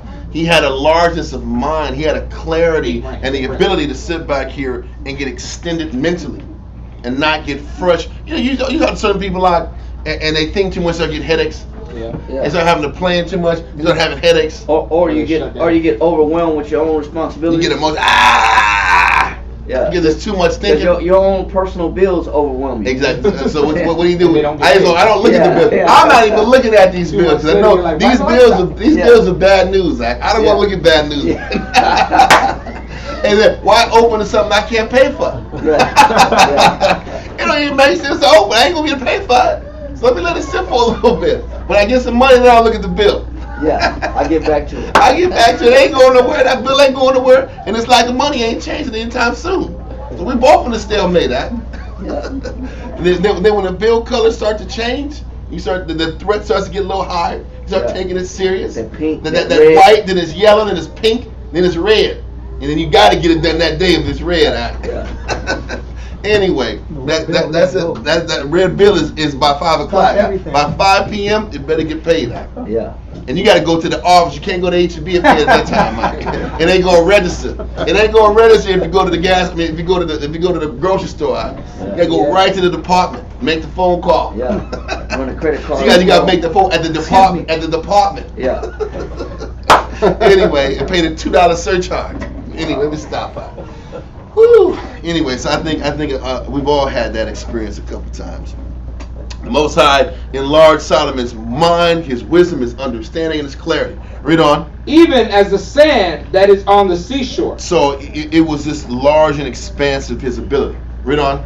And Solomon's wisdom excelled the wisdom of all the children of the east country. That means he excelled the children of the Chaldeans. Because the Chaldeans were known for their wisdom, their understanding, their knowledge, so forth and so on. And as we know, as we was talking to Kyle clearly explained that those Chaldeans weren't from Cush. They weren't Cushites. They were Hebrews. Okay? Those Chaldeans were Hebrews that stayed in the city, in the country of Babylon. And they were the wise ones. They were the ones who were from the seed of Arphaxad, if I'm not mistaken. But they were the ones who were the Hebrew sorcerers that stayed in the countryside of Babylon. We'll go on to that another time. Maybe when next time we get back into Genesis, we'll do that, which is going to be a while, but just letting you know. So we're saying that Solomon's wisdom excelled those elites of the world at the time, which were the Chaldeans, because they were the ones who were known as the wisest ones of the land there and Egypt. Read on. And all the children, and all the wisdom of Egypt. The Egyptians and the Chaldeans were known as the greatest, wisest mind. How do you know? When you sit back and even look at the Greeks took the wisdom of who? Egyptians, Babylonians, and us. They took our wisdom when they were sitting back here setting up their kingdom. They didn't have a history until they start sitting back here and robbing it from those three countries and civilizations. Mm-hmm. Okay, but let's keep going. For he was wiser than all men. Now hold this. I want to go into Josephus. He's going to tell you some stuff about Solomon that I think is important to go into. So we're going to go to Josephus, book 8, chapter 2, paragraph 5. This is good stuff right here. This is good stuff. Let's read this paragraph 5, sir. All right, book 8, chapter 2, paragraph 5. Now the sagacity and wisdom which the Most High had bestowed upon Solomon was so great that he exceeded the ancients. He exceeded the ancients. Read on. Insomuch that he was no way inferior to the Egyptians. He was no way inferior to the Egyptians. Don't forget who taught the Egyptians in the first place. It was Abraham. And Egyptians just took the science that Abraham taught them and took it to another level. But he says he was no way inferior to the Egyptians. Read on. Who are said to have been beyond all men in understanding. Nay, indeed, it is evident that their sagacity was very much inferior to that of the king. He says their wisdom was inferior to Solomon's. Okay? And they forget that Abraham taught them in the first place. But that's another story. Read on. He also excelled and distinguished himself in wisdom above those who were most eminent among the Hebrews at that time for shrewdness. Those I mean were Ethan, Heman, and Chakol, and Darda. These guys are smart guys. Like Darda, Markol, Ethan, Heman, Chakol, wise men from Israel. Anyway, keep going that. The sons of Mahor. Yeah, there you go. He understands. They make him smarter when you say it that way. Now, if we had an English accent, it'd even be better at. But let's keep going. He also composed books of odes and songs, 1,005. 1,000 books of odes and songs. Read on. And parables and similitudes, 3,000. Now that's phenomenal. I would love to get my hands on my paws on 3,000 books of parables and similitudes. His understanding of the world and the vastness of it. You telling me they didn't have that in the library of Alexandria? Don't forget, for those of you who don't know, during the time of the peak of the Library of Alexandria, that was when Ptolemy the Fourth was picking the brains of the Hebrew priest and was sitting back here and having the priests teach them the Bible. What the priests did back in those days, and it's in the Josephus, the priest actually wrote, pretty much translated the Bible to Greek, and they wrote a book of understanding so that the Greeks could understand the Bible. The Greeks were that behind in their intellect where they could a translation alone wasn't gonna do for them. They had to give a book of understanding so that they can understand what the premise of the Bible was. A book of understanding. It's not like computers for dummies. And yes, exactly. It tells you that the Greeks' wisdom and their whole history doesn't go. It only starts at the damn Odyssey. That was the furthest. That was the beginning of their knowledge. The Iliad. The Iliad was the foundation of their whole thing. And most of what the Greeks did after that was a big plagiary. It's even debated if that was a real thing. But the point is this: it was they were taking all the knowledge from everybody else in the world. They were stealing the Egyptian way and saying that it was theirs. They were stealing Babylonian culture, saying it was theirs. They were stealing our way and saying it was theirs. That's just what it was. So I wouldn't doubt if they were taking the information that Solomon had and tried to make it theirs also. They've been stealing wisdom from the beginning. Okay? And stealing cultures and belief systems and knowledge bases and culture from the beginning. Nothing was ever theirs. Nothing. And then if you're going to sit back and be honest, the whole Iliad, it was based upon Jake, us. We was out there fighting each other for supremacy while they were on the bottom. Anyway, that's another story. But keep going. For he spake a parable upon every sort of tree, from the hyssop to the cedar. So listen, he sat back. Obviously, in order to write parables about trees, he studied each tree and understood the properties of each tree. We know in Proverbs it says, go watch the ant, thou sluggard. So he had the ability to keep getting stimulated and learning while managing an empire this vast. Entomology, botany. And that's where it goes into, we go into it in Wisdom of Solomon chapter 7. If we're going to have the time, I doubt we will. But Wisdom of Solomon chapter 7 talks about all the different wisdoms he tapped into. Like you said, botany, entomology, meteorology, herbology, the study of astrology, everything he tapped into. Along with managing the weight and the responsibility of the affairs of the nation, the building of the temple, the restructuring of walls. Most people do one thing and they're done for the day. Woo! I went out to the work site, man, they're doing it's hot out there. It's hotter than that work. I had to put the hard hat on, everything. What's for dinner? Like, damn, that's all you did, bro? He's doing all these things on top of challenging his mind, learning, writing books. Wow. That's what it means with the largeness of his heart, the large of his mind, his ability to sit back here and keep pushing and writing and doing.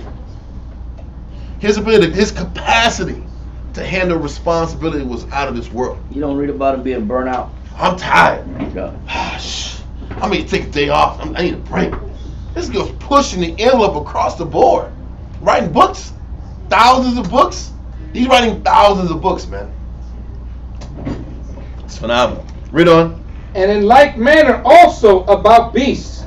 So he's sitting back here writing books about animals and their natures and their temperament and how they do things. That's zoology. Yes. He's sitting back, but he's sitting back here using every morsel of time to handle things. He was never non-productive. Nah, bro. Not at all. He got a lot done in 40 years, bro. 40 years of leading the kingdom. And it benefited the nation in general. Yes. Yeah. He elevated everybody's level of mindset. He elevated them financially, so David art, knowledge, wisdom. But David opened those borders up. Yep. David unified the nation. And Solomon augmented the caliber of our people. So obviously you're dealing with libraries now. Yeah, it's a university. University schooling. Mm-hmm. Now you're augmenting the education. Now we're not just farmers. Now we're establishing an intellectual a side to the people.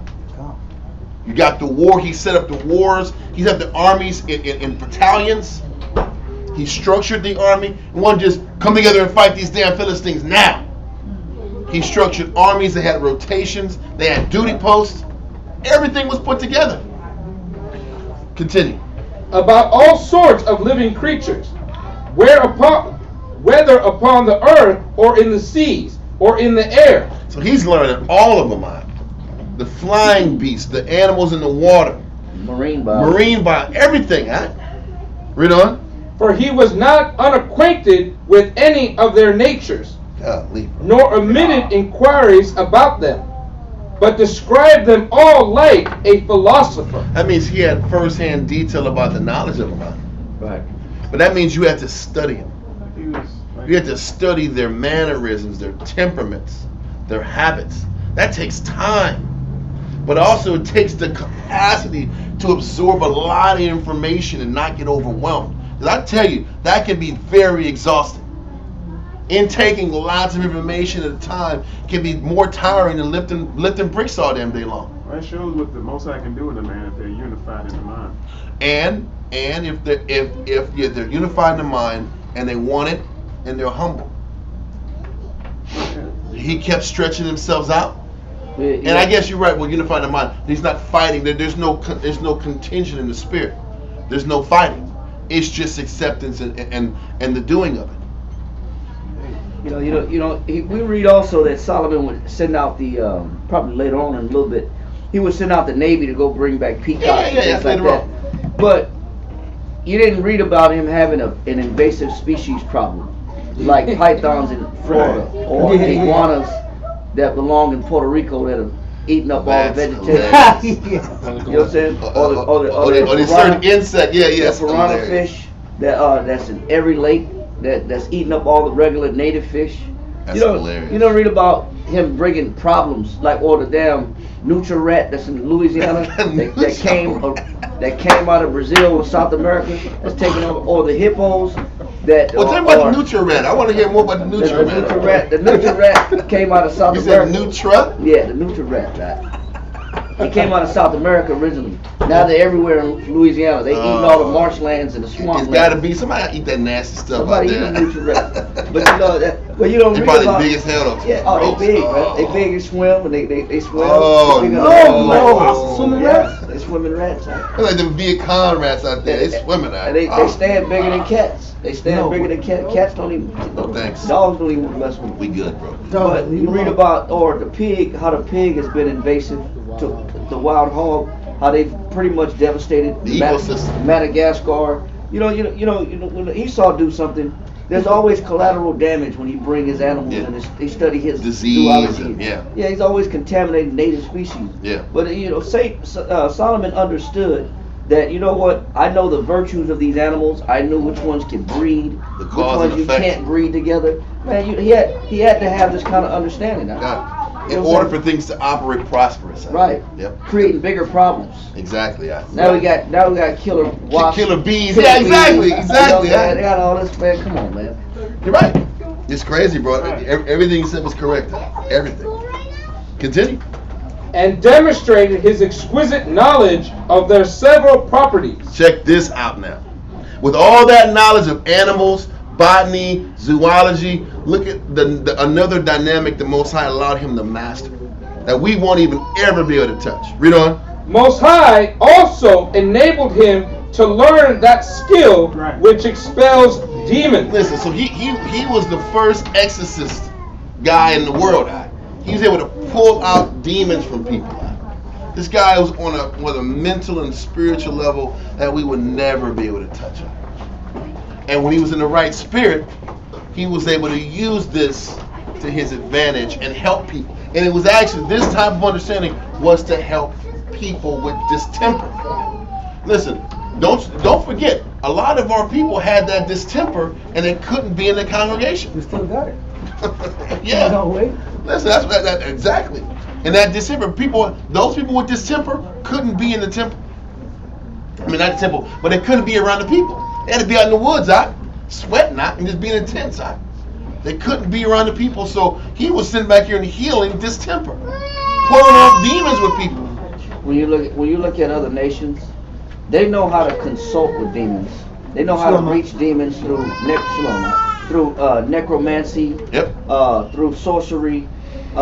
They know how to create a damn demon. You know what I'm saying? They don't know how to take them off though. No, You know what I'm exactly. saying? Yeah, it's true. The nations know how to open up portals. They know how to open up stargates. Yeah. They know how to channel and use divination. That's true. But wonder why there's orbs following them. Yeah, yeah. Why are these orbs following? Why are these little lights following me? What's going on here? Right. Oh. You open the door, you can't close, bro. They can't, and that's the nations are notorious for that. Yes. Opening up doors and portals that they cannot close. And then that pursuit of these demons drive them mad. Yeah. You read about Aleister Crowley. He by the time he was about to die, he was crazy. All those portals he opened, all that demon stuff he tapped into, he couldn't close the door, man. Yep. And they were sitting back here and causing him havoc. All these rappers that do deals, Yes. what happens to these guys on the back end? They're tormented by the same guy giving them music. Yep. The same guy giving them lyrics. Say this. I don't know what Rain Man would sound like. I don't want to know what that damn spirit sound like. Yep. But whatever the hell he would sound like that gave you hits was why guys like Michael Jackson take this Proferol and they're completely unconscious just to get some sleep. Why do you think a person has to be under a medically induced coma just to get some Z's out? Leave it all the way in. Huh? Being tormented. You're being tormented. You can't get sleep. You're being tormented. That's why you need that scenario. And there's That's more- why Prince got knocked down. There's Well- multiple interviews with celebrities. They said the only thing they wish they could have is some sleep. Yeah. So they can't. You serious? No, I'm serious. They said that if they have any regrets, they regret not being able to sleep. They don't get sleep. They can't sleep. You gotta do drugs then. I know. You don't have a choice. And then all of a sudden, for every drug you get used to it, and they keep plaguing you. Where you getting all these medically induced drugs at. That's the only way you can function. Like Shawan said. Okay. You opening up doors and portals you can't close up. Yep. Solomon had the ability to sit back here and pull out these demons and sleep like a baby. And that was the difference. Read on. Which is a science useful and sanative to men. And sanative to men, which is helpful to mankind who have issues with demons on them and possession. Read on. He composed such incantations also by which distempers are alleviated. That was what I was saying. Those mental he created solutions for different types of crazy. He was the solver of problems, bro. We know also that David used to play the harp and solve the issue, pull off the demon off Saul. That was choking on him. That was choking him on his sleep, right? Now he got an incantation. He said, I ain't playing the fiddle. Yeah. I'm gonna sit back and pull this damn demon out of you permanently. Because no problem. The flute or the harp only work for a short time. Right. This would pull off the demon forever, right? This is next level stuff. This is next level skill. That's complete control. Complete control and a mastery. My question is, is it an aspect for showing like Christ, like because Christ came back? I was thinking that when I read it, how Christ came back and sat back and pulled demons off people, just like Solomon. They're the only ones who really could do it. And Adam was the master of the animals, so it's like you can see And the naming of them and the temperament of them, yeah. You can see Christ's Very pedigree throughout every reincarnation. Yeah. But also Seth, his children, after Abel died, Seth was that following seed. He was a master of astrology and astronomy, so they understood how to calculate the stars and how to keep track of time. Who do you think Seth learned it from? Adam. There you go. And they said also, in order to be able to calculate time like that, you have to be able to live 1,000 years to be able to map the stars to know how they go in rotation, to recognize their patterns. Wow. So it's a lot of knowledge that's been lost, and but we're just bringing out how Solomon possessed a lot of these sciences. That other what do you call it? Versions of him that was able to do. Don't forget, Solomon was Adam. Adam was Christ. And all these things, they do line up. They do line up. But in this situation, nobody else could do what Solomon was doing with his ability to pour distemper off people, to take demons off people. Because the Levi priests, all they say is, you better pray this shit off and ask the Lord to take it off you. You better leave, stay away, and we'll keep checking you to make sure you're okay. But you need to pray and fast to get this off you.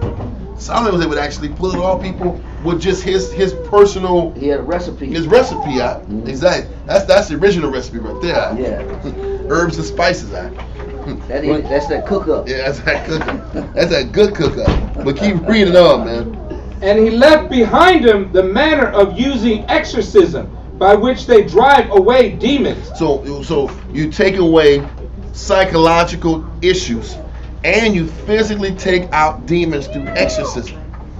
So it's distemper, which is mental issues, psychological issues, and the physical taking out what of you demons. see walking down the street at certain times, like you go to certain streets, you see people. This is a major issue amongst our people. Mental health. Mental health. People. I think Charles one brought a class about mental health out. Bring out tons of mental health. This is why it's so important to keep a class routine, a counsel routine, a personal study routine, and then prayer routine, a fasting routine, and then making good decisions, because you got to maintain this, man. David said, "Give me any plague but a plague of the mind." That's the worst plague to have, is losing your sanity and losing your ability to grasp reality. Yep. And this is the point. He was able to. He was fixing all the problems of the day. That's what he was doing. He was fixing all the problems of the day. He had already blown. Listen, this is limitless that we have. If you're gonna talk about limitless, this is limitless. That's the greatest limitless. This is limitless right here. He was able to sit back here and figure out all the problems and deal with the solutions and have concrete solutions to these problems. Yeah, that's true. So let's keep going. This is limitless. That's the limitless. And he left behind him the manner of using exorcism, by which they drive away demons, so that they never return. And he says he laid down how to do it. To ever come back over here. But he laid down the how. It wasn't just he was hoarding this understanding for himself. He would discover things and share it and have it written down for people to hold on to. So when we sat back here and fell apart as a nation, we not only lost our power and position and our gold and riches, we lost our understanding and our wisdom. We lost it all. It wasn't just no garlic clothes from vampires. Yeah, he got garlic. He got a garlic necklace on that. And a cross. Yeah. Here's the cross in water. I put some water. I put some water and with a cross inside of it, and then all of a sudden it's gonna kill demons. Back out of here, bro. God, you're right. So let's keep going. Line 46. And this method of cure is of great force unto this day. And he says it's actually his applied science actually works to this day. Read on. For I have seen a certain man of my own country whose name was Eleazar. And obviously this is around 70 AD. This was the time of the day. This is after Christ died. It was still working. It was an execution. Read on. Releasing people that were demonically in the presence of Vespasian. Vespasian was the head of the Romans at the time. He was a Roman general. So during the time of Vespasian, Eleazar was sitting back here and taking demons off of Vespasian's men. He was taking demons off Vespasian's men. Read on. And his sons and his captains, and the whole multitude of his soldiers. He was taking demons off of his son. Maybe Titus. Maybe he took a demon off Titus, which was his son. He says he was taking demons off his sons and his men, which was the military captain that had the jurisdiction of Jerusalem. Read on. The manner of the cure was this. He put a ring that had a root of one of those sorts mentioned by Solomon to the nostrils of the demoniac. Let me make one point. Now we read in the Apocrypha about, what was his name? Not Titus, or was Tobit. Yes. We read about Tobit dealing with that liver. Yes. For that fish. Fish gall, right? Yeah, for that smell. That smell will get rid of certain spirits. Yeah. Certain fish livers. Certain types of something with smell. The smell orientation has an effect. Like aromatherapy. Exactly. But Solomon knew what certain smells affect certain spirits. Yeah. So there's a connection between this right here, the certain root, and then the liver, that certain fish. He knew the details of these certain actions. But it's also important that the root wasn't talked about. Because this isn't for our people to know. We'll be sitting back here doing all kind of negative. But look at how Jake does with a little bit of damn what's that? Santeria and voodoo and shit. Yep. We do the worst. We do all kind of negative. Somebody put roots on me. Remember that one? They put the roots on people, like all kind of craziness. Imagine we had that kind of power. We use it on the left-hand side and not the right. That's true. Solomon had proven that he would take this wisdom and use it for the good and not for the bad. And that's why he had earned the right to use it. And we ain't earned that right. So we shouldn't be privy to that knowledge. Right. Acts chapter 8. Yep. So you talk about your boy, right? Paul, I know. No, not Sons of Sheba, right? Yeah, not the sons of Sheba, but Acts 8. yeah, Acts 8. yeah, Acts chapter 8, and go to start at verse 9. Acts chapter 8 and verse 9. But there was a certain man called Simon, which before time in the same city used sorcery. Go ahead. And bewitched the people of Samaria, giving out that himself was some great one. See, and that's what people do. People will take knowledge, they will take science, they will take information, and they'll use it to propel themselves as a great one, as one that you can come to. Read on. To whom they all gave heed, from the least to the greatest, saying, this man is the great power of the Most High. Go ahead. So people always will use that science to get elevated and use it for their position, and cause people to praise them, pay them, bow down to them, worship them. Yep. People always use power in the wrong way. Read on. Oh, you reading it? Yes, sir. And to him, it's Acts 8:11. And to him they had regard, because that of long time he had bewitched them with sorceries. And that's what people do. That's why when even Esau, when he got to the Americas, he was showing how to make fire with a magnifying glass. You know what I'm saying? The natives. You know what I'm saying? Just little things like that you've never seen before. How this man is able to take a match and make fire out of his hand, or you know what I'm saying? It's like, wow, this man made fire out of his hand. Bow down to this guy. Man, ain't nothing but some phosphorus and some sulfur. Yeah. And they struck it on a flint cardboard and made fire. But the natives are rubbing sticks. This guy make it out of nowhere. Wow, this guy's worthy to be praised. Many people use this sorcery or knowledge to promote themselves. Read on. Wrong intentions. Yep. But when they believed Philip preaching the things concerning the kingdom of the Most High and the name of Yahushua, they were baptized, both men and women. So Philip was able to, by his preaching, was able to pull people out of this superstitious belief, sorcery. Read on. Then Simon himself believed also, and when he was baptized, he continued with Philip and wandered, beholding the miracles and signs which were done. Even this sorcerer believed Philip and started following after him. Read on.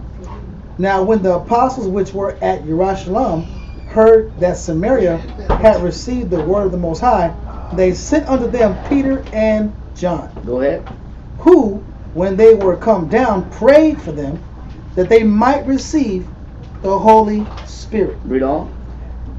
For as yet he was fallen upon none of them, only that they were baptized in the name of Yahushua. Read on. Then laid they their hands on them, and they received the Holy Spirit. Go ahead. So the Most High was endorsing Peter and the rest of the apostles. Read on. And John. And when Simon saw through the laying of the apostles' hands, it said when Simon, who previously was a sorcerer, who cared about bewitching people through his sorceries and his magic and had a career in that. That was his career. Read on. Hands, the Holy Spirit was given. He offered them money. He offered them what? Money. He offered them what? Money. So people want to divine. They want to do healing. They want to do sorcery, or they want to use herbs, or they want to be spiritualist. They want to be naturalist. Yeah. You know what I'm saying? For what purpose? Money. It is not really about the people. It's the behind the scenes is all about the money. It comes down to can I use this science to get paid? That's what it comes down to. Can I get leverage over people? Can I get leverage over people, and I can use it for my advantage, and I pay my bills with it, and I become wealthy with it. It's not about actually helping people. It's about abusing the knowledge for the sake of money. No different than the medical industry today, of why medicines are so damn expensive. They figured out there's so many people that are paying astronomical prices for medications when the medications only cost $1 per pill. But by the time the medical industry have their interest and they know it works, they purposely hike up the cost of medicine. They purposely hike up the cost of what it takes to heal people. Because it's not about the people, it's about the money. Read on. But Peter said unto him, thou money perish. He says your money dies. Thy money perish with thee. Go ahead. Because thou hast thought that the gift of the Most High may be purchased with money. Because you're going to use it for the wrong reason. And that's why the Most High said he don't give his gifts to just anybody. And when we look at Solomon, if Solomon was given the ability to master the sciences of sorcery and to pull off spirits, the Most High also knew that he wasn't just doing it for what? Money. He wasn't doing it for money. It wasn't behind some economic scheme or plot that I'm going to use this sorcery and pull these demons off at a cost. Yep. What kind of demon your baby got on you? Okay, well that's going to cost about $99. Let me that chain off your neck. You know what I'm saying? If you call now, I can get you 2 for 1. You buy now, you get the second one free. He said that type of spirit, the Most High only gives and endorses men who knows that their intention is pure. That's not about money. Mm-hmm. Read on. It says, thou hast neither part nor lot in this matter, for thy heart is not right in the sight of the Most High. So a lot of people may pursue these sciences and this knowledge, but the Most High won't endorse it because he knows that their heart is not what? Right. Their heart is not right. Now, so if Solomon was given that spirit of sorcery or to pull off demons, like exorcism, I should say, that's because Solomon had a right what? Heart. He had a right heart with the Lord. And that was it. But a lot of us want to tap into that left-hand side, but our heart ain't right. And that's when you read in the scriptures, it blows up on you and it backfires on you. You know what I'm saying? That's when you play with Ouija boards, you play with the little 8-ball, and you play with little things that other people play with, tarot cards, and it blows up in your face. And you play with that left hand, and you get destroyed by it. Because you thought it was fun, or you thought it was a game, but you had no idea of the root of it, what you were doing. So people want this ability, but they don't understand that the Most High only gives that to people that got the right mind. Finish that? Repent, therefore, of this thy wickedness. Go ahead. And pray to the Most High, if perhaps the thought of thy heart may be forgiven. And they said that you got the wrong idea and you got the wrong thought. Pray to the Most High that he forgive you of this thought. A lot of our people want power, specific power, but not for the right reason. So let's go back and finish that where we were. Okay. Where did you start on that? That was at verse 9. You started at 8 and 9? 8, yes sir. Thank you, sir.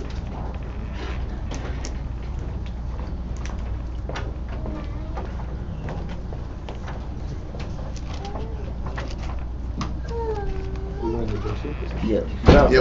I'm not sure if you want to get back to the. Yeah. We're in let's finish in Antiquities, and then we'll finish up in the Bible. This is getting late.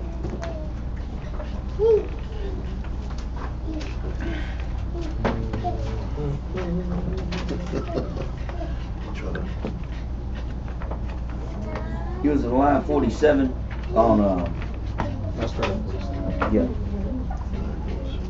Page 214, book 8, chapter 2, and you was paragraph 5 and line 47. Book 8, chapter 2, paragraph 5, line 47. He put a ring that had a root of one of those sorts mentioned by Solomon to the nostrils of the demoniacal, after which he drew out the demon through his nostrils.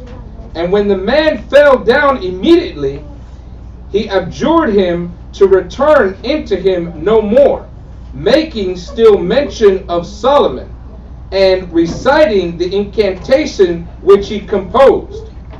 And when Eleazar would persuade and demonstrate to the spectators that he had such a power, he set a little way off a cup or basin full of water, and commanded the demon, as he went out of the man, to overturn it, and thereby to let the spectators know that he had left the man.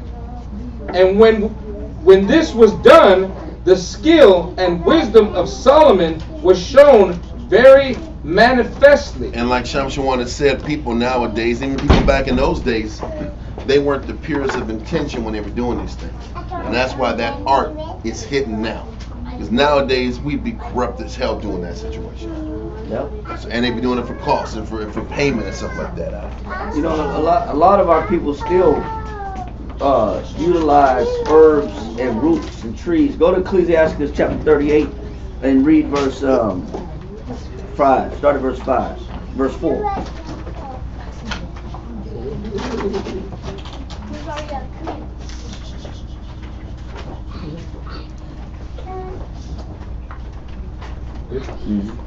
Ecclesiasticus chapter 38 and verse 4. The Most High hath created medicines out of the earth. But don't people abuse medicines? Yep.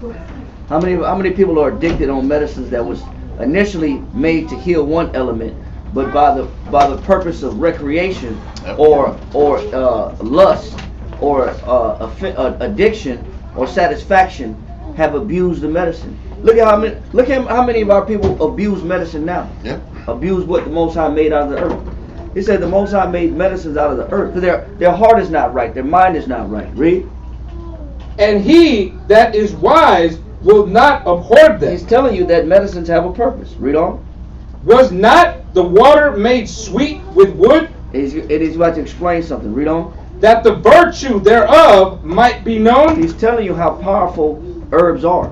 Trees, roots, flowers, stems, buds, bark, the fruit of the tree, the sap. He's telling you that these trees are powerful. There's plants that you could eat by accident and kill you. You know what I'm saying? That it can immediately toxify your bloodstream and you could die just by eating random plants. Or you could run across what you thought was some blueberries or mushrooms. You know how many people die every year misjudging the power that's in plants? Or not understanding you just can't pick up no tree or no grass and stick it in your mouth and expect to live. There's a lot of things that'll kill you. Because they have emulation versions of them. They have versions where it's the real product, and they have copycat versions that look similar, but you have to know which one's which. Right. There's a small sign. It's like the onion. There's a certain onion that it's a wild onion, and there's one that looks like a wild onion, but it's not wild onion. Yeah. It make you sick. It make you wild. But you got some plants that, you know, if you get bit by a snake, you know the snake will coagulate your blood, and then there's some plants you can eat immediately, and it will act as an anticoagulant, and it will actually thin your blood back out so the venom don't attack your organs. I mean, but you got it. But it'll read on. It'll tell you. Read on. Verse 6. And he hath given men skill. But it takes what? Skill. It takes skill to understand what the Most High created in the power that's behind plants. Read on. That he might be honored in his marvelous works. So, and the healing, the skill behind the knowledge of how to heal people is still supposed to give glory to who? The Most High. The Most High. That's who gets the glory behind the healing for what a prescription is that is supposed to take place on a person's sickness and pull them back from their sickness or recover them out of their sickness. The Most High is still supposed to get the glory behind it. It's not about you waxing your palms and getting a paycheck out of it. It's not about you, I'm just doing this for money. I do this for the sake of healing people, but the Most High behind the healing, the Most High gets the glory. That's it out of that. Just want to bring that point out right there. So let's finish up this Antiquities real quick.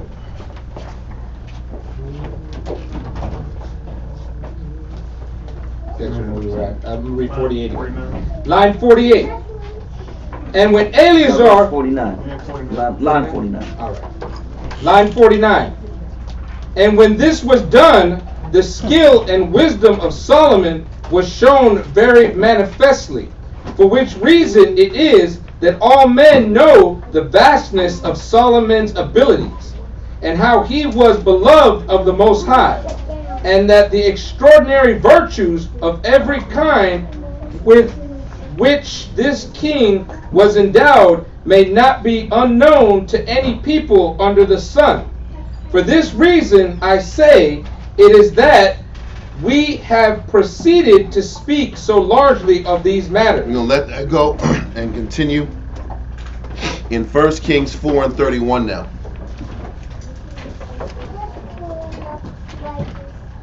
First Kings chapter 4 and verse 31.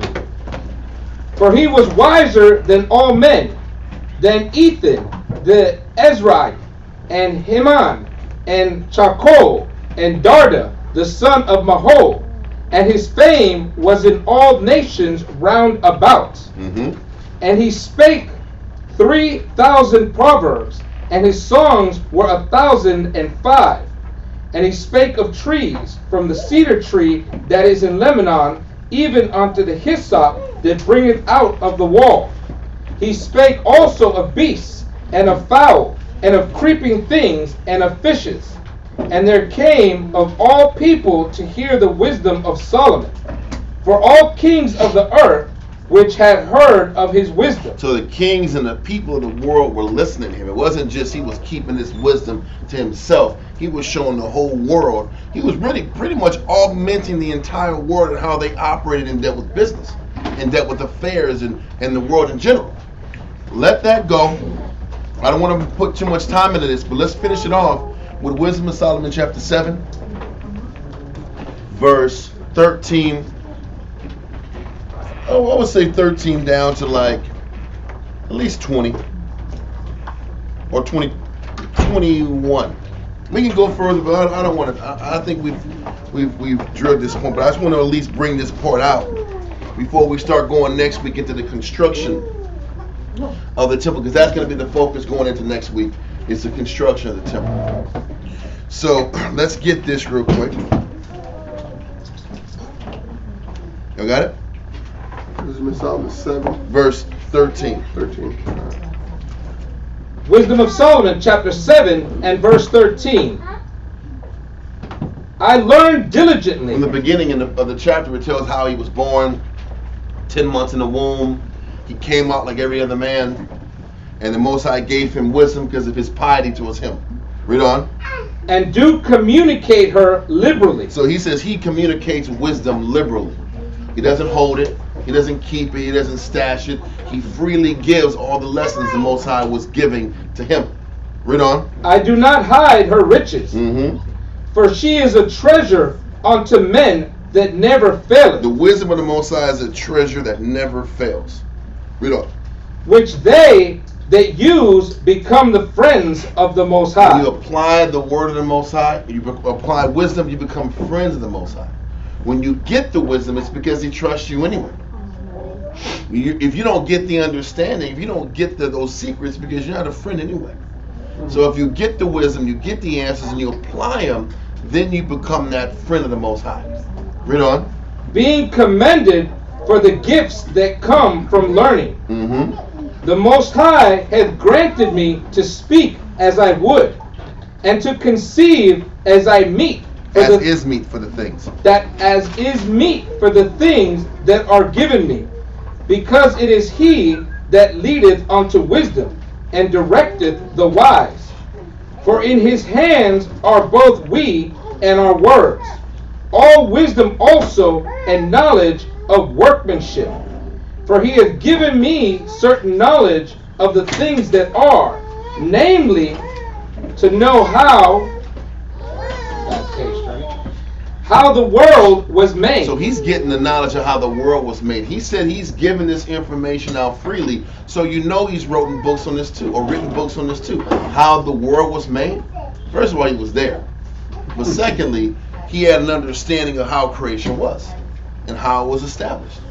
So he wrote specific books on how creation was established in the first place. Read on. And the operation of the elements. And he understood the operation of the elements. Meteorology. Just science. Yeah, atomic level. Science. All of it. Read on. The beginning. You know, the scale of elements, or subatomic. Sorry. Yeah, or just even the periodic table of elements is the foundation and building blocks of science.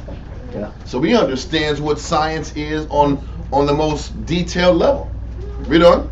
Ending and midst of the time. He understood the beginning, how the world was made, the ending. He understood what was going to happen at the end.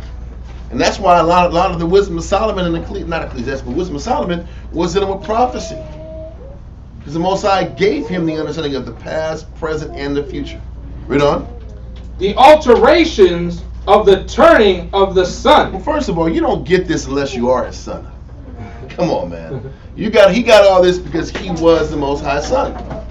So he says the what? The alterations. The alterations of the turning of the sun. Mm-hmm.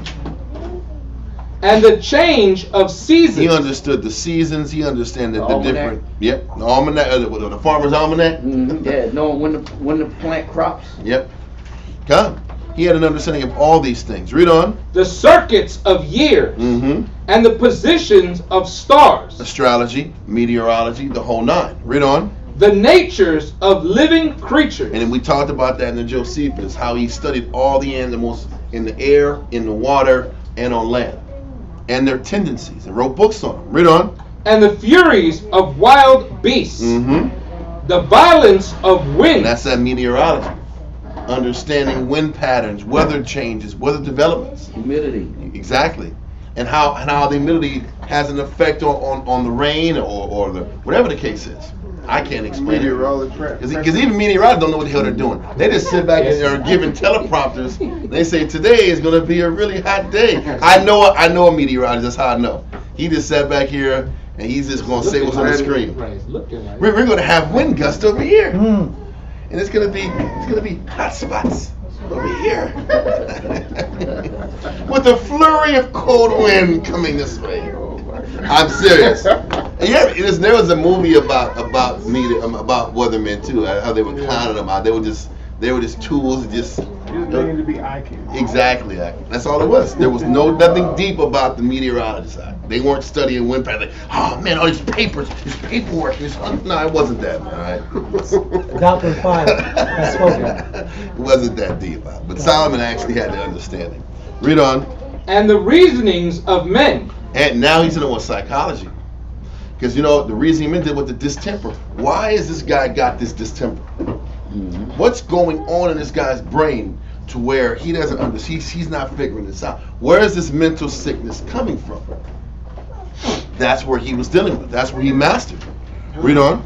The diversities of plants. And the herbologies. And what herb does this person need for this sickness? What is this person deficient in? They need certain roots to cure this distemper. Read on. And the virtues of roots. Mm-hmm. And he understood all the abilities of the roots and what their purpose was and how the roots were there to serve mankind in their purpose. Read on. And all such things as are either secret or manifest, them I know. He says he knows all the things that the Most High wanted to be kept secret. All the things that are made manifest, he knows it all. Which lets you know there were certain things he knew, but he wasn't supposed to divulge.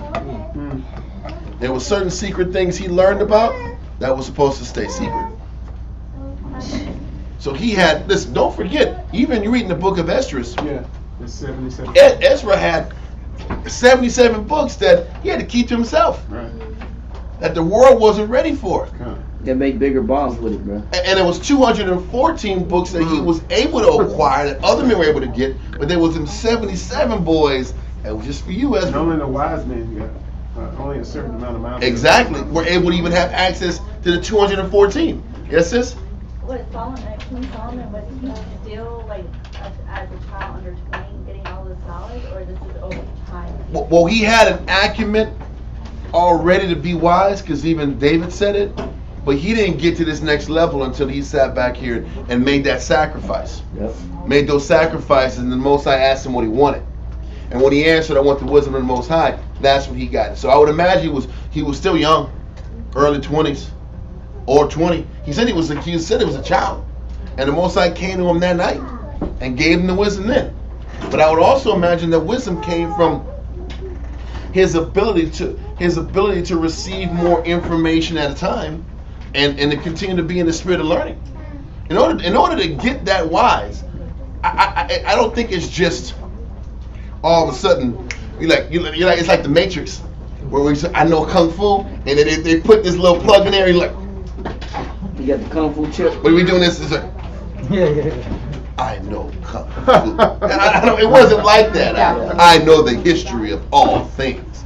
It was the fact that the Most High gave him the ability to study and research and the clarity to get real understanding. I think he opened up his mind to be able to receive the information. Yes, sir. Well, isn't it also that because it's scripture talks about that wisdom is gained in time and leisure, and David gave him that leisure by fortifying the kingdom and giving him that time to learn. It was that, but it was also it is that. But what did he do with the leisure?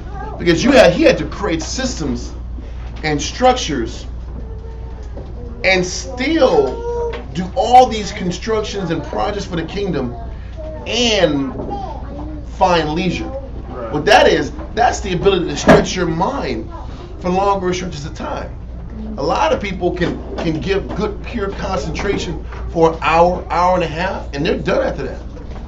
How many people can stay in concentration mode for that long of a time while handling multiple responsibilities? And I think that largeness of heart is what allowed him to receive the things he was receiving, and to grasp and hold on to the things he was grasping. What you want to say? Wisdom of Solomon 8:18 and 19. Okay. What you got?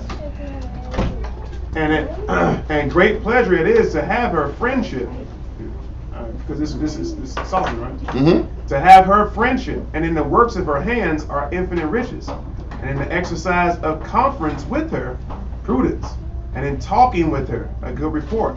I went about seeking how to take her to me, for I was a witty child and had a good spirit.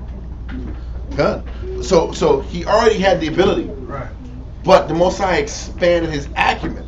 I think from watching what the Scripture says, he expanded his ability to receive information. Right. Because you can have free time all you want, and how many times you get free time you can't concentrate? You're looking at the wall like this. I don't know why I can't control my mind. Squirrel. Yeah, squirrel. Hey, listen, that's a real thing. It's one thing to have time. It's another thing to be able to manage your life affairs and then take your free time and get the max out of it. That's another thing. Push off distractions. Listen, can I do my regular life job and then turn up with my pursuit of knowledge and wisdom? That's hard. Isn't that what that means? Like, I went about seeking how to take her to me. Like, he literally. Well, no doubt about it. You know what I mean? Well, like I said, the desire was there. Right. But then the capacity. Oh, okay. You're studying ants all day, bro. You're studying. I'm gonna study the jackal today. I'm gonna study the cheetah tomorrow. Right. How many weeks you need to study the damn cheetah? How many months you need to study the lion? Right, I got you. And the hippopotamus and the rhino and the damn not the rhino, but the damn unicorn. Yeah. To sit back and learn all these animals. Right. And then to study psychology and insanity. The amount of time invested on top of maintaining a vast kingdom. He wasn't fluffing his time. I know. Listen, he maximized his time. Anyway, did we finish off in the Bible? We was on verse 22. Let's finish off in the Bible. Finished. It was Let's go 34. Wisdom of Solomon, chapter 7 and verse 22. No, let's do 34. Oh, just straight to 34? No, we're going. No, it's First Kings. Did we finish? I was asking if we finished First Kings. I think we did. Yeah, we read. Yeah, we did finish. We did finish First Kings. Don't worry about it. Next week it'll be First Kings chapter 5. But I think we're going to shut it down after that because we've gotten the most out of it. We can go a little more, but I think we got it. It's been a healthy 4.5 glorious hours today. Any questions? Comments? Statements? Ready? Imagine.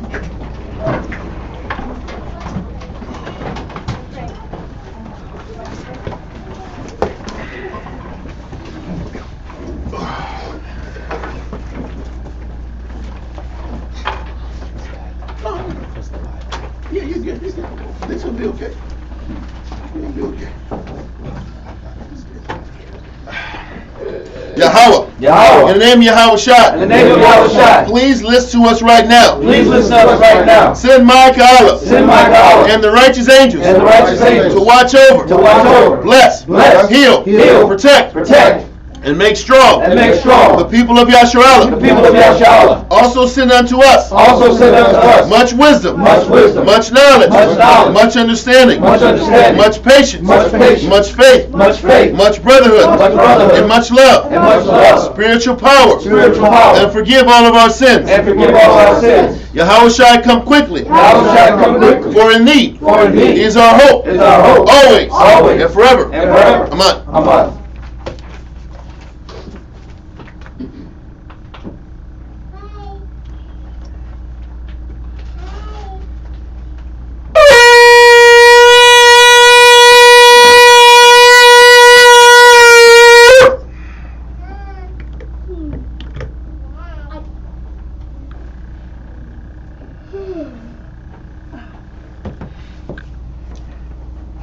Barakatah Yahweh Hashem Yahushua. Barakatah Yahweh Hashem Yahushua. Hahawa Nathanawa. Hathawara. Blessed are you, Yahweh, in the name of Yahweh Shai, that gives to us the law.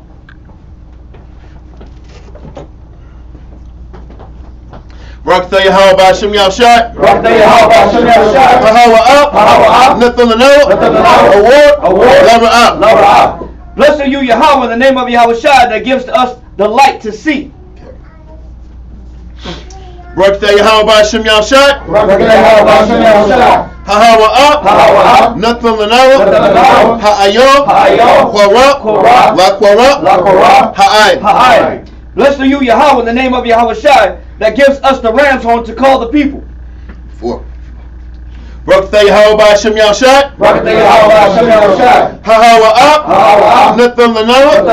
Shaman. Zayat. Lamashach. Yasharallah. Blessed are you, Yahweh, in the name of Yahweh Shai, that gives to us the olive oil to anoint Israel. Psalms 92.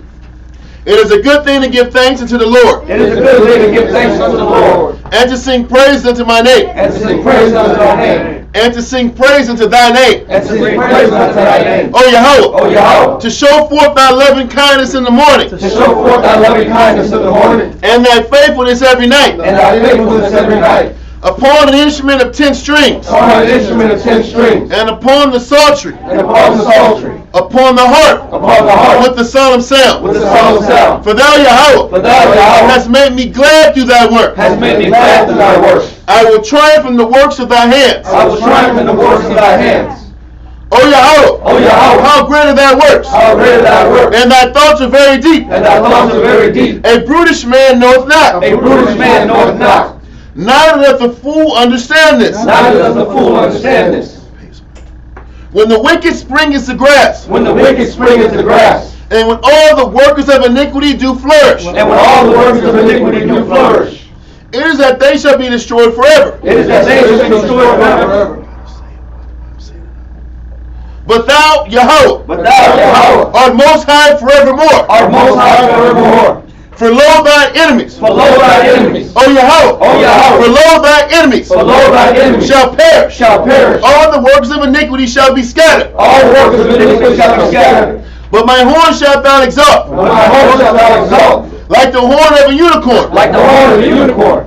I shall be anointed with fresh oil. I shall be anointed with fresh oil. My eye also shall see. My eye also shall see. My desire on my enemies. My desire on my enemies. And my ears shall hear. And my ears shall hear. My desire. My desire. Of the wicked. Of the wicked. That rise up against me. That rise up against me. The righteous shall flourish like the palm tree. The righteous shall flourish like the palm tree. He shall grow like a cedar in Lebanon. He shall grow like a cedar in Lebanon. Those that be planted in the house of the Lord. Those that be planted in the house of the Lord. Shall flourish in the courts of our power. Shall flourish in the courts of our power. They shall still bring forth fruit in old age. They shall still bring forth fruit in old age.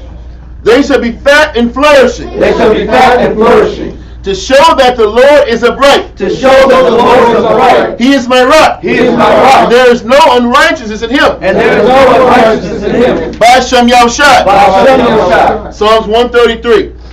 Shayar. Shayar. Hama Iowa. Hama Iowa. La Dawad. La Dawad. Hana. Hana. Ma. Tawab, Wama, Na'ayam, Shabbat, Akim, Gam, Yachad, Hashemad, Hatawab, Ayo, Hara'ash, Yarad, Ayo, Hazakwan, Zakwan, Aharan, Shayarad, Ayo, Haya, Manawat Yuwa, Kator, Haramwan, Shayarad, Ayo, Haroria, Tazayawan, Kaya, Sham, Tazawat, Yahweh, Habaraka, Hayaya, Harwalam, Hashem Yahshua. Psalms 133. Behold, how good and how pleasant it is for brethren to dwell together in unity. It is like the precious ointment upon the head that ran down upon the beard, even Aaron's beard, that went down to the skirts of his garments, as the dew of Hermon, and as the dew that descended upon the mountains of Zion. For there the Lord commanded the blessing, even life evermore. Amen. Amen. Yahweh, Ba'asham, Yahushua, Rachanau, Wa'ashralim, Wa'biyat, Support. Yahweh, Ba'asham, Yahushua, Rachanau, Wa'ashralim, Wa'biyat, Support. Yahweh, Ba'asham, Yahushua, Rachanau, Wa'ashralim, Wa'biyat, Support. Yahweh, Ba'asham, Yahushua, Rachanau, Wa'ashralim, Wa'biyat, Support.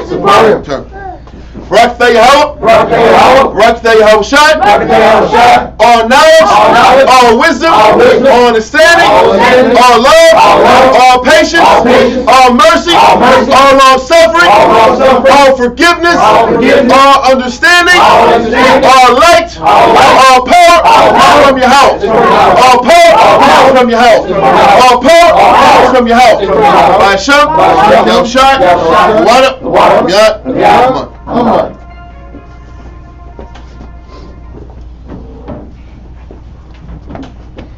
It's been a while. I'm gonna let you do it today. It's been a while. Slurring out in heavenly order.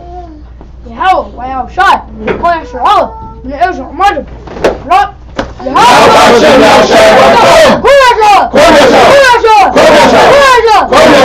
Top, turn to sisters, friend.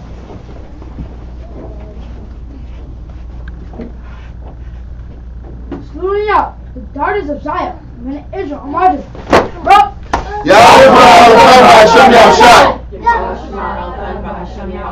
Yashmatap, dismiss. Hold up. All right, Israel. See y'all on Monday.